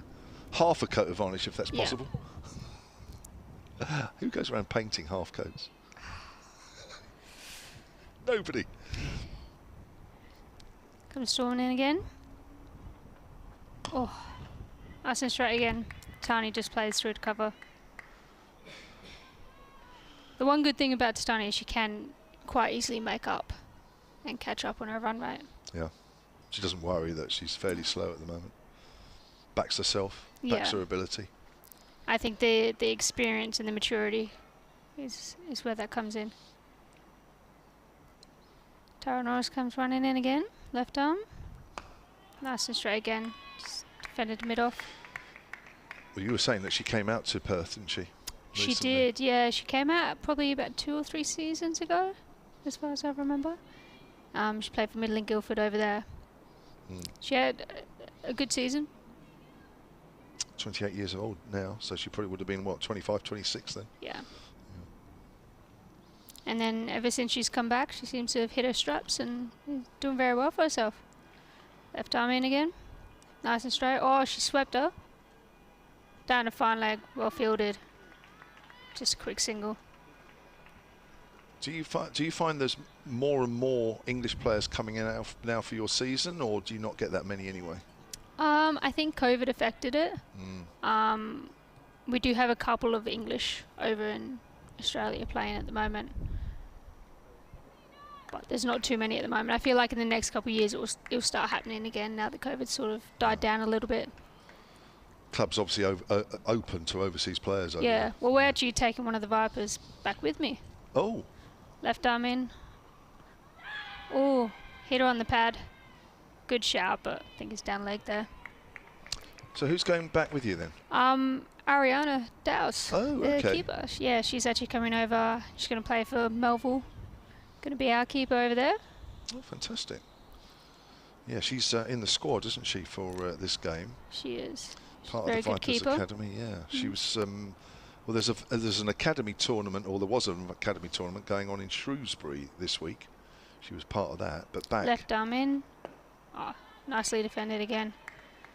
Just down to extra cover again. Yeah, she got called back because she was in the squad for this game, but didn't make the final 11. In fact, she's yet to make her senior debut. But oh, that's good. Yeah, fantastic. So your club needs a keeper, I guess. Yeah, we're very short for keepers in WA. I don't know what it is. I'm not sure why, but we're very short on keepers.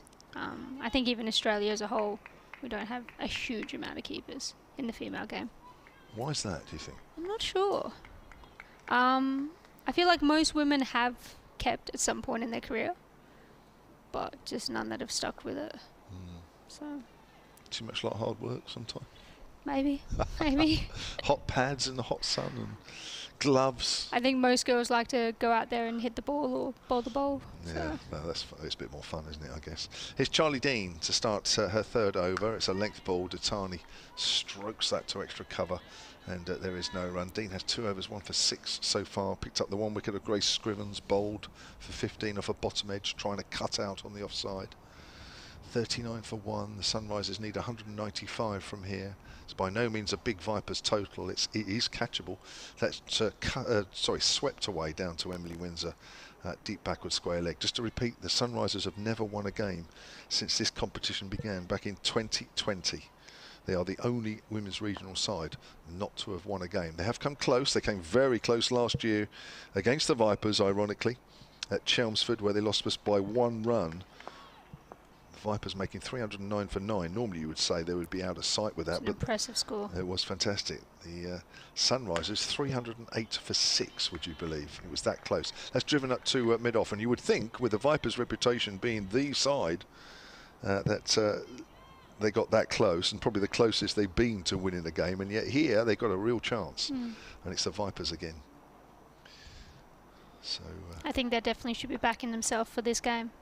Well, they have got a chance, and it's all about, isn't it? Well, Griffiths got 91 in that game last year at Chelmsford, and you feel that she's important here. There's a quick run-out chance as they run a quick single to backward a square on the leg side, and throw was a little bit misdirected. I think that was Tara Norris there. They come through for a single. 41 for 1, the Sunrisers, in the 13th over. Just going back to because we were saying in the first innings about the Aussie, all-conquering Aussie side. Are they a real inspiration for people like you? I would say when you watch so. them play. That's driven out on the offside by Tatani. That'll be a single. 42 for 1. Yeah? Did they inspire you, watching them? Yeah, you watch them play and you see how much they enjoy being around each other and how much they back each other. And I think something that they always say is a lot of them go back to basics a lot of the time. Dean's over the wicket to Griffiths, uses her feet and just works that wide of McGacken at mid-wicket for a single. 43 for 1, Griffiths onto 14. And they just try to remember why they're playing the game and try to remember that they're playing it for the love. And I think that's something that we tend to forget sometimes when we've been playing for a long time. Yeah, you forget, that's exactly right. Playing with a smile on your face. It's a big cliche, isn't it? But actually, you're right. It's very easy to get bogged down in it all, isn't it? Yeah. All the negatives. If you're spending so much time training and playing and giving up your weekends, you need to make sure you're enjoying yourself. Yeah. Would you say you enjoy it as much as you've ever done? I think, yeah. I think we all go through periods of time where we don't enjoy it as much, but I'm thoroughly enjoying my time here at Hursley and in England. It's a wonderful place to be. Tara Nora's come storming back in. Nice and straight. There's a nice drive through to extra cover, but no run. You're saying all the right things in front of Phil there. He's impressed. I could just see his face every now and then when you say something nice about Hursley and about being over here. He's got this sort of smug look. It's easy to say nice things when you mean it. So. Yeah, of course. Yeah. Tara Nora's coming in again. Oh, that's a quick single. They'll get there safely though. Quick one to extra cover. Yeah, good running, isn't it? Took the pace off the ball well there.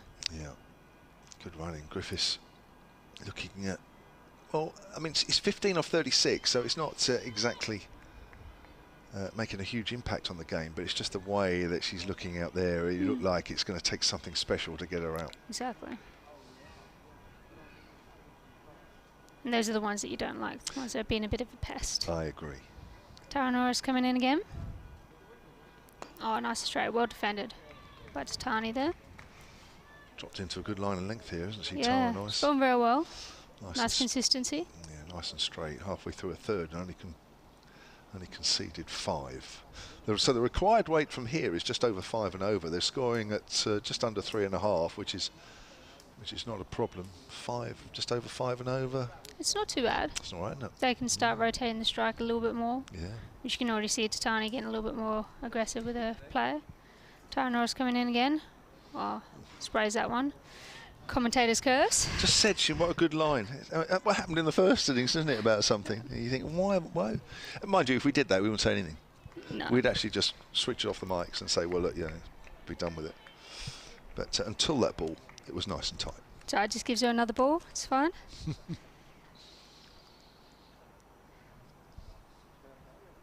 Tiny shaping up. Just blocks her straight back down. Nice and technical. Yeah, you just see Griffiths and Tatani sort of just beginning to sort of build a partnership. You know, they're actually, you know, they're both, as you say, they're both experienced players, and they both know that, yeah, just play it around, build the partnership, and then. I think they're both mature enough to know their own game and what their strengths and what their weaknesses are. Yeah. So they know how to capitalise on it, and as you say, they're the dangerous players. they are. Tara Norris coming in again. Oh, short one. That is well directed. As a good short ball. Tatani swings at it but misses. It's a good bit of payback. She does like to bowl a short ball, so Yeah, a bit of bounce. it's always good giving one back to a fast bowler. How are you with the short ball? I don't mind it. Yeah. Doesn't really bother me. Well, you're used to it, aren't you, Rachael? Not sure how much contact I'll make with it, but it's always good fun to cop one. Yeah. Tara Norris into Tatani again. Ooh, how's that? That was a close one. Think down leg though. I think you're right. Yeah. Interesting to see what happened there. She seemed to fall over. Maybe she lost her footing. Yeah, I agree. And in the context of what she's done so far, quite out of context, really, wasn't it? But maybe she realised from maybe the moment the ball left her hand, it was going down the leg side. But yeah, I mean, certainly if that had been given out, that would have been a huge mistake, wouldn't it? Let's quickly look at the other scores. Before I go to the other women's regional games that are going on in this competition, the real headline today, there's still one county championship match outstanding from the last few days, and the headline news is that the former Hampshire batter, Sam Northeast, scored over 400 today, 410 not out in a Glamorgan total of 795 for 5 declared. That is amazing. It's scary, isn't it? And I saw something on Twitter earlier that he's the first Glamorgan player to score over 400 runs. That's pushed away on the 45. Norris at his fielding. That'll be a single for Griffiths, and it's Charlie Dean who's bowling again from this commentary. And the hotel end, she's into her 4th over. Yeah, 410, and I think it's something like the 10th highest first class score. I know I gave a list to Phil, but it's going to take me a little while to find that list again. But obviously going above Hick and Lara, who were the recent times where they just scored just over 400. Nice drive out into the covers by Tatani for another single. She moves on to 5. And it's 47 for 1. So we have a situation with the other games where Lightning were bowled out for 199 against the Northern Diamonds. That was in the last of the 50 overs. The Diamonds in reply, 88 for 3 in the 17th. So they need another 112 from just over 33 overs.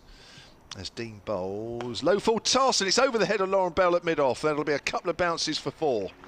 Just came down the wicket there. Griffiths made it into a full toss. And that's the Sunrisers 50, and that's come up in the 15th. South East Stars made 283 for 8 against Western Storm, and Storm in reply 69 for 1 in the 16th. So Storm need 215 from just under 35 overs, and in the late start between Thunder and Central Sparks, Thunder in the second over 2 without loss. That match got underway. Well, actually, that was a late start. I thought it was supposed to get underway at 2 o'clock. So there must have been a bit of rain there at Old Trafford. Just underway. That's a quicker ball, and that's just turned away towards mid-wicket by Griffiths, and there is no run. She's 20. She's just starting to up the ante a bit, isn't she? Starting to find her momentum. She is, you're right. Yes, that's exactly what she's doing. 183 needed, the Sunrisers, as Dean comes on and bowls, uses her feet well, hits it into the ground.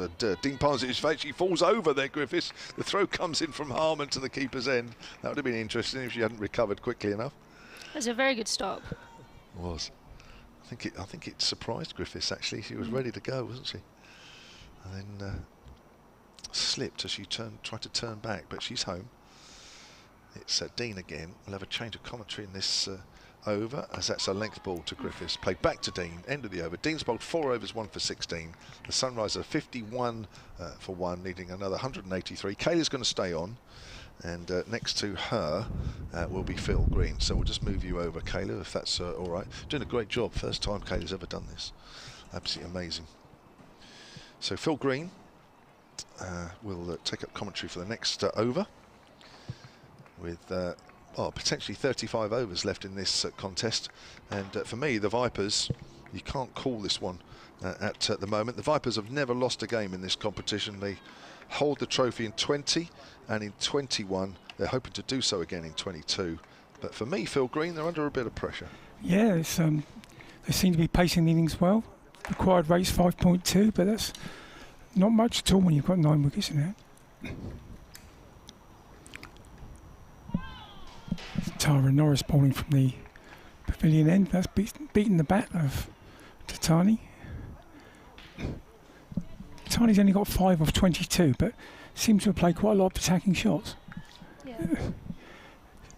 She's got a very unusual shot against seamers, where she actually gets the sweep out against pace bowling, which is fairly rare. I think she just trusts her hands very well. And Norris again. And this time she hits it off the back foot on the offside, beats the fielder extra cover, so there's a comfortable single. It's like a swat there. Yeah, it was a strange thing. I thought she was getting ready for the pull, but then hit it through extra cover. Georgia Adams. I think maybe it got on her a bit quicker than she expected it to. Yeah. Georgia Adams not a slip anymore. She has been for most of the innings. So Griffiths now on strike.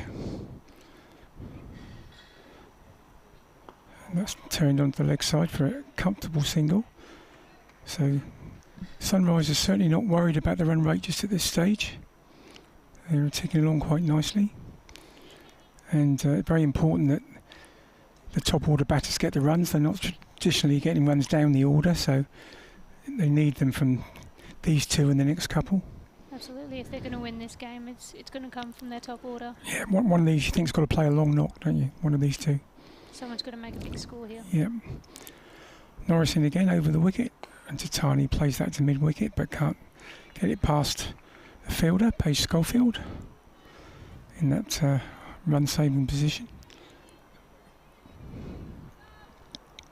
It's been common from both sides today. Just struggle to hit the gaps in the field. Yeah, it's possibly to do with the timing on the wicket. There seems to be quite a lot of shots not timed properly, so the wicket might be something to do with that, I guess. Norris in again over the wicket, and Tatani plays that comfortably on the offside for a single. Just ticking it over, rotating the strike, doing a good job.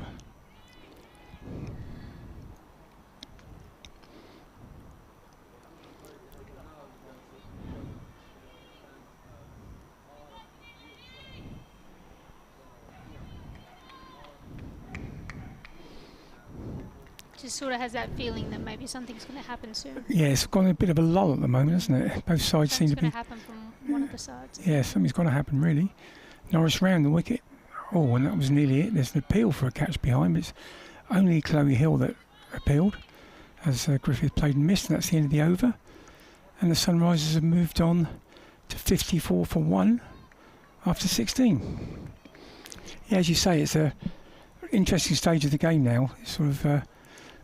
next few overs could really determine the outcome here, I think. if these two can get away, then they're in a strong position. But I think a wicket or two. Yeah.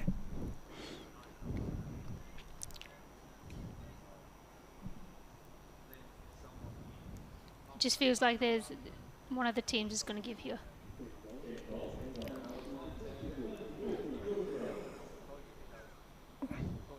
Georgia Elwes coming on to bowl now. She'll be wanting to make up for her batting earlier.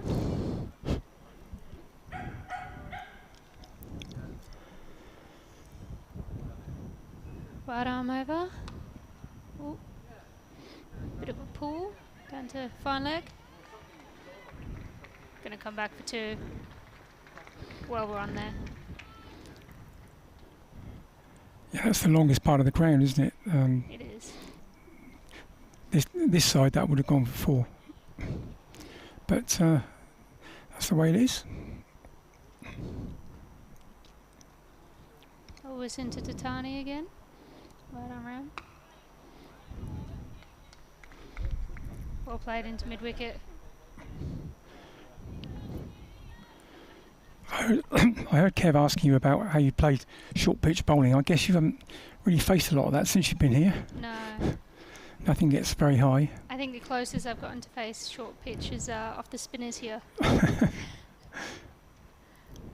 Always in again. Powerfully played through cover. Just for a single though.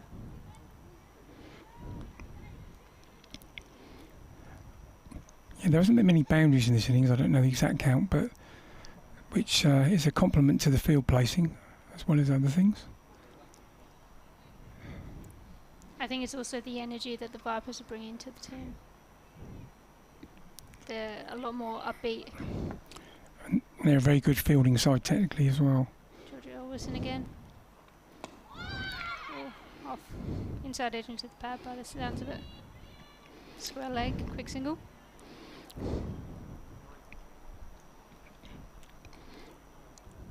No, I agree, they're a very good fielding side. They're missing Maya Boucher, who's one of the best, but they've got plenty of people who can cover her position. Georgia Wilson again. Powerfully played. Straight to deep cover there, just a single.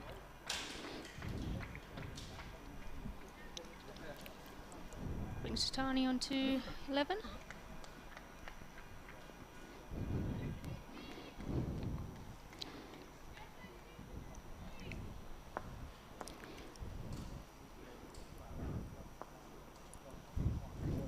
Always in again. Short ball. Pulled. That'll be four. It's a good shot. Yeah, that sort of sat up asking to be hit, Yeah, really. I'm not sure if she planned that. I don't know if she pulled it too short or if she expected it to get up a bit more. Can't really bowl that short at Sunrise that is pace. 63 for 1.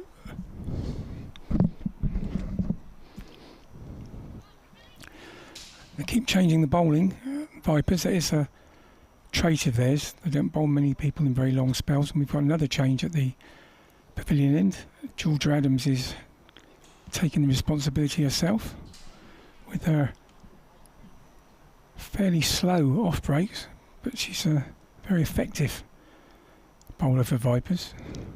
She didn't bowl much until she started playing for Vipers, really, and she's become a fairly regular bowler.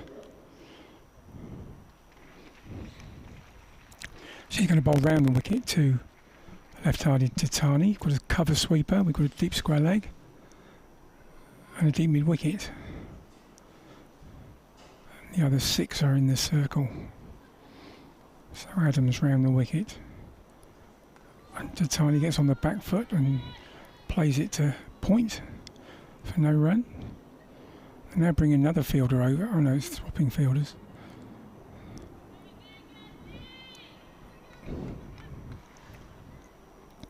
She seems to play spin off the back foot quite a lot, Naomi Tatani. Sort of full length or length ball, she tends to play off the back foot. Maybe it's an Aussie thing. Yeah, it could be. Over there. That was just played on the offside for no run. Adams again. That's shorter and cut away. But there's protection out there in the form of Emily Windsor. So just a single to Ditani. She moves on to 12.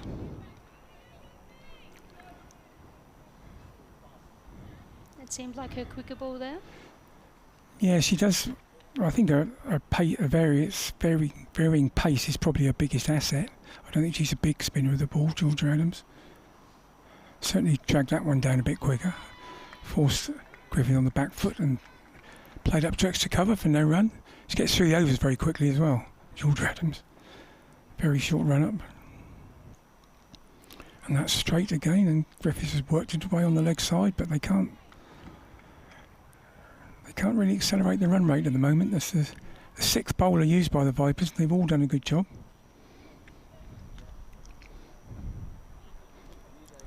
Gives you a lot of options when all your bowlers are performing. And you've got Paige Schofield as well, who hasn't bowled yet, who normally bowls. In fact, she's the leading wicket taker for the Vipers this year. Adams again. Ditani very watchful. Back down the wicket, and that's the end of a efficient over from Adams. Just the 2 runs off it, and the run rate creeping up. The required rate's now 5.3. I think the pressure's just starting to build on them a little bit here. Yeah. Do you think maybe they're batting with a little bit of extra caution because they don't really trust the later order? You can bat with a bit more confidence if you know that middle order and late order are capable. I'm not saying they're not capable, but they might feel they've got to protect them a little bit. Yeah, they just don't bat as deep as the Vipers, unfortunately. And The players that they do have are very, very good.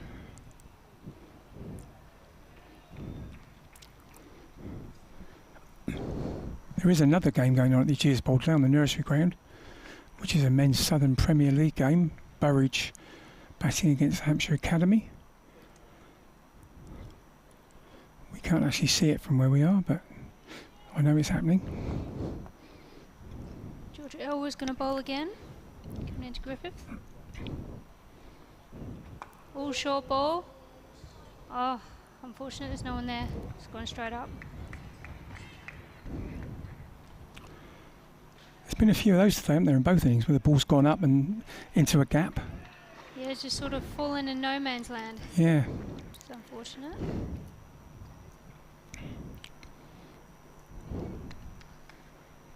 But keeps things interesting, I guess. Yep. Elwood's coming in again. Just played defensively down the line to mid-on. No run. Feel like the pressure's maybe building on Ditani a little bit here. 12 off 34. Yeah, you can look up at the scoreboard and see how many balls you've faced. It does put a little bit of pressure on you, doesn't it? Always in again. Short of a length, quick single, run out chance. Not out by the looks of it. I think it might have been with a direct hit. Yeah, I think direct hit, she was definitely gone. Good running though. Yeah, you'd think an experienced pair like these two wouldn't be panicking yet or too worried yet, but a few more overs without the rate increasing a little bit is going to put a lot more pressure on them. Every extra dot that you can get is definitely going to build the pressure here, especially with the energy that the Vipers are producing in the field. Elwood's coming in again. Nicely defended.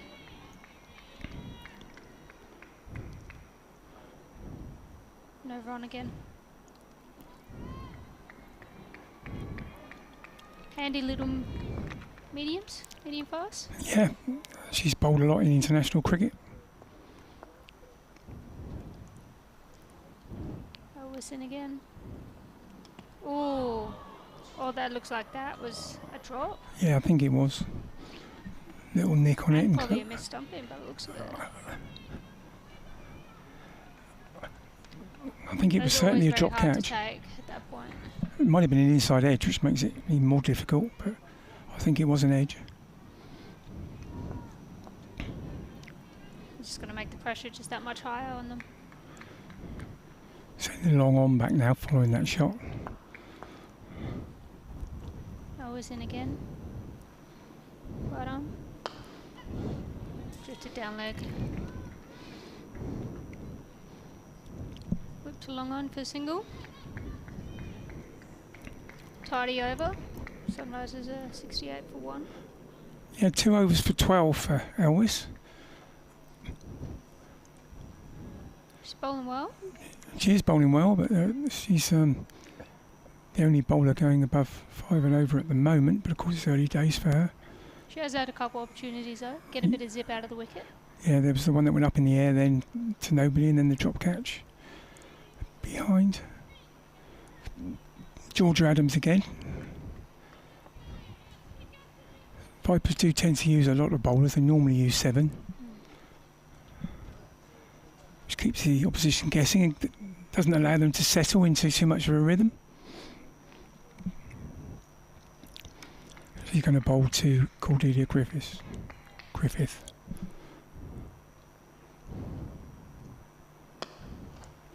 She's used her feet there and driven it back down the ground. It's got for single, but I think if Tatani had been looking, she could have got back for 2 because Lauren Bell missed at her first attempt and the ball ran a fair way behind her. I agree. But she wasn't really alert to it, so it's just the 1. Field changes again for the left-hander.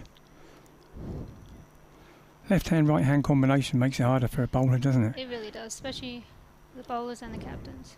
It's what to handle. Adams round the wicket and Tatani gets that through the gap on the offside. This might run away for 4. Emily Windsor's doing her best round here, and that's her best is good enough. She flicks it back. Really good bit of fielding. She might have done herself a bit of damage on the rope, I think, but great commitment from Emily Windsor, as we'd expect, and reduces it down to 2 runs. You always know she's going to give 110. Absolutely. And good support from Nancy Harmon, who ran all the way with her to get the throw back in. Working in pairs. Adams around the wicket again to Tatani, who runs this down through the vacant third man area. That's a nicely controlled shot. Charlotte Taylor's getting after this one, and again they'll get 2. So 4 off 2 balls by placement on the offside, really. Starting to find the gaps. Yeah. There's a big gap down here on the offside slip area, slip third man area. That's down the leg side, and she swept that for 4. That's she's middled that well and starting to really get into a stride now, Tatani, and that's a 50 partnership between these 2. That was well played by Tatani. Yeah, that was a good shot. Yeah. The previous ball's been outside off stump, and then she had to adjust to that line and made Adams bring it in closer to her. yeah. So the 50 partnership. Sunrise is well set up here. Adams again. Tatani defensively on the offside. 9 off his over already, so it's a good over for the Sunrise. so don't need to take too many risks off the last 2.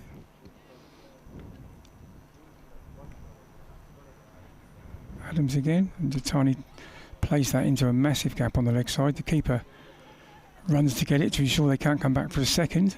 It's just a 1 and 10 from the over, which is reduced that run rate down to nearer 5. And yeah, Sunrise is looking pretty good. It's a very good over.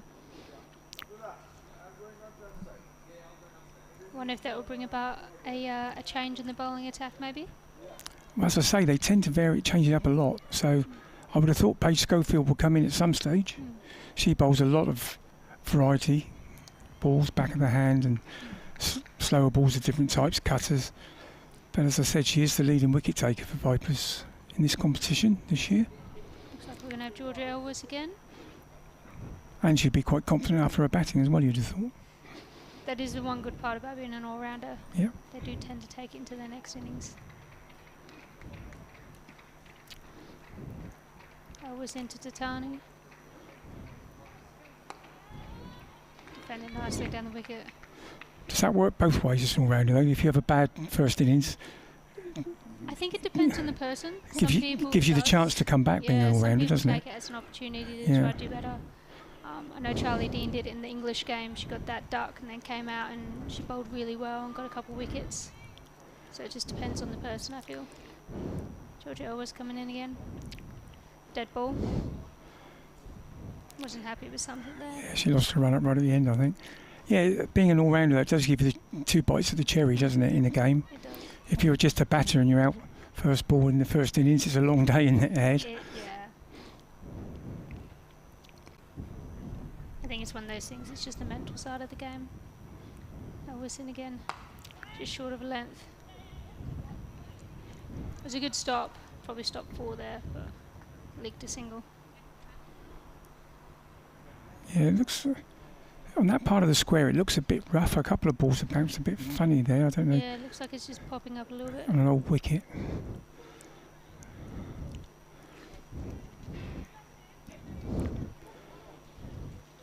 Georgia Adams very much... A few field changes. Yeah, she's been manoeuvring the field the last few overs. Almost every ball. Obviously giving a lot of thought.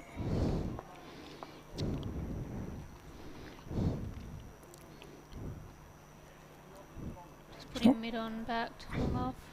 It's not just the positions, of course, it's getting your best fielders in the positions, isn't it? Absolutely. Got 4 out now. Georgia always coming in. That's the only trouble with putting so many fielders out is that makes it quite easy to get those quick singles, doesn't it? Or even 2 sometimes. The fielder's got to come in a long way. Always chase that quite well though. Yeah, bowlers have to do that, don't they? In this situation, they have to chase the ball, field it themselves. Otherwise, there is 2. If you can get it just about the edge of the circle, that's often a 2. Always into Tatani.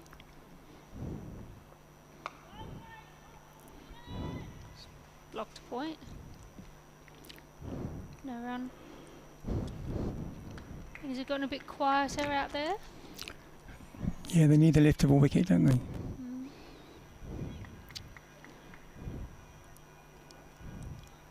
Bit of a conversation here between Adams and Elwes.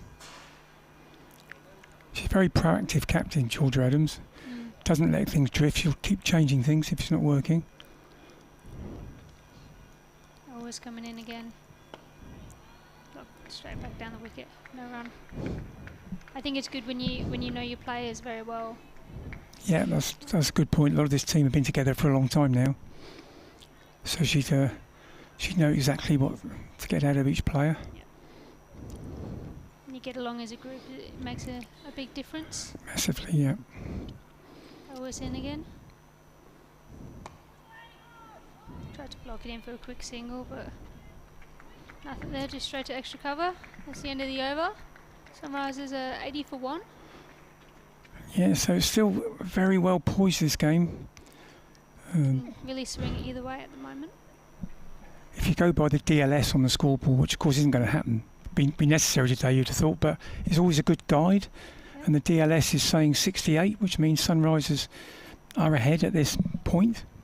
But of course, you only need a couple of wickets and that DLS score changes dramatically. Absolutely. We've got Charlotte Taylor coming back on now. She opened the bowling from this end, the hotel end, but she's coming back now from the pavilion end. She bowled 4 overs earlier on for 11, so a good tidy start. Bowler. Yeah. Got a lot of really good change-ups. She's going to bowl to Cordelia Griffith.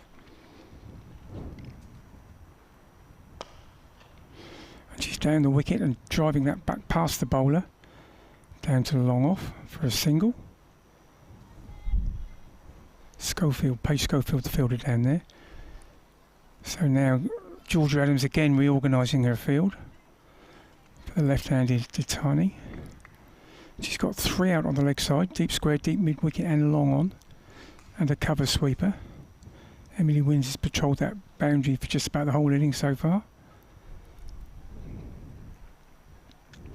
She is one of the best on the boundary. Very quick across the ground.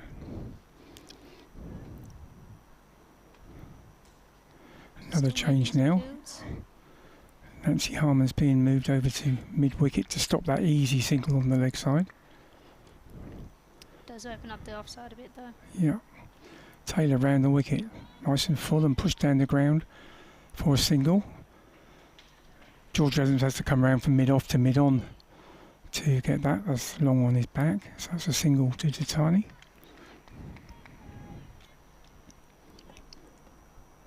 82 for 1 Sunrisers. That's a full toss. Well, Griffiths made it to a full toss. Got hit hard down to long on, but just a single. The Vipers definitely need a wicket here, I think. This is getting a little bit too comfortable for the Sunrisers. We just need something to pick them back up here. Yeah, maybe a bit of great fielding or run out or anything really. Taylor again. That was a bit slower, and Titani had to reach for that a little bit and pushed it to extra cover. Certainly a change of pace there. She'll do that a lot. Round the wicket again. Oh, and Well played. that's run down to third man. We're going to give her the benefit that she played it or edged it, but it's coming down here towards us. Give her the benefit of the doubt. Lauren Bell's flicked it back and saved the 4, but they're going to come through for 3.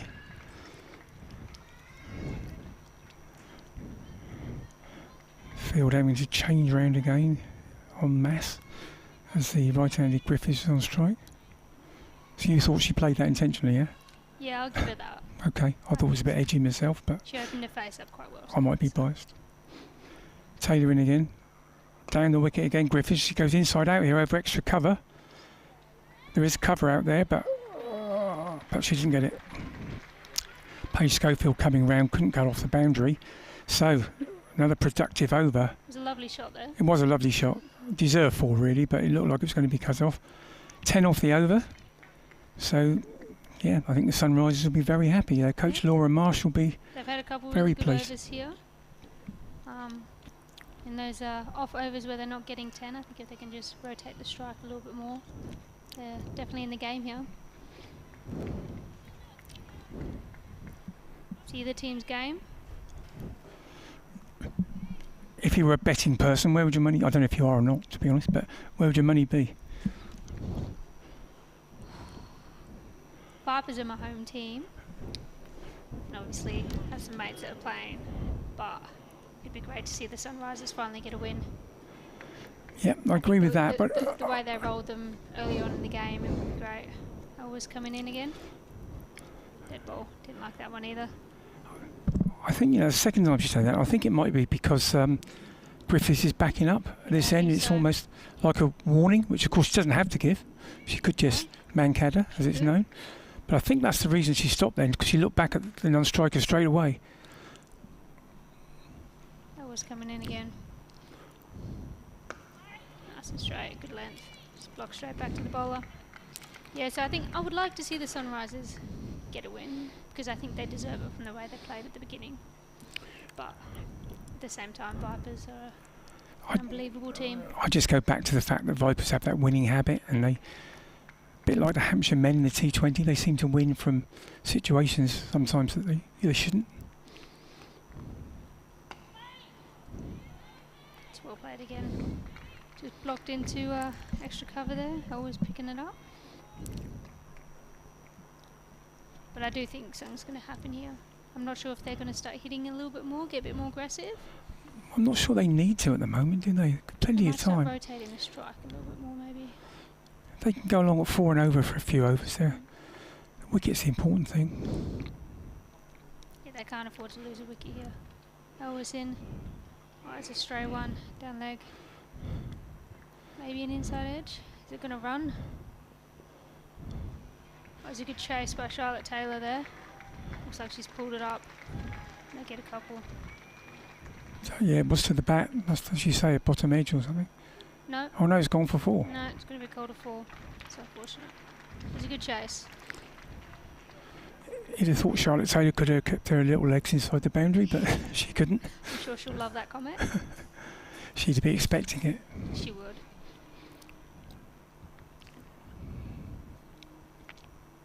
Always in again. Powerfully hit through covers. Looks like it'll just be a single though.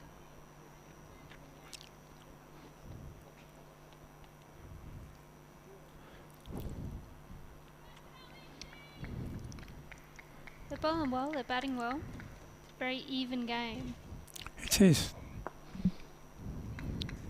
Probably not what we expected after the first 20 overs of the game. No, we thought we'd be gone home by now. Always in again. Just short of length, punched into covers. Pretty quick single. Well played. Just batting with a lot of maturity, these two, aren't they? Yep. They're showing their experience here.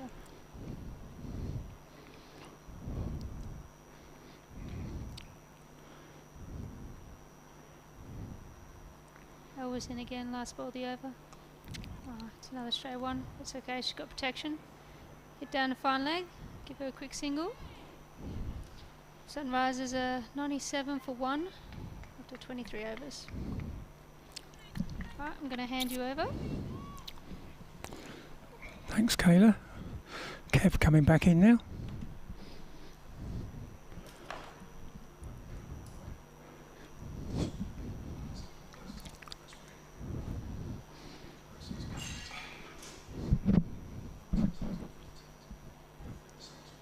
Ringing the changes again here. I think Charlotte Taylor bowled 1 over from the far end, but she's come out of the attack.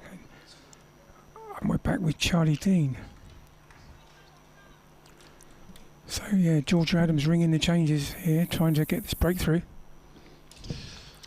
Yeah, these two are batting too sensibly, aren't they? They're batting too well. They are. Too experienced. They know the situation. They know how to play it. The Vipers have got a problem for me. They have. They need to get, well, both of these I would say, fairly soon, because either one of these could go on and win the game, but see it through. So as I say, Charlie Dean back into the attack. She bowled 4 overs, 1 for 16 in her first spell. But now coming in from the pavilion end. And again, the field being very meticulously placed. She's round the wicket to the left-handed Tatani.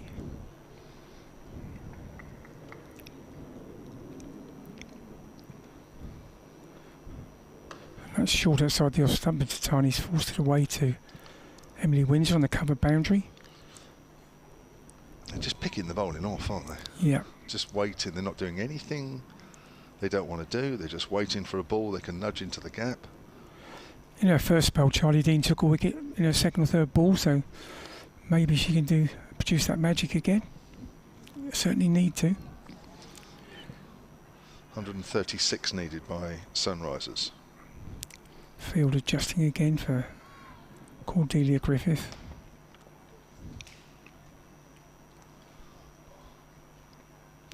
And that's a bit of a quicker ball from Charlie Dean. Defended back by Griffith. She's got her eye in now. She's been in for 58 balls. Just up the run rate a little bit as well, haven't they? It's just over 4s now. It's below 4. Yep. So that's a single to Griffith down to a long on. So yeah, the required rate is coming down nearer to 5 now. It was up about 5.5, 5.6. Yeah. They're just pacing it so right.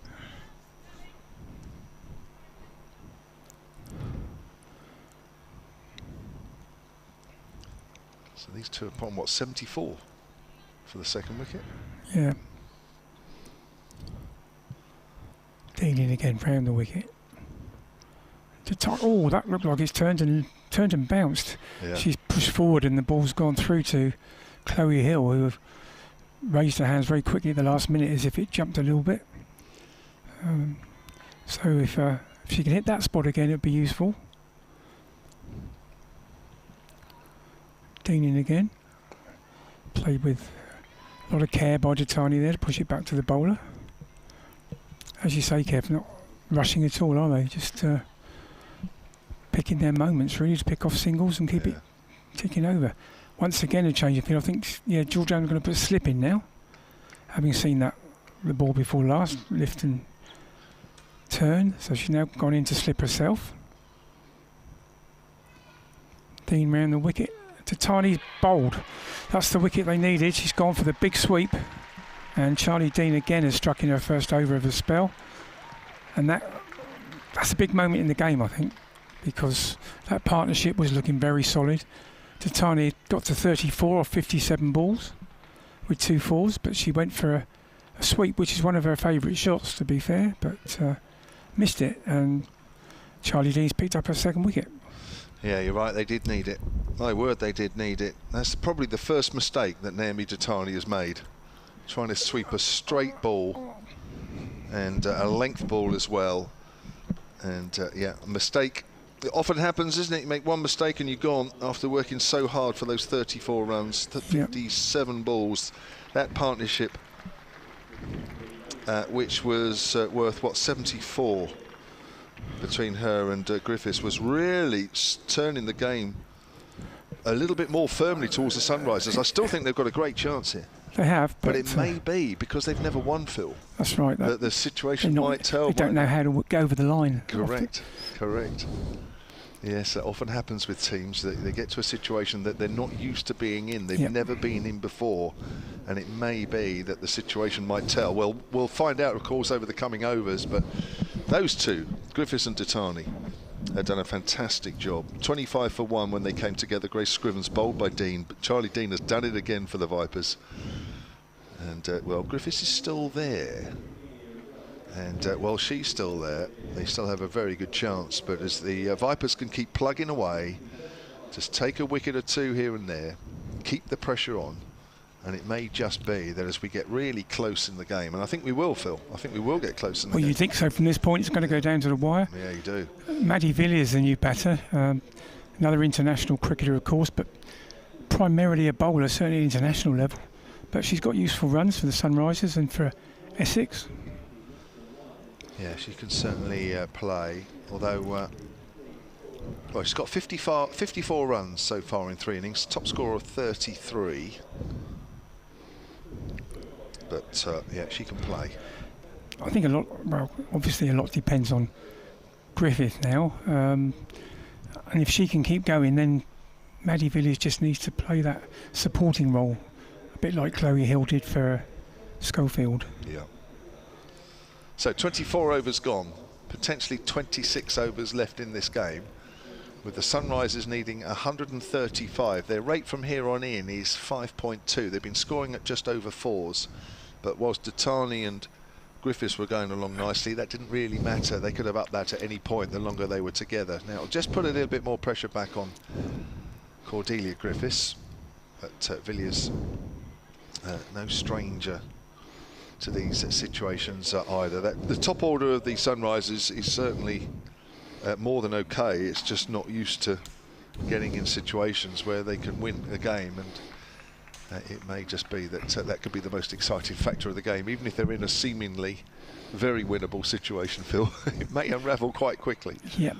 Whereas the Vipers, of course, are always used to winning. So here we go then. It's going to be Georgia. Oh no, it's not. It's a change of bowling. It's going to be Lauren Bell back into the attack. 4 overs, none for 14. Switching ends. She bowls to Griffiths. Down the leg side. Here we go again. It's another wide. She does tend to start this way and does give away some early runs as extras. That'll be the 100 up for the Sunrisers at the start of the 25th. Typical captaincy from Georgia Adams here. I think she's seen that this is the moment to seize and bringing back her prime bowler. Yeah, it's not so much bowling at Griffiths, it'll be bowling at Villiers early on, won't it? But we'll wait and see what happens with Griffiths, who plays a perfect forward defensive back to the bowler, and there's no run. In the half an hour or so that I've been off, the clouds have built up a little bit. I looked on my app, there's no rain forecast, but knowing my app, that not necessarily mean that there isn't going to be any. You can always find an app that says it's going to rain. You can, but it's definitely built up, but it doesn't look threatening, but the clouds are heavier. Here's Bell, runs away from us, no slip in at the moment. It's on the line of leg stump, tucked away down to fine leg by Griffiths, who moves on to 40, and that's come off 61 deliveries. So now Bell has a go at the new batter Villiers. 101 for 2. The Sunrisers need 133 from here. Yeah, I mentioned just now that the DLS score is on the board, and I said, but not that it's necessary, but it could be. Yeah. Could be. It's jumped to 89 with that wicket. Yeah. But I'll be surprised if it does rain, but you never know. Might be a shower. Don't think we'll lose any play if there is just a shower. Emily Windsor comes up into the circle on the offside. Bell runs away from us, bowls to Villiers. Full delivery. Villiers is forward, plays it out to Windsor. And there is no run. So Grace Scrivens for 15, Naomi Datani for 34, the 2 wickets that have fallen for the Sunrisers, who are tantalisingly in a situation where they could just win their first ever game in the Rachael Heyhoe Trophy. Probably thought that last year, chasing 309. Well, they wouldn't have thought about it initially, but as they got into their chase, they would have thought they could have beaten the Vipers. That's cut away but not timed. Again, it's gone to Windsor in the covers, but they agonisingly lost by 1 run. The other games between these two sides in the Rachael Heyhoe Flint Trophy were both in 2020, when the groups were split into 2, so you played each other home and away. The first game at Chelmsford, easily won by the Vipers by 7 wickets, chasing a Sunrisers all-out total of 202. And then here, the Vipers winning by 49 runs, making 232 in the first innings, as that's pushed out into the covers and there's no run. Yeah, in fact, the Sunrisers couldn't get close, really, 183 all out, but they've improved since then. And they are chasing, well, a similar total. 232 back then, 233 for 9 here. So you would think they will make a better fist of it 2 years on. Well, they certainly have so far. They certainly have. So far, Phil. As Bell comes into Villiers again, it's full. Villiers drives and plays and misses outside the off stump. That was so nearly an outside edge as it went through to Chloe Hill. End of the over. 25 overs gone. I think we'll be getting a drinks break because we are halfway through the number of overs for the Sunrisers, and they are 101 for 2, needing another 133 to win. Yeah, Maddie Villiers hasn't made a very confident start. She's faced 4 balls and she's missed a couple and looked quite edgy on the other 2. So might be a chance for the Vipers to get in amongst the Sunrisers order. It's not a drinks break. You're right, it should have been given. Well, I'm just wondering, when Datani fell, did they have a bit of a quick they drink may then? have done. They might have just sneaked one in on the 24th. Yeah. I didn't notice. Try and save a bit of time. Not that they need to, I don't think, although actually the cut-off time for the Vipers, if I can quite see it, is 16 minutes past 5. Okay. So we've got Charlie Dean again over the wicket now to Griffiths. She's got 2 right-handers to bowl to now. Getting that field on the offside very tight. And that's quicker ball from Charlie Dean and played straight back down the wicket by Griffith. Yeah, she's got protection straight and out on the leg side, but on the offside, just 3 in a ring, very tight. If she can get it through there, there's a boundary. Dean again, Griffiths down the wicket, and just at the last minute adjusted her shot and ran it down back with a point and then come through for a single. Just looking at Charlie Dean, who played in all 3 of the T20 internationals against South Africa. Got 1 for 54 in Northampton, 4 for 53 in Bristol and 3 for 42 in Leicester. Yeah, she's become a fairly permanent member of the England setup, but not in T20, it would appear. And not in the Commonwealth Games lineup. They've gone back to Sarah Glenn, who played regularly a couple of years ago, and then Charlie Dean seemed to take her place. She's a leg spinner, but they've gone back to her for the Commonwealth Games. Dean again, and that's played to mid-wicket. No run. Villiers still not off the mark. And again, they're very tight in here, trying to keep her on naught, as you'd expect. Having said that, they've just moved boundary fielder back on the offside. Dean in again over the wicket. Villiers turns out on the leg side, and she will get off the mark. She plays it almost going to stop at the feet of square leg umpire Billy Taylor, but Georgia Adams picked it up. Another run.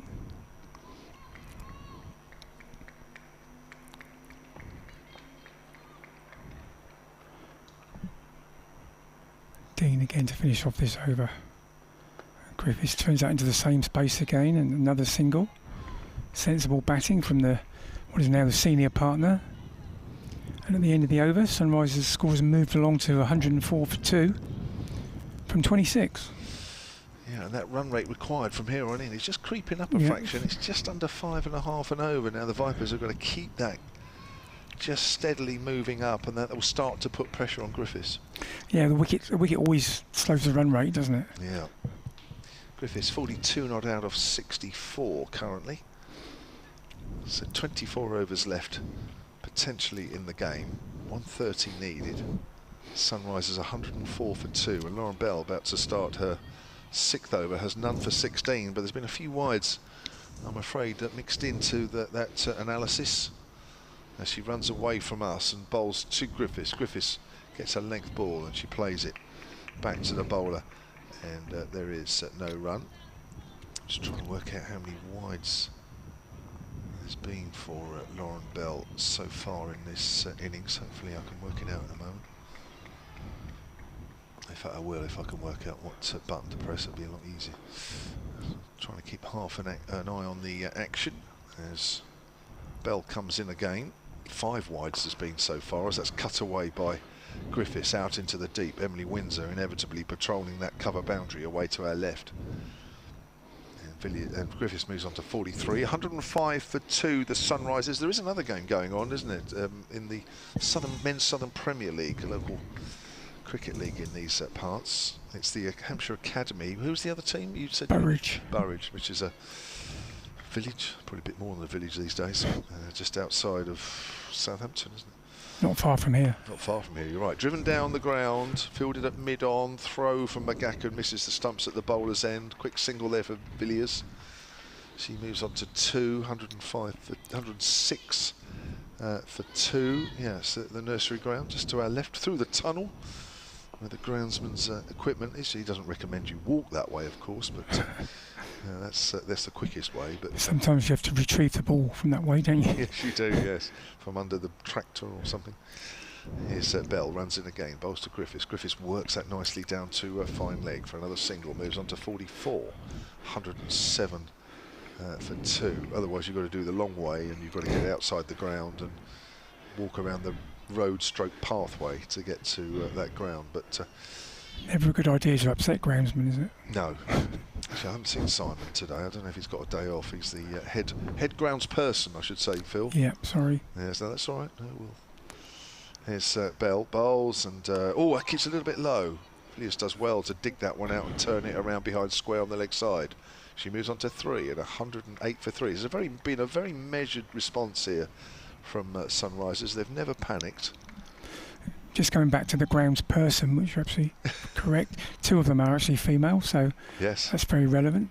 Nice to see. I saw them in the nets practicing actually at lunchtime. Have the best of the facilities, don't they? They can use it. Bell is full. It's a low full toss, driven up to mid-off. Georgia Adams makes sure she gets a body behind it rather than goes for the direct run out and maybe a one-handed pickup. Probably the wise choice on that occasion. Bell's bowled 6 overs, none for 21. 109 for 2 at the end of that over. 27 gone, and the Sunrisers need 125 to win. Yeah, still very well poised this game. Georgia Adams will no doubt keep swapping the bowling. Maybe the Sunrisers batters will be looking at which bowlers they want to target. Maybe see these 2 as the ones to see off. But having said that, there's not really a weak bowler in the Vipers lineup. So Dean in again over the wicket. Down the wicket, Griffiths that time, and she went for something quite expensive there, but just got an inside edge. It trickled down to square leg for a single. Yeah, that was a little bit calculated, that one, isn't it, in terms of she wasn't quite to the pitch of the ball. We've seen Charlie Dean turn the odd one. He's trying to hit against the spin there, nowhere near the pitch. And again to Villiers. That's wide of off stump and missed by everybody. I think that's going to come for 4 byes. It's certainly 4, but I think that's missed everyone. Yes, it's 4 byes. Quite wide of off stump, and Villiers went for an off drive. Didn't connect, but it also unfortunately for Vipers, beat Chloe Hill. So it's a very useful 4 runs onto the total. 114 for 2.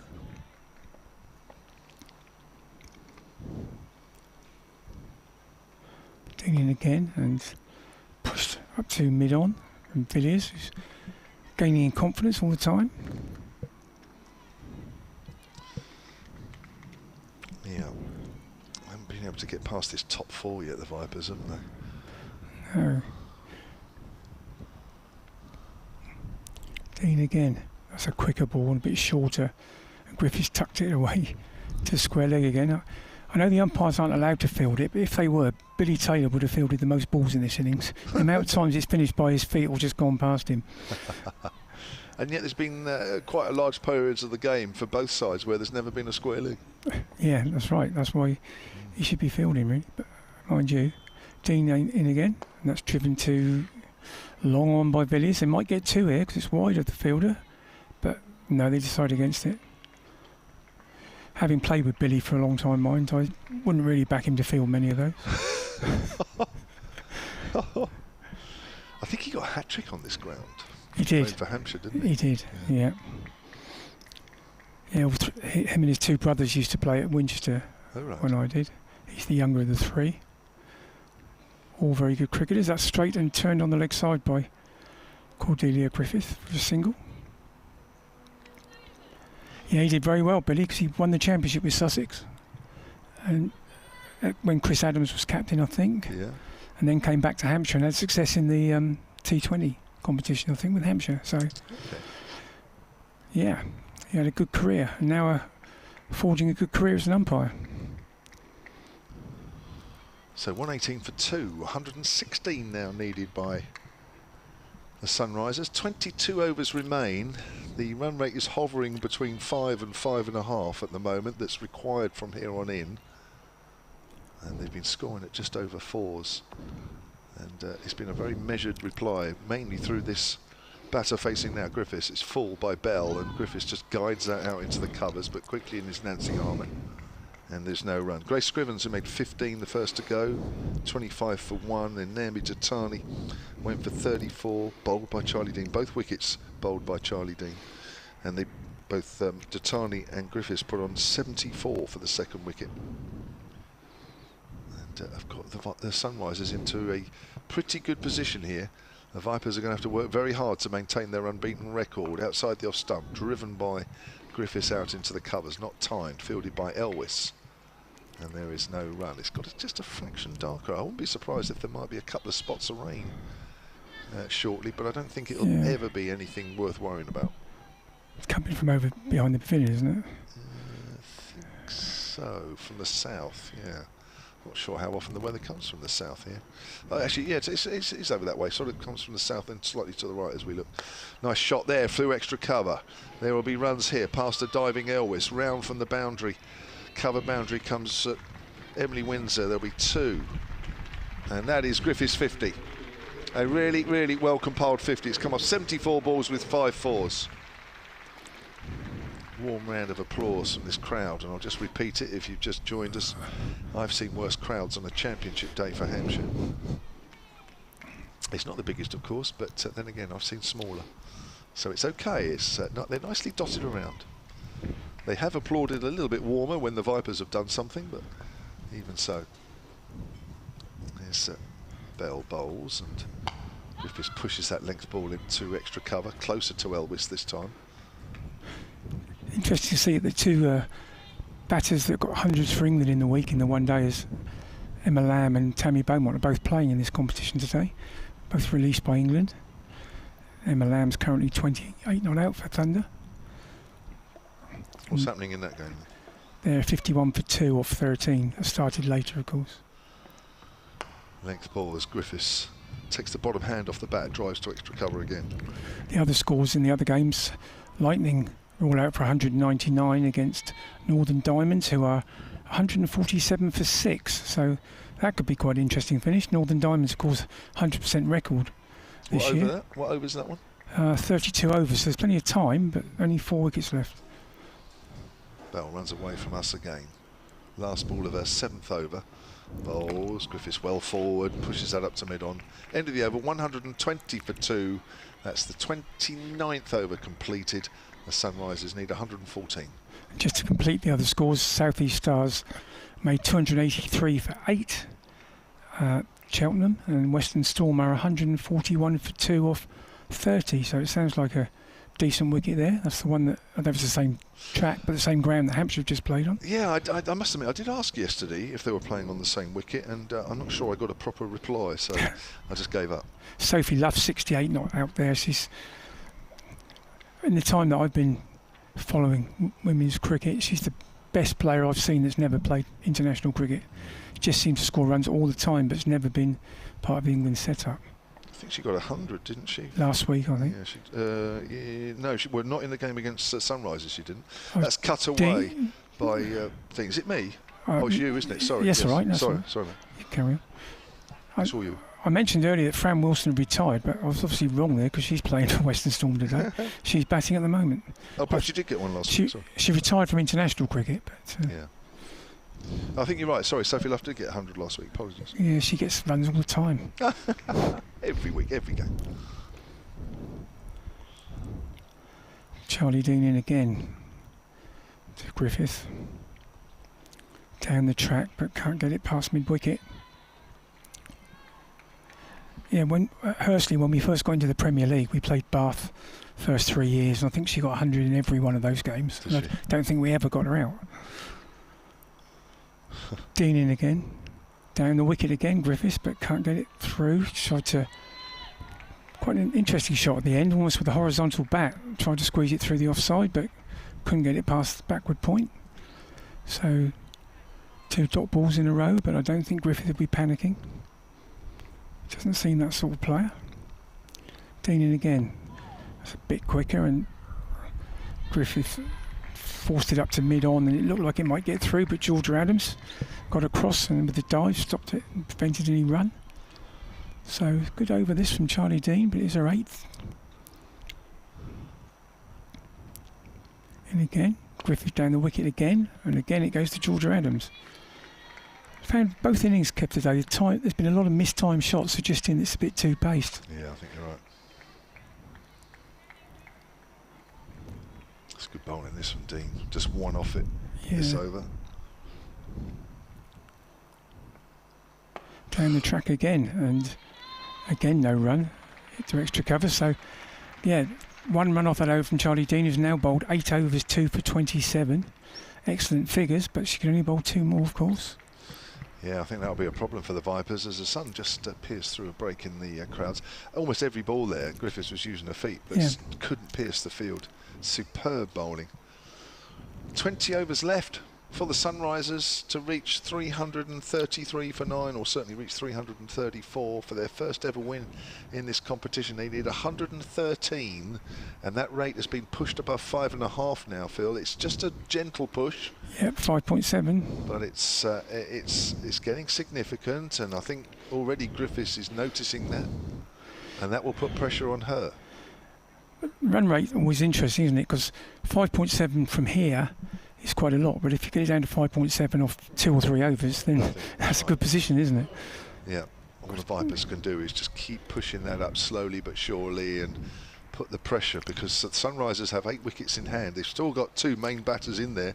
They've lost 2 in Scrivens and Datani, but we always knew that their top 4 certainly are the batters that will give you the most problems. And so far at the moment, the Vipers haven't been able to make as many inroads as they would have liked, but they can still put pressure on by keeping it tight.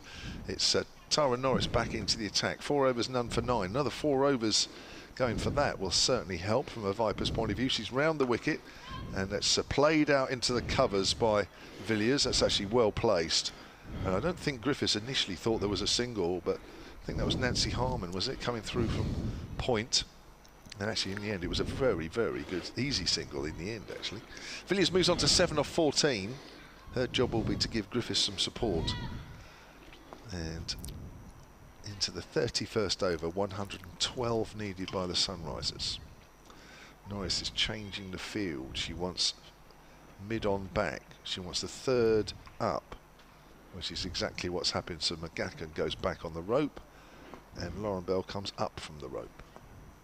As Norris round the wicket, left arm over, runs in once more and bowls to Griffiths. Griffiths just tosses it down the leg side.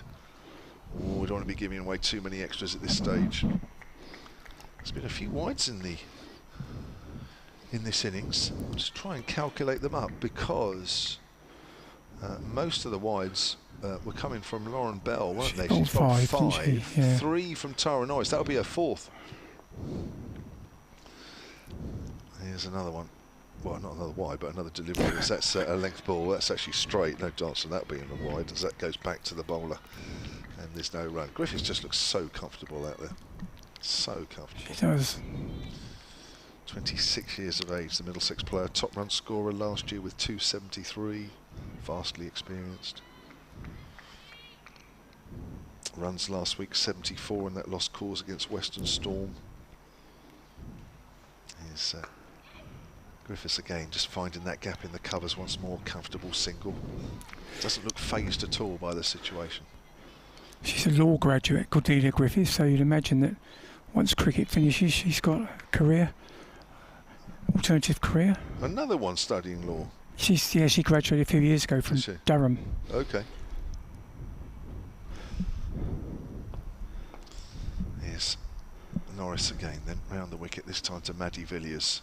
It's on the line of leg stump, and Villiers just neatly tucks that down to fine leg. Now Taylor does well. Villiers was always going to take two. In fact, Griffiths took a while to respond to the call. I think Villiers decided that it was wide enough of Charlotte Taylor that she was always going for two. It looked like she was never going to stop, even when she was running one.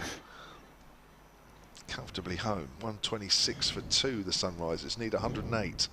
Yeah, as you say, Griffiths didn't look so sure, but Villiers was always coming back. She was, wasn't she? Yeah. Didn't even look, just knew running the first one that she was going to have two.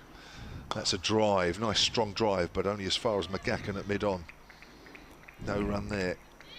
Last ball coming up at the 31st. This game is really starting to build up.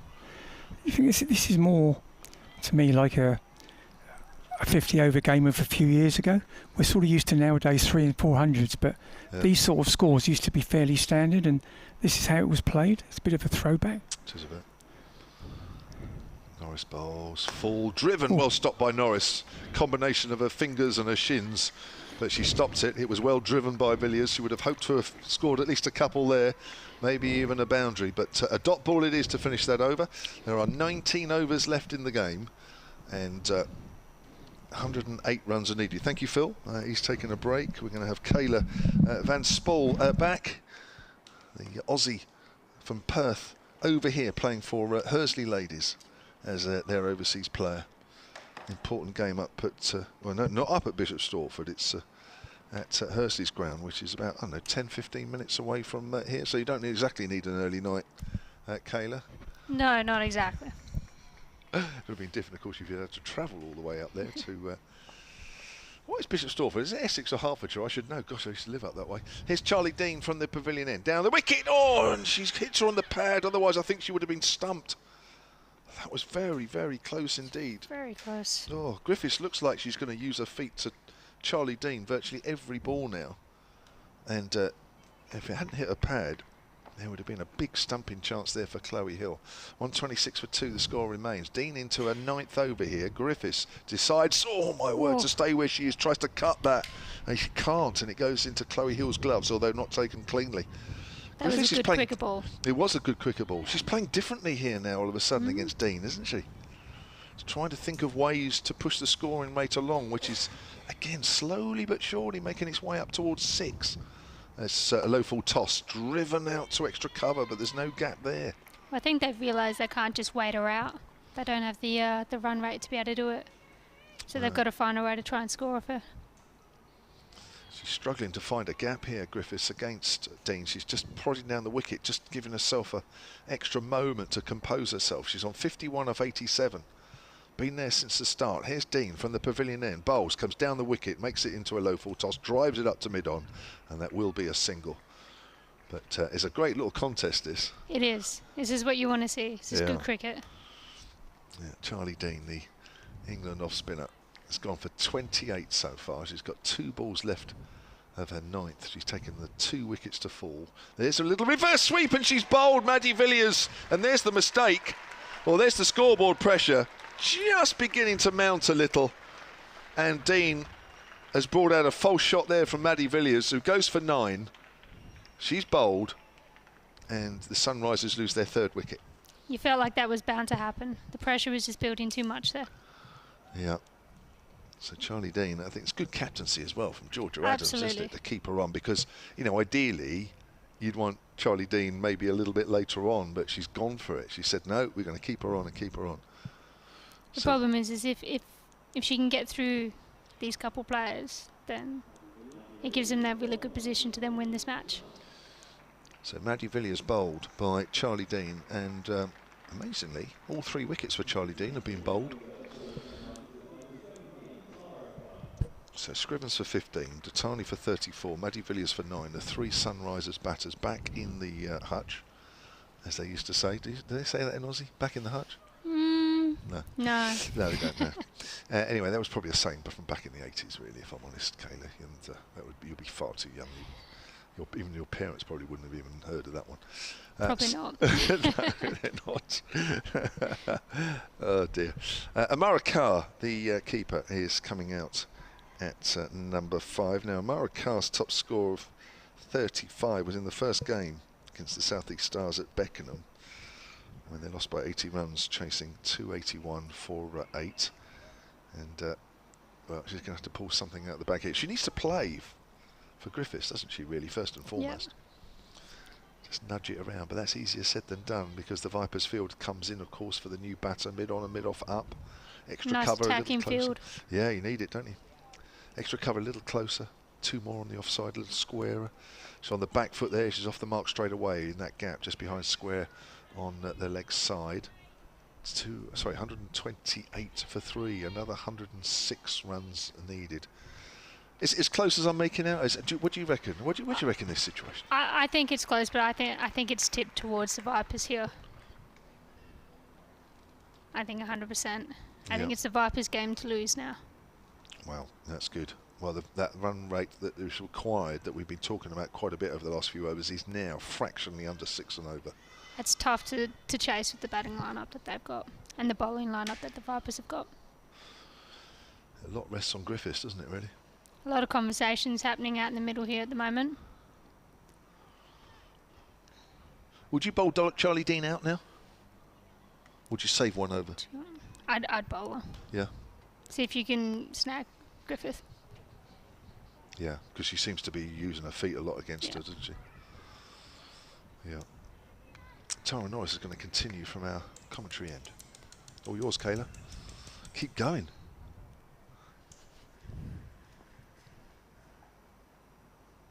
Tara Norris in. Ooh. Just a bit of uncertainty there. Blocked down, but definitely wasn't clean. Just pushed at that a bit, didn't she? Yeah. Out on the offside, back a little away from the body. You can see maybe the nerves are building a little bit. It's amazing, isn't it? It's amazing. You can't emphasise that enough. Just a couple wickets, it makes a lot of difference. But the same thing could have happened if it was a few more boundaries. It would have put it in the Vipers. Left arm in again. That was a bit cleaner that time. Just into extra cover there. No run. I have to say, this is one of the more interesting games that since I've been covering the Vipers. I know they had a close game against Northern Diamonds earlier on in the season in the Charlotte Edwards Cup up at the Riverside, but I mean I wasn't involved in that, but I mean by all accounts they should have lost that, and the Northern Diamonds folded again in a situation where they probably should have won. Yep. Tara Norris in again. Left arm in. We'll cut away to point. No run though. It's good though, but you need to see them getting challenged. You get too complacent if you're not getting challenged. No, I think sometimes a reputation as well, doesn't it? It sort of helps. Yeah. The thought of beating the Vipers, just the thought of it sometimes gets in your head, doesn't it? Oh, we might actually beat the Vipers. Tara Norris in again. Just poked away to deep square leg. Just wondering quite a skiddy little left arm. She is really, yeah. Sometimes, as I say, sometimes gets a little bit of in-swing, not much at the moment. Did she lose her run up there a little bit? I just thought, there was a couple of little pigeon steps in there. It didn't look quite right. It didn't, did it? 129 for 3. Tara Norris back into Griffith. Nicely blocked down the wicket.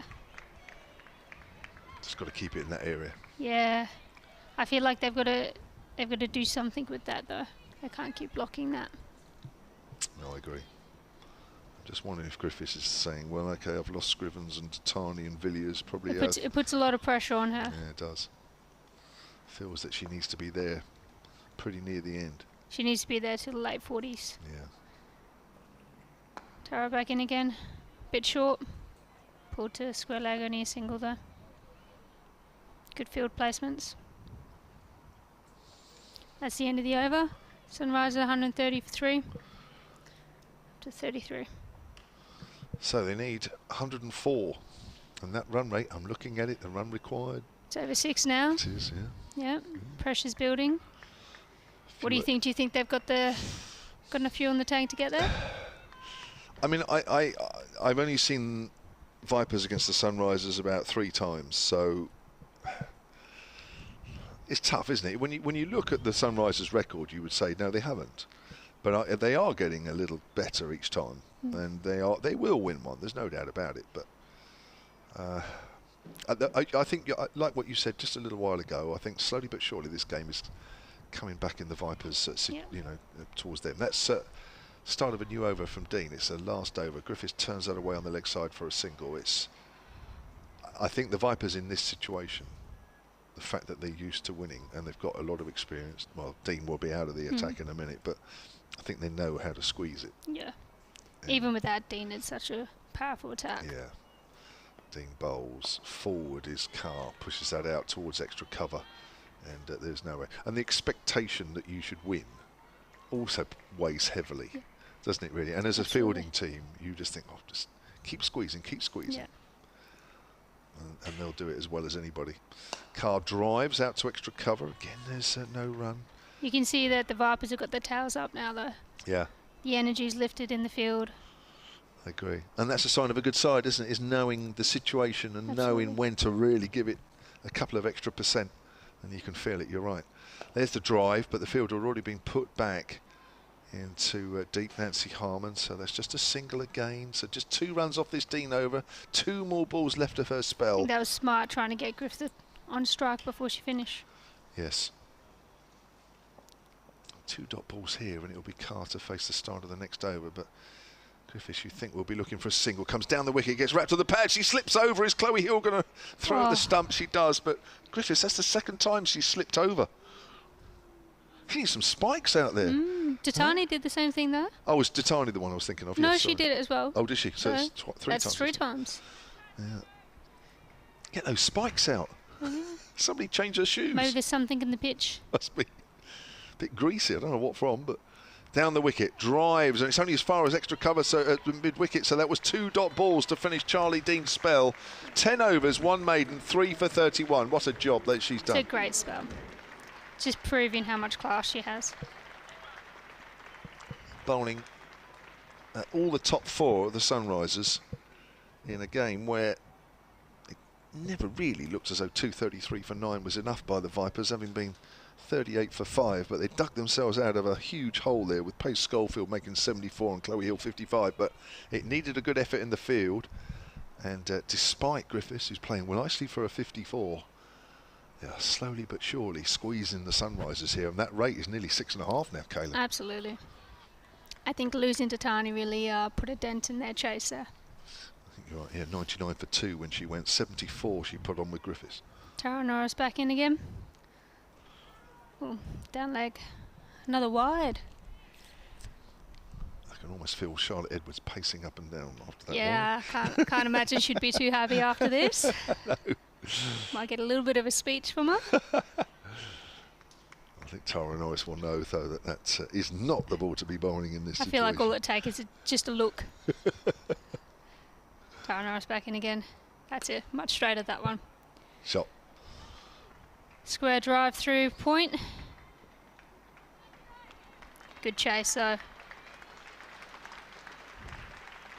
Come back for a couple. So what's that now? That's 135 for 3, isn't it, in the 35th? So it's down below 100 now. 99 needed. 99. It's not a lot, but did they have the fuel to get there? Is the question. Tara Norris back in again. Nice and straight. Well played. Soft hands. Oh, should have been out by a mile. If there'd been a hit, she was gone. She was gone by about 3 yards. Is that Nancy Harmon at point? I mean, she's only got 1 stump to aim at, Yeah. but gosh, that was a horrible run. To be fair, I think even if the keeper had been behind, she may still have had time to pick it up and take the stumps out. That's true, yeah. Chloe Hill struggling to get up in time. But, oh, my word. Very Run out your close main there. batter. Pressure's on. Left armour back in again. Edge and down leg. Quick single to mid-wicket. Well, she's got lucky there, Griffiths, really. Yeah. And it wouldn't have been her fault. She has been dropped. It was a difficult chance, wasn't it? Chloe Hill was standing up to Elvis. Looked like it might have kept a fraction low, I think, as well. Those are always a very hard catch to take. Yeah. She was on 28. They either stick or they don't, unfortunately. Yeah, no, you're right. I've probably been a little harsh. It was a half chance. It's a half chance. Yeah. Definitely give her that. Tara back in. Just edging down leg again. Just whipped away for a single down to fine leg. Yeah, Lauren Bell down there. 138 for 3. 2 balls left of the 35th. This is going to be such a good game. It is a very good game. Yeah. It's going to be tight. I feel like if the Sunrisers can just get a few boundaries away here, just push their head in front a little bit. I can't think of the last boundary. It was ages ago, wasn't it? I feel like that really says something. Hit down again. Hardly hit. But well fielded, no run. So they've got, with the wide, what's a wide? It's 2, isn't it? Is it wide? Is 2 wide? I can't remember. 4. So they've got their rate in this over already. Yeah. It's amazing the difference it can take if you just take in those singles. A couple singles and an over and a boundary, they really do add up. Tara Norris back in again. Nice strike, but we've got protection down there. Long on, so just a quick single. That's the end of the over. Sunrisers, 139 for 3. So there was 7 off that in total. And with Not a bad over. That was all right, wasn't it? It was just fractionally over the required rate. But I feel like they need a little bit more than that to try and bring it back in. They do. Now, who's coming on for Charlie Dean? It looks like Captain Georgia Adams. I think if they can get 2 or 3 overs here in the next 5 overs of 10, they'll pull themselves right back in. Yeah. So 95 needed, 15 overs left of this game, 139 for 3. Griffiths, you think, or Griffith, I should say, is very much the key here for the Sunrisers. She's 56 not out of 96. I'd say she's probably got to hit a century. Looking that way, isn't it? These girls to win. Yeah. So it's Georgia Adams to bowl to Griffith, and she hits it into the ground. It goes out on the offside, and there is no run. So Adams back into the attack. 2 overs, none for 12 from that pavilion end. She's trying her luck from that end again. Score remains at 139 for 3. What is Griffith going to do here? She comes down the wicket again, but she's hit it just to the right mid-wicket. She runs, but the other one doesn't, and now Chloe Hill hasn't picked it up cleanly. It was difficult for her. It wasn't the best throw from mid-wicket, but Chloe Hill maybe got just a little too excited. I don't know. Who's that at mid-wicket? Georgia Elwes, I think it is. You don't see a throw like that from her very often. No, it wasn't the greatest, was it really? Maybe too much for Hill to do. 140 for 3, but you can tell the pressure just building a little bit. A few fumbles though from the Vipers. Yeah, true. True. So it's 140 for 3, 94 needed. Here's Adams again. On the back foot there is Carr. Steers that into the gap on the offside. That's a comfortable single. To be fair, that's all that she needs to do. Play for the other batter. Yeah. Yeah. If she can rotate the strike almost every ball, that will be her job. Yeah, 141 for 3 as Adams bowls. Griffiths pushes that out into the covers. No run as Harmon comes in quickly. That's a dot ball. 4 balls gone. Some excitement over in the men's Southern Premier game going on in the nursery ground. As Adams bowls. That's pulled away, and it's well stopped at mid-wicket. She'll have to hurry here. And Elwes just couldn't get a decent throw in. She was lying flat on the ground. Just couldn't get the ball in quickly enough to Georgia Adams at the bowler's end. It's a great stop, though. It certainly was. Exciting stuff here. Are the Sunrisers going to inflict a first defeat on the Vipers, and in the at the same breath win their first game in the Rachael Heyhoe Flint Trophy? Or can the Vipers hold their nerve? Can they? Yes. Oh, she's playing a missing outside the off stump. Hill has the bails off, asking for a stumping from Billy Taylor. That'll be the end of the over. So 36 overs gone here at the Ageas Bowl. The Sunrisers are 142 for 3. Just 3 runs off that, so that rate has gone back over 6.5 and over from here on in. Need a couple big ones here. Certainly do. So Griffith. Looks like maybe Elwes is coming back on. Yeah, well, I'm just trying to think where they've got to find the overs. Charlotte Taylor still has 5 overs left. She bowled well. Yeah, 9 for 21. They may be saving her for the back half though. Probably right. Lauren Bell still got 3 overs left, none for 23, but has already bowled 5 wides. Dean bowled out, 3 for 31. Norris still has 3 overs left, none for 23. And Elwes, as you say, yeah, 4 overs, none for 21. And Adams, 3 overs, none for 15. So there are options. Elwes coming in now. But whip through to deep mid wicket. Looks like they'll just get the single though. Oh. So good backing up. I needed 2 of them. Fortunately, that's well drilled in the field. That's where that comes in. Yep. So, I mean, she's very much medium pace, Georgia Elwes. I'm just wondering if it might suit the batters a little bit with a little bit more pace on the ball. Yeah, but if she's using her change-ups, it is a hard pitch to create pace on. That looked like a change-up, but looks of it. That's 4 wides. But that's going to be 4 wides, unfortunately. Down the leg side. Oh dear. See, she's disappointed with herself there. Yeah, I mean sometimes it's all very well having these changes of pace, but of course you've got to bowl accurate as well at the same time. That's not easy, is it? It's not. 4 welcome runs for Sunrisers, 148 for 3. Georgia was running in again. Oof. He came off the back of the pad there by the looks of it. Well taken by Chloe Hill. Yeah, very well taken. No run. It needs to be a quieter over now, doesn't it, really? Because 5 have already come off it. Yeah. But if she can snag a wicket here, I think it'll make that over worth it. I was in again. Oh, well defended. But it does mean they don't really have to take a lot of risk, unfortunately. Yeah. Still. Though if they can sneak in boundary here, be a very good over for them. I was going to say 2 boundaries in the over. It doesn't matter how they come. That would be a top over, wouldn't it? Always in again. What could she do? Oh, wrapped on the pads, and that's given. And there we go. Carr. Up goes Carr. Yeah. 8 off 15. Unfortunately, that's the end of her innings. We did say if she could snag a wicket. Bit more pressure. It looked out, didn't it? Yeah, that looked pretty up and down. It does. I have to say, my finger was already up before before Billy Taylor's.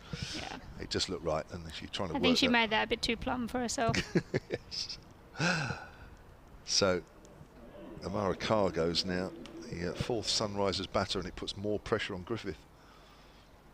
Now, I would say Jo Gardner's the next batter in. Have to wait and see. She certainly was last week against Western Storm, 25-year-old, who was actually born on the Isle of Wight. Would you believe? Yeah. Have you been over to the Isle of Wight since you've been here? Have you? I have, yeah. I went over and I played a Sixers tournament over there. All right. That was quite nice. Whereabouts? Do you remember the place? New the New Close. Oh, yeah, of course, you said you'd played Yeah. at New Close. You said it was a great wicket. It is a great wicket. I do recommend it. Yeah. I would say that would be, well, for the simple reason that Hampshire were playing there in a few weeks in the 50-over competition and played a 4-day game there in 2019 against Notts. It is, other than here, the top wicket in Hampshire. Yeah, it's a great wicket to play on. Great ground. Really beautiful. I can almost hear people on the Isle of Wight saying, we're not Hampshire. No, it's Isle of Wight is a standalone place, I know, but in terms of where Hampshire could play, it is a top ground. Yeah, that's right. Do you get runs over there? I got a few. Did you? Yeah. Did you get it to turn on there? I did actually. Did you? Yeah. It was quite good for the spinners. I think all of us got a bit of turn on that. Yeah, that's good. 148 for 4, and it is Jo Gardner. The new What can she batter. pull out of the bag? Puts a little bit. Again, it's just a little bit more pressure, isn't it? Really, wickets tumbling, Yeah, but sometimes new batsmen in. Maybe she'll have a bit better luck on the pitch. Might be able to read it a bit better. Takes a bit of stress off Griffith.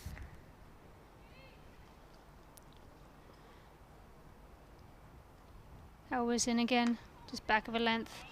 Oh, tried to take a quick single there. Probably a smart choice not to take that one. Straight to the left-hand side of Tara Norris as a left-handed thrower. That would have been... probably not the smartest choice. No, no wonder Griffith sent her back. Howard's in again, last ball. Oh, nope, didn't like that one either.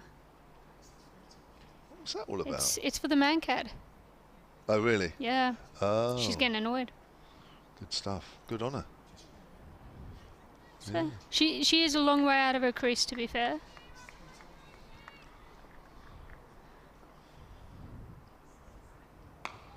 Blocked down the wicket. That's the end of the over. Sunrisers 148 for 4. 37. Yeah. Well spotted. Hmm. Haven't seen that. She's been doing that for a while. Yeah. I must be the only one on the ground that hasn't spotted it then. But you're right. Yeah. I mean, good on her. Hopefully that will stop her. Is it definitely in the rules that they can man cat in this league? Yeah. Didn't they stop it somewhere? No. Did they stop it somewhere? Because wasn't it happening in the IPL or something? It stopped in a few places, I feel. But then I suppose you've got to do something about players going too far at the crease. Anyway, start of a new over from Georgia Adams from that pavilion end. Bowling down the wicket. Comes Griffith. Pushes that out towards extra cover and there's no run. That's absolutely ideal. Get the batter to push it to extra cover and to mid-wicket and you're doing a good job. And even if it's down the ground, you've got the fielders back at mid-off and mid-on. As Adams bowls down the wicket, she comes, hits it into the ground, fielded by Adams. That's another dot ball, putting the pressure back on Griffith. That run rate is sneaking up towards 7 now from here on in. 86 needed. Just over 12.5 overs left in the game as she comes down the wicket and strikes it hard. And it's half fielded extra cover, but it ricochets off. I think that's Tara Norris there, is it? Yes, it is. Sort of ricochets off her knee, but fortunately there is a... Been a couple of those now. Yes. Yeah. Need to pick it up cleanly now, don't you? Although that was hit a little harder than the others. Griffiths is 60 now. 149 for 4, the Sunrisers. Chasing that total of 333. Sorry, not 3,333, but 333 for 9. 233 for 9, sorry. As that's a length ball. Gardner just pushes that up towards mid-wicket. And there is no run. 85 needed, the Sunrisers. Pressure's building. It is, isn't it? You can feel it, can't you? You can feel it, so absolutely. Feel it. Sunrise has very rarely been pushed like this in a game, as that's pushed up towards mid-wicket. Have the Sunrisers got something within them to pull out their first victory? You can just feel the energy building. Every ball, the vibe is getting louder. It is, isn't it? Length ball. Gardner just strokes that towards extra cover. That's a good over from Georgia Adams. Just the one run off it, and that rate now from here on in has gone to over 7. 149 for 4. I feel like that's just a little bit outside the Sunrisers' reach. Do you think so now? Do you think it's gone a little bit too much? I think that's a step too far, unfortunately. Yeah. I just don't think they have the batting power to make that. No, I think I'm inclined to agree with you, actually. There was large periods. Well, basically, the Tatani-Griffiths partnership put Vipers under massive pressure. 74 they put on, but once Tatani went at 99 for 2... Absolutely. I mean, Villiers did a good job, but she only scored 9. But she needed to keep in with Griffith. Always in again. What can she bring? Nice straight ball. Just hit down to long on though. Another single. Yeah, I feel like when Tatani got out, I think it was that was a little bit too much for them. I think if that partnership had been another 50 more, we'd be looking at a very different game, unfortunately. 150 up for the Sunrisers. Was in again. Nice and straight. Brought up the field this time. No easy singles down the ground. Just trying to work out that 74 run partnership for the second. That was 13 overs that was hitting. Try and put the pressure on the new batsman. She's 0 off 6. Elwes stopping again. That's again, isn't it? I think she might have actually still been in that time, Yeah. to be fair. Griffiths doesn't look too pleased. Having a chat with Charlie Dean, I think. That's understandable. The last few were pretty bad, so. Yeah. Elwes in again. Nice and straight. Played well, but straight to mid-wicket. No run. I'm going to keep my eye on Griffith a little bit more now. So that's twice Elwes could have done the man count. Actually, but I think you're right. Actually, the second time she did look, she was. Yeah, she was a long way out. I think Elwes is just doing it now just to let her know. Yeah. Elwes in again to the new batsman. There's a loose ball, and she swung at it, but unfortunately not the contact that she wanted. This is not. Jo Gardner's under massive pressure now, isn't it? Yeah. 8 balls and she's not got off the mark. Yeah, it's a few too many in this sort of run chase. Yeah. Putting pressure on herself as well as Griffith. Absolutely. What can Elwes produce here? Or has, I think, just down leg there. But again, more pressure. Yeah. Still no runs. I just think even if that was LBW, I wouldn't appeal. I'd just keep her there. Yeah. So we're not appealing. She's sort of tying up an end at the moment. She is. Yeah. She's taken up, what, an over and a half? I feel It's a big difference. She'll be feeling really under pressure now. Elwes in again. Nice and straight. She just looks like she's about to get herself in some trouble there. It's the end of the over. Sunrisers are 150 for 4. After 39. I suppose I should come off now, shouldn't I? I'm going to let Phil come on. And Kayla is going to take my spots. So, is that the same glass of orange, or have you been topping it up? Because it looks like this is... I was going to say, it looked like the same glass of orange from about 3 hours ago. Right, so Phil Green coming in, Hersley ladies manager. And Phil. In my half hour off there, I think Vipers have seized quite a lot of control of this game. In a lot of situations like this, the way that teams play is let the batsman, Cordelia Griffiths, just play and the others go for it, but they don't seem to be doing that. Leaving it all to Griffith at the minute, and she's come down the wicket and taking a single off the first ball again, which I don't think the Vipers will mind at all. No, it really gives them a chance to build up that pressure. Just an update from the international T20. So Adams in again, and that's driven down the ground. This time Gardner does get off the mark, down to long one. In the women's T20, South Africa got 148 for 6. With I think one of the best names for an opening batter in T20, Bosch, got 61. It's definitely a good one. That's pulled away by Griffiths. She might actually get 2 here because she's found the gap on the leg side. Yep, she's coming back again. So this is a slightly better over for Sunrisers. But you do sort of feel that she's got to do it almost on her own. She's not getting a lot of help, is she? She really needs someone at the other end just rotating the strike. Or somebody at the other end just going for it to let her just bat, you know. Adams in again. That's down the leg side. It's wide. It's not very wide, but anything down the leg side, of course, is a wide. Northern Diamonds game is getting very interesting. They need another 16 with 2 wickets left. Griffiths down the wicket. Hits it over extra cover. Look, this fielder out there. Just the one. They've got a very experienced Jenny Gunn at the wicket, hopefully steering Northern Diamonds home at the moment. Another great cricketer. Yep.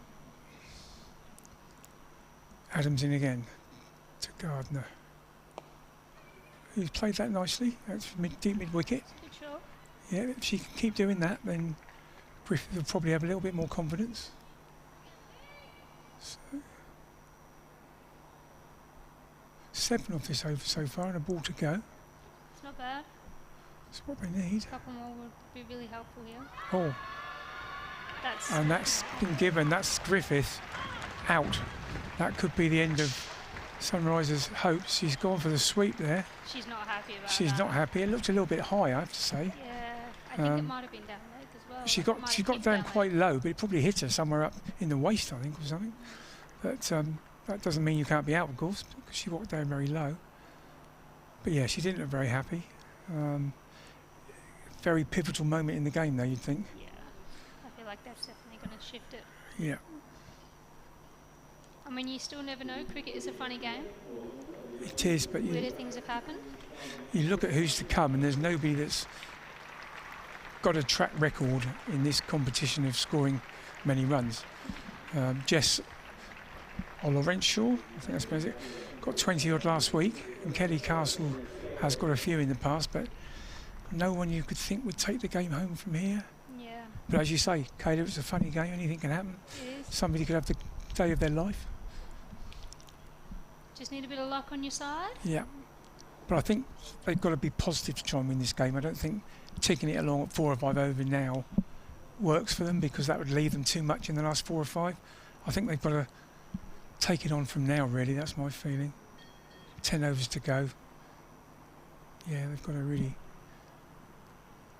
They're going to pull out something pretty special here. Yeah. Got Elwes coming back on again. So Griffith did her best, but she's now gone. Mia Rogers is the new batter.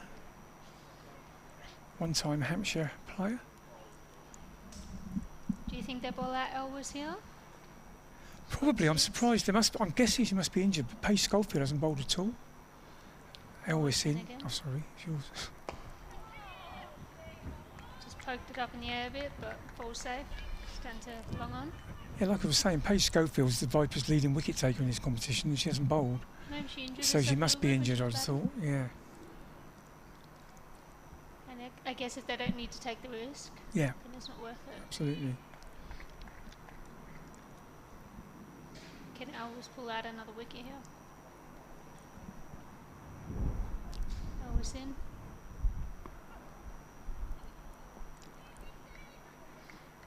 Oh, caught in the pad. Bit of celebrations going on. Girls are in good spirits out there.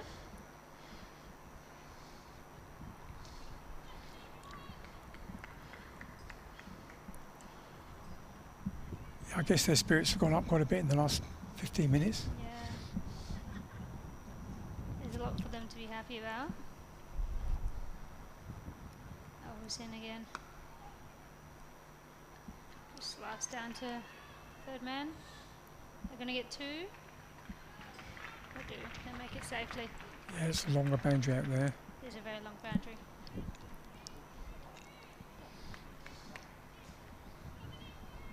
It's still possible. There's still plenty of time. Of course, it's possible. Yeah, 7.8 now the rate. Just 1 or 2 big overs changes the game, Yeah. doesn't it? Couple 10 overs.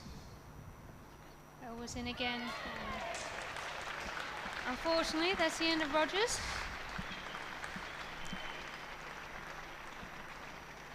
Another wicket for Elwes. It's one of those predicaments. They miss, you hit. Yeah, you just feel that the game is just going one way now. Like we've been saying, the Vipers seem to know how to find a way to win a game. They do.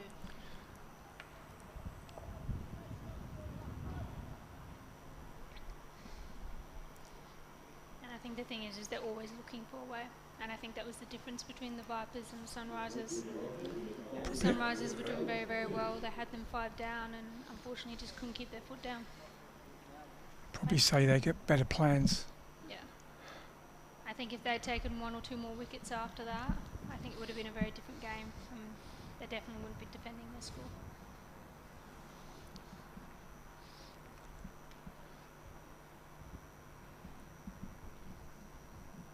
But it's not over till it's over. That's right, and the new batter is... Not sure yet.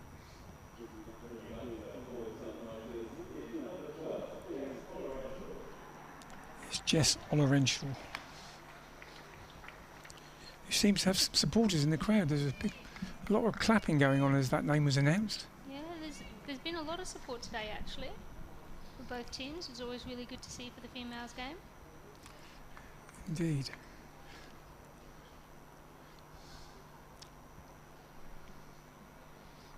To be fair, both teams have put on a good game today, so definitely a good one to watch. Yeah, it's good advertisement for women's cricket, Yep. as it usually is. Elvis in again. Ooh, just short. Just takes a wild swing at it, but unfortunately misses it. Another dot. Perhaps a wide, actually. It's a wide.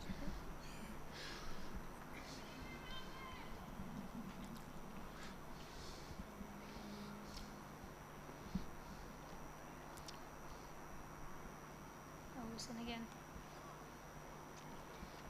Keeper tries to take the stumping, unfortunately forgets the ball. I was saying to Kev earlier, it hasn't got to be a 300 each game to be a good game of cricket, has it? No, It can be. absolutely. It can be a lower score and be just as intriguing a game. This is a case in point. I think it's about the fight, really.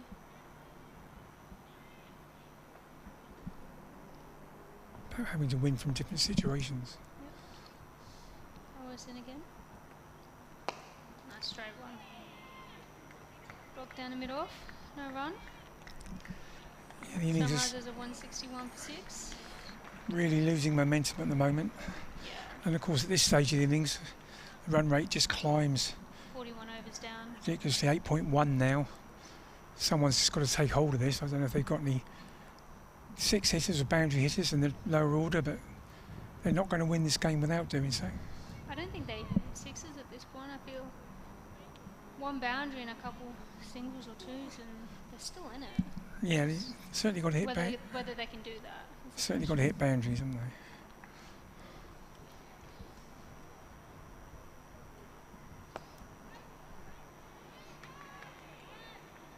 Georgia Adams in again.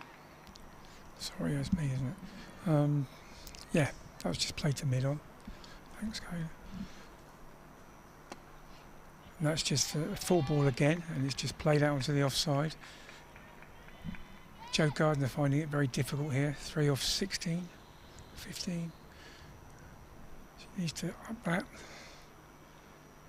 Down the wicket this time, and she's trying to hit that away over the onside, but can only find mid-wicket. That's another dot ball. 3 already in this over. Georgia Adams doing a really good job here. Just seems like a really hard pitch to get your timing on. Yeah, it's been the same all day, we've been saying, haven't we? Yeah. Down the wicket again, and down to long on for 1, but the Vipers won't mind that. 1s aren't going to hurt them at this stage. No.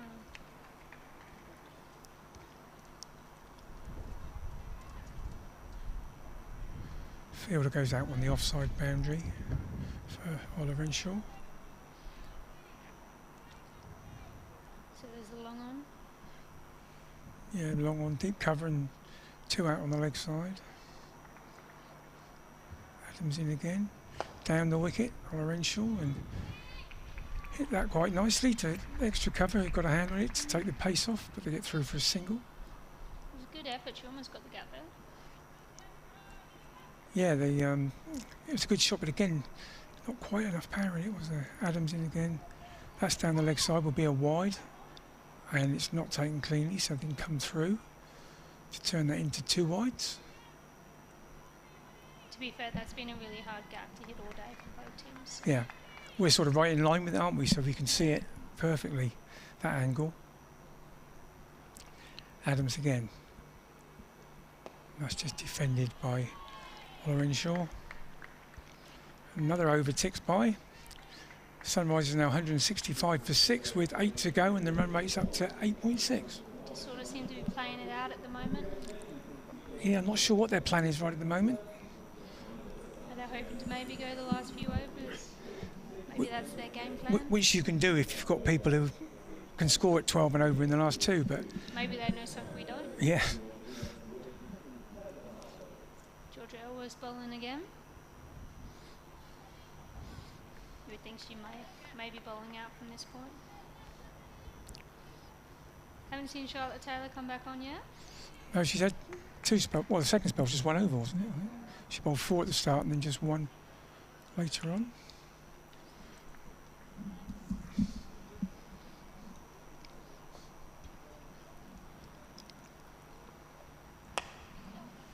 old swing, but unfortunately only hit out to the deep for a single again. That was a little bit more like it though. Yeah, the intent was right. It's more what you want to see. And they do that again, but find a gap. They've got the pace of Elvis, so... There's fielders out there, but it's such a short boundary that if they hit the gaps, it will get through. Elvis in again. Just short of a length. Head down to mid-off. No run. It's a hard situation to come in and you've only faced 5 balls. Can you swing from the hip and get your team over? It's a very hard situation, yeah. I mean, and they haven't had a lot of batting this pair this year either. Elvis in again. Unfortunately, just back of the length again, just to extra cover. It's been a hard pitch even for people that have been into battle, and so it's a very difficult one to come in on. Like we said earlier, the only person all day that's looked comfortable on it is Paige Schofield, who looked like she was timing it from the off. Yeah, she made it look very easy. Elvis in again. 3 balls in. That one's down the leg.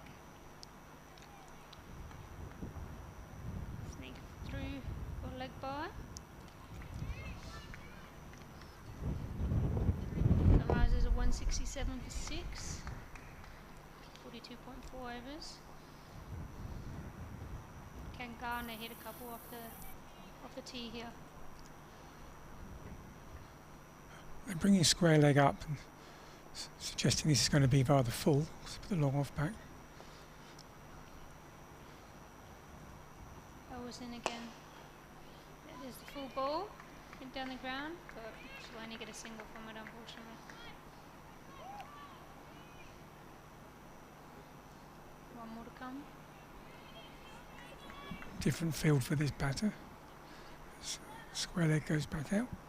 Very good field settings all day. Attacking options. Elvis in again. Want to float it up a little bit more, but again, just hit down the ground. Another single. Sunrises at 169 for 6. Yeah, run rate's now up to 9.3. I feel like that's just too far out of reach, unfortunately.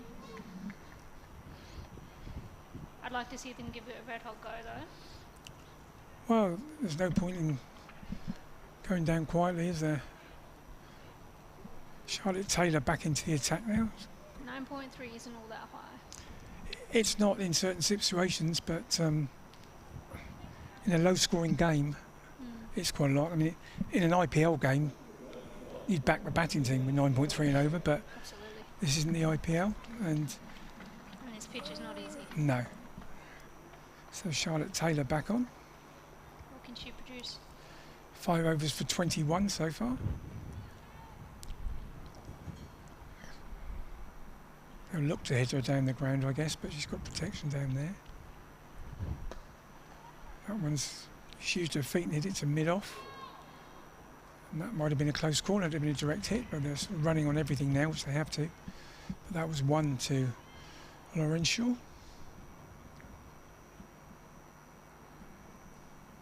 Once again, Georgia Adams being very meticulous with her field placing, changing it for the different batters. She's now brought the cover sweeper up, sent long off back for Gardner. Gardner swept that. She might have actually found the gap here. But again, Emily wins a 4 length on the boundary to save that. Excellent commitment again. You never falter. Keeps it down to 2, and she's a very popular player here.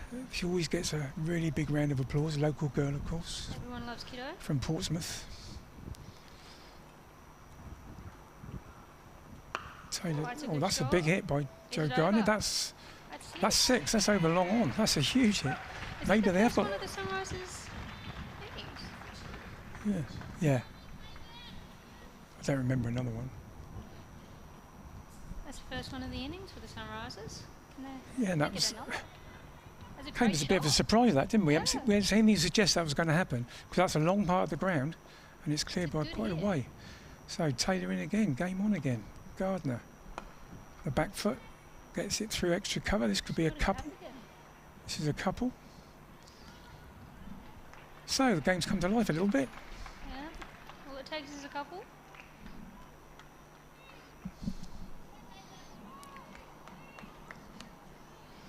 How can she finish out this over? Can she pull it back in? Shorter and pulled in the air. But again, it's often today landing between two fielders. They're coming back for the second. This could be tight, but they're home. Yeah, once again, that's landed between two fielders. That's so often today. One running back and one running in. Yeah. So Gardner's put a bit of impetus into this innings in this over. She has. 13 off it so far. Can she get another? She's Well played. settled for keeping the That's strike. smart. Yeah, so Very clever. Good batting. 14 off the over, and Sunrisers back in it, now down to 8.5. Just going back to the man-cadding thing earlier, we were saying that Georgia Elwes did it a lot and kept warning. Yeah. Under the laws of cricket, you don't have to warn, of course, but the spirit, I think Elwes is just too nice. the spirit is you do. But it was interesting in the IPL a couple of years ago. Ravindra Ashwin, the Indian spinner, put on social media at the start of the season, "This is my warning to every batsman. You've now all been warned. I will man-cad you." That is fair. He's the sort of Elwes back person on that again. would do that. Yeah. I think there's certain people that feel comfortable doing that, and then there's certain people that don't. Yeah. Elwes in again to Gardner. What can she produce? Oh, it's a good shot, but she'll only get the one. Down to long on. Good contact.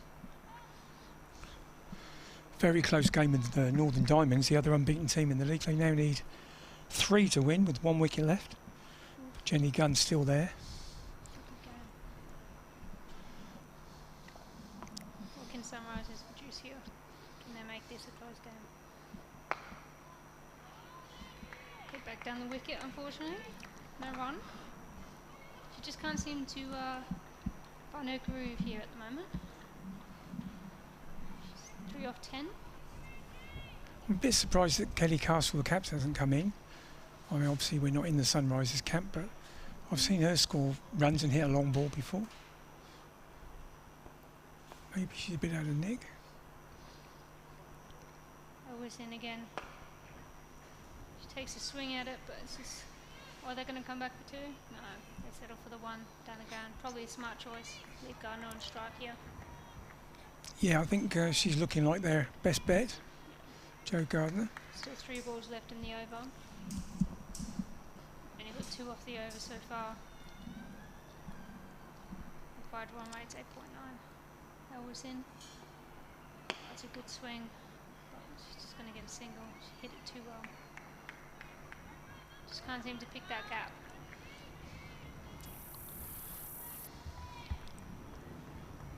What can they produce here? There's plenty of gaps, plenty of spaces. Bring up long off. That was in. She takes a big swing. But they're going to settle for a single again. They're getting closer. I think the ramp would be quite handy now, wouldn't it? There's a big gap behind the keeper. Yeah, Little but ramp. really also anything over here on the offside. Yeah, over extra long cover. Long off was up, so Yeah. Elwes in again. What can Gardner produce? Ooh.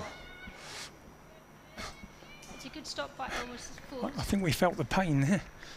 I feel like she's going to feel that one tomorrow. And that's the end of the over. Sunrisers are 188 for 6 after 45. That one's going to hurt.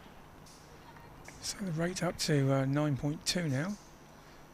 Still not impossible. It's still there. I mean, Gardner's shown that she can do those.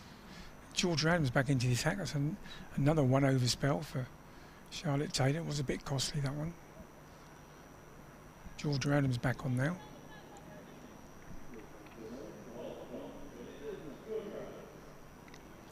She's bowled 6 overs and 1 for 27 so far. Got the possibly vital wicket of Cordelia Griffith. Yeah. Can she get another? Gives herself room there. Oh, the non-striker wanted a single, but Gardner Smart by Gardner. probably wanted to stay on strike. Adams in again, Gardner down the wicket. She's got it out into the long on area. I think they'll have to come back for 2 here, I think. Yeah. Same sort of direction as he hit the 6, but obviously with nothing like the same power. I think at this point in the game, Garner's plan of attack is probably going to be 2s or boundaries. As much as she can within the over. It has to be really. Down the wicket again, but that was, I don't know if George Adams saw her coming, but it was virtually yorked her on the advance down the wicket, and all she could do was dig it out and play it back to the bowler. Another dot ball. Good competition going on here. Yep. Garner moving around in the crease. This time they do go for the single. And looked a bit of a risky one, but they got home safely. That's just 3 or 4 balls, so the rate's up nearly at 10 now. 2 left in the over. Really think, yeah. Can she get boundary? Ola Renshaw's got to come to the show as well, really, hasn't she? She's got to contribute something here. 5 off 12. She needs to up that run rate just a little bit. She's a long way down the track and plays it nicely up to long off, but just a single. Garner's back on strike for the last ball of the over.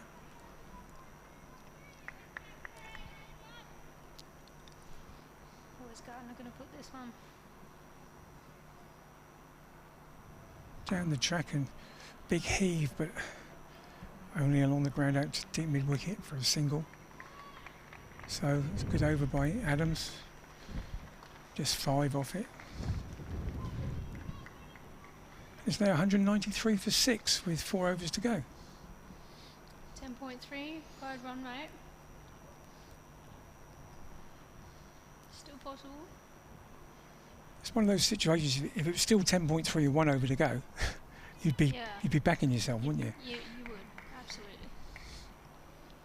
But can they do... Can they do it with 4 overs in a row? Well, it takes us a few boundaries. Ellis is going to bowl out here. I feel like this might be the over that makes or breaks it. Ellis running in. Oh, it's a good shot, but... She might have found the gap there. She has. It's 4 runs. Good starting point. Can she make this like a 12 or plus over? If you make good contact on that side, It goes. it's all about the gap, isn't it? Because the fielders are out there, but if it's between them, there's no chance of them cutting it off.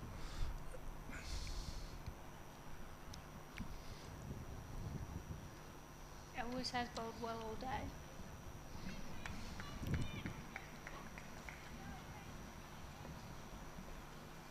What can Garner produce? Ellis into Garner. Full length. Just pat it down to long off. Only a single.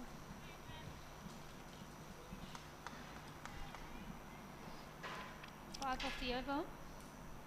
4 to go.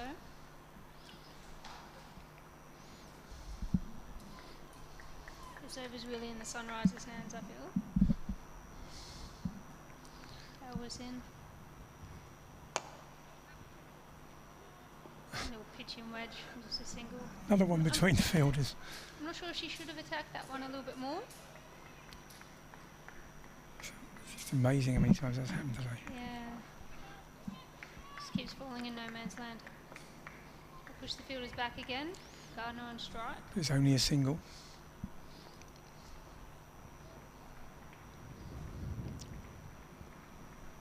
Elvis into Gardner. It's a good swing. She got the gap again. No, it's great fielding. And it's a great piece of fielding. She Ellen, does get back for 2 though. Ellen McCacken down there. Great piece. Really great stop. That's the 200 up. These are the moments that make the difference.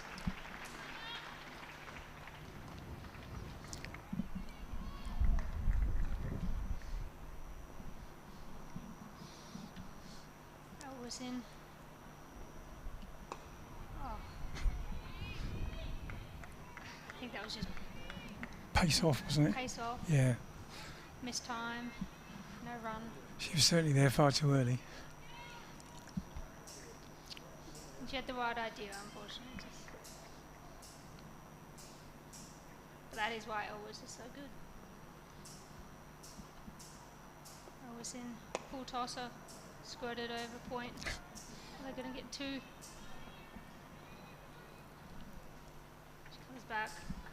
So 10 off that over. Elvis is 10 for 50 runs and 2 wickets. Sunrisers are 203 for 6. I'll leave you to it.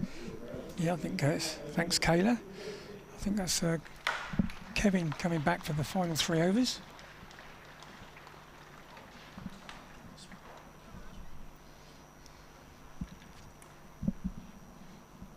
It's the end of Kayla's debut commentary stint today. What a debut. Never done it before. You would never have known. No, he's done a great job.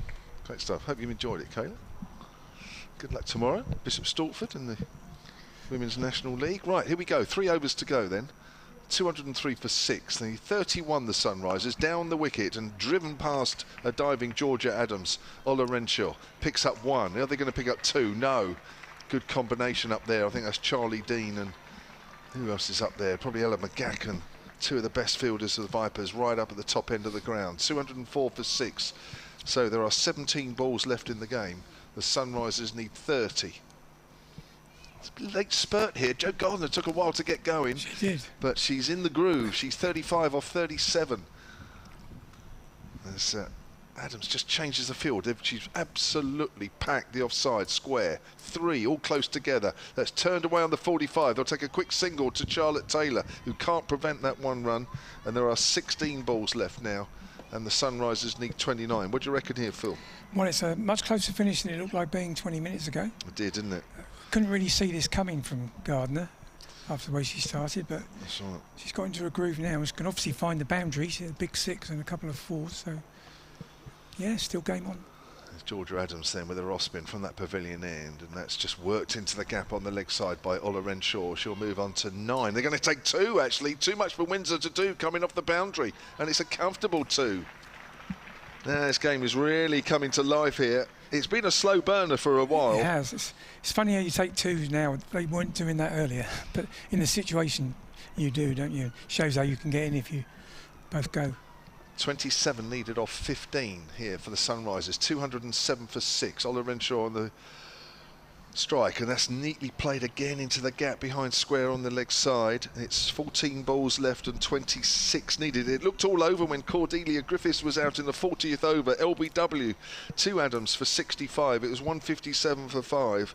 But somehow the Sunrisers have hauled themselves back into this game. 208 for 6. Here we go, Adams again. And that's heaved away on the leg side by Gardner. They probably pick up 2 here. It's gone between 2 fielders. Dean has a lot to do coming in off the mid-on boundary. And that is 2 more. And there are 13 balls left in this game and 24 runs are needed. 50-run partnership between these 2. Yeah, of 43 balls. Gardner's hit 35 of them. Ola Renshaw 11. 13 balls left. Sunrisers, are they going to pick up their first ever victory in the Rachael Heyhoe Flint Trophy? Here's Adams, bowls, down the wicket, heaves away on the leg side, has gone quickly up to Charlie Dean. She picks it up cleanly, so it's just a single, but it will keep Gardner on strike. With 2 overs left in this game, the Sunrisers are 211 for 6, they need 23. And with Elvis bowled out, interested to see who Georgia Adams gives the ball to now. I'm guessing Lauren Bell was an option. Two Vipers bowlers haven't bowled at all yet, or bowling options, not Harmer and Schofield. They haven't, have they? Not bowled an over between them. No. I'm guessing Schofield must be injured some way because she is a regular wicket taker for them. Northern Diamonds have won their game, so they're temporarily at the top of the table. Yeah, they were second, weren't they, to start? Yeah, they're unbeaten. They're just behind the Vipers on a bonus point. So the Northern Diamonds were playing Lightning, so yeah, they've won that one. By 1 wicket. Western Storm need 46 from 5 overs to beat the South East Stars, but they're 238 for 8. It is Lauren Bell coming back at this end. No wides, please.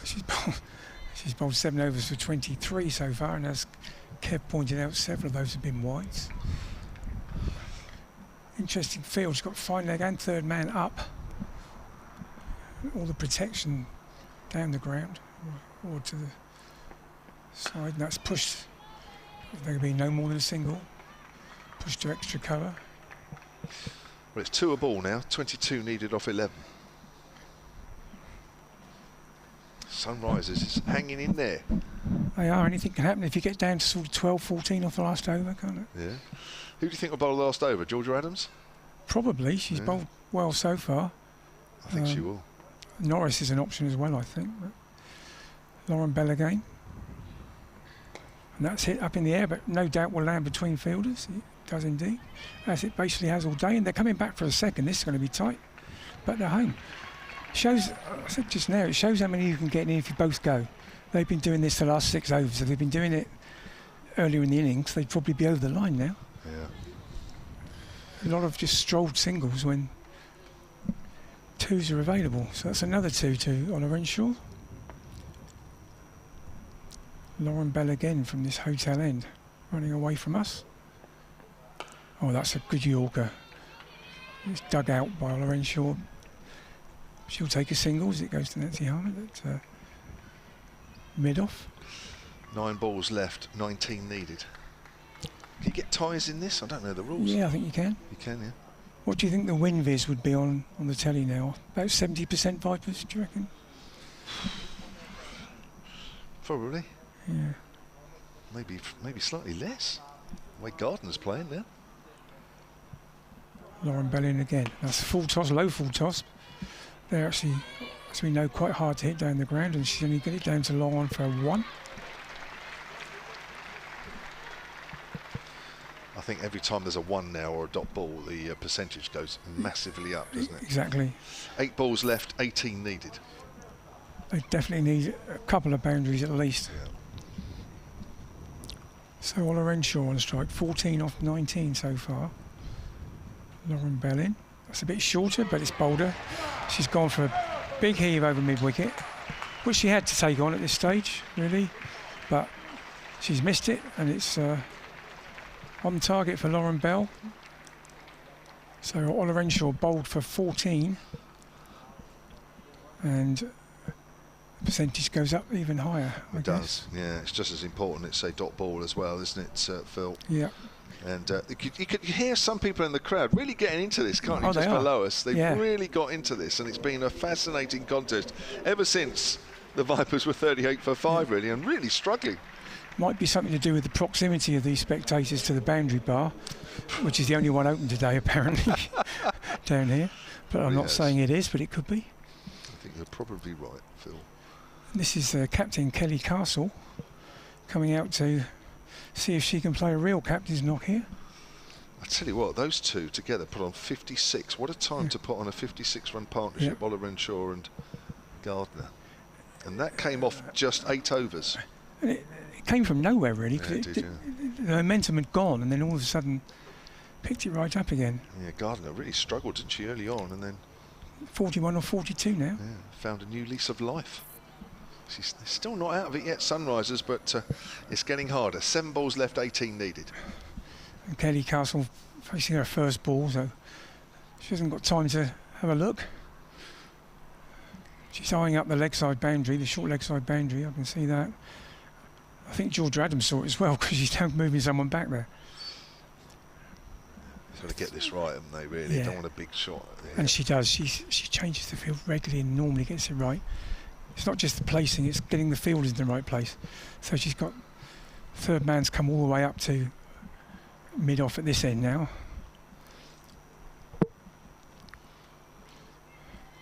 Sunshine comes out just as we wait for this next ball. Still waiting for the next ball. Adams is not in position at extra cover. She is now. Bell in. Oh, and that's just gone straight up in the air, but landed between fielders and landed about 5 yards in front of the stumps actually, but Castle got through for a single, which the Vipers won't mind on 2 counts. One is only one off the ball, and secondly she's now on strike at the start of the last over, which they would prefer, I think, rather than the set batsman. Yeah, 6 runs off that Lauren Bell over with a wicket as well, so just when you need your England player to be doing something. Yep. 74 run partnership between Tatani and Griffiths really put the Vipers under pressure, and then that last partnership worth 56 between Gardner and Ola Renshaw, which has really well did put the Sunrisers into a decent position, but you do think with 17 needed now off this last over, it probably is beyond them. And with Kelly Castle, the new batter coming in at number 9, well, she's got to, at the very least, push a single. Long leg side boundary as well, bowling from that end. First delivery, it needs to be at least a single here, as Georgia Adams will bowl in the final over, bowls, and she's heaving across the line. She's missed it.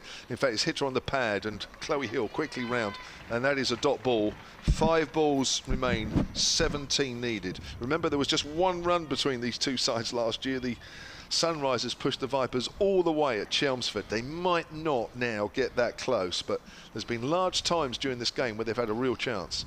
As Adams bowls, has a heave there, Castle, and it's at mid-wicket, and she's going to be run out. No, and Adams can't pick it up cleanly, and she just lays on the floor to say, how on earth did I not pick that up cleanly from a throw from Nancy Harmon at mid-wicket? I think she picked the ball up cleanly, but she actually knocked the stumps over as she did it. Yeah, she finished in a bit of a heap on top of the stumps. 16 needed off 4 deliveries. I don't know if they've got it in their repertoire here, but the boundary option seems to me inside out over the offside. That's a lot to ask, It is a lot to ask. But it is Jo Gardner back on strike, 41 or 42. If anybody's going to do it, she's going to do it. Here's Adams, comes in from that pavilion end, bowls, has a heave, she misses, and it goes into the gloves of Chloe Hill, although not cleanly, but it's a dot ball, and this is now probably just about it, because with 3 balls left, 16 needed, it needs boundaries, and it needs 6s. And she's got to hit it to the big boundary side. Comes down the wicket, drives past Adams. They might get 2 at most. It looks like it's only going to be a single. They are going to take 2. Surely Adams is going to pick it up cleanly. She does. Whisks the bails off, and it is Castle, I think, that has gone there, because they've come back for a second. She sacrificed herself basically, didn't she, to get Gardner back on strike? Yeah, so Kelly Castle goes, but it's just about it now. In fact, when I do a quick calculation and realise they'll get a single for that, won't they? Yeah. So 2 balls left, 15 needed, that is it.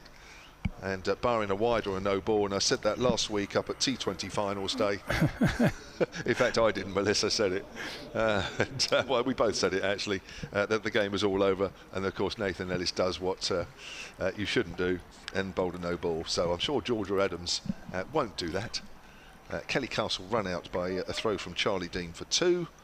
The score, I'll come up in a minute, it's Abtaha Maqsood, the Scottish international, will be the non-striking batsman at the far end. 219 for 8 then, 15 needed. It's all over, bar the no balls and wides. What a great game of cricket it has been. It has. For a relatively low-scoring game, it's been fascinating. Entertaining all the way Adams through. bowls, has a heave, does Gardner. It's gone up towards mid-on, but there'll only be a single here. Charlie Dean, the fielder, they want 2, but there's no 2 there, even though it goes through the hands of Adams. And that will be just a single. And with 1 ball left, surely they're not going to contrive to get anywhere near 14. Adams will surely keep their front foot right behind the line. Show Nathan Ellis how it's done. And this game will be all over. 220 for 8. Down the wicket comes Maqsood, hits it out into the covers. They'll get 2. That's a good bit of fielding down at the far end, but 2 runs it is, and that is a win for the Vipers, which has been anything other than straightforward. They win this game by 11 runs, with the Sunrisers on 222 for 8. And for a side that has not won a game yet, Phil, my word, they pushed the Vipers, didn't they? That win's got to be close, hasn't it, that first win?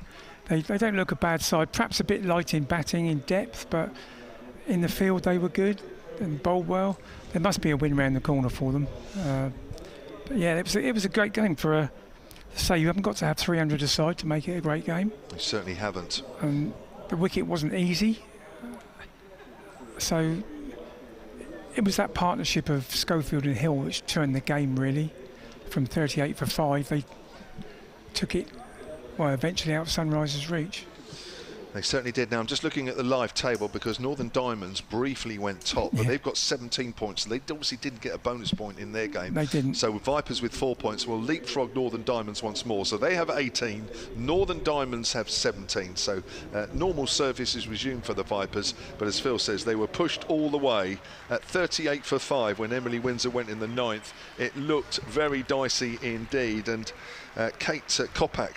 With just that lovely sort of shape on the ball, 4 for 48 off 9, but she was on a hat-trick at one stage with Charlie Dean and Georgia Elwis out in quick succession. Paige Schofield it was who came in on the hat-trick ball, but managed to avoid that and went on and scored 74. 105-run partnership between her and Chloe Hill got the Vipers out of a real hole. 143 for 6 she was out. Chloe Hill went on and got 55 off 110. She was out at 207 for 8. 233 for 9 the Vipers. It was a pretty average score, to be honest, and the top 4 for the Sunrisers really did need to fire, and mainly it was Cordelia Griffiths with 65 off 110 that was holding the innings together. Naomi Ditani made 34. While those two were going well, it looked like the Sunrisers might pick an unlikely victory, but on 99 Naomi Ditani was bowled by Charlie Dean, heaving across the line, and that 74-run partnership between Griffiths and Ditani ended, and Charlie Dean did a terrific job at picking up 3 wickets in total. She picked up the first 3, and in the end the Sunrisers 222 for 8, the Vipers running out victors by 11 runs. Phil, thank you very much. Phil Green, thank you. As always, good luck tomorrow to your team against Bishop Stortford at Hursley Park. If you want to watch some more cricket, you can watch the Hursley ladies there. Kayla Van Spel, thank you very much. Fantastic debut commentary from her, and she'll be playing tomorrow in that game as well. Thanks for listening. Thank you for watching. I'll be getting some reaction. Paige Schofield I'll be talking to. If you want to have a listen to what she says, then make sure you go to the Southern Vipers Twitter feed, or on the Hampshire Cricket website, or indeed at Solent Sport Twitter feed. Thank you very much, and a very good evening.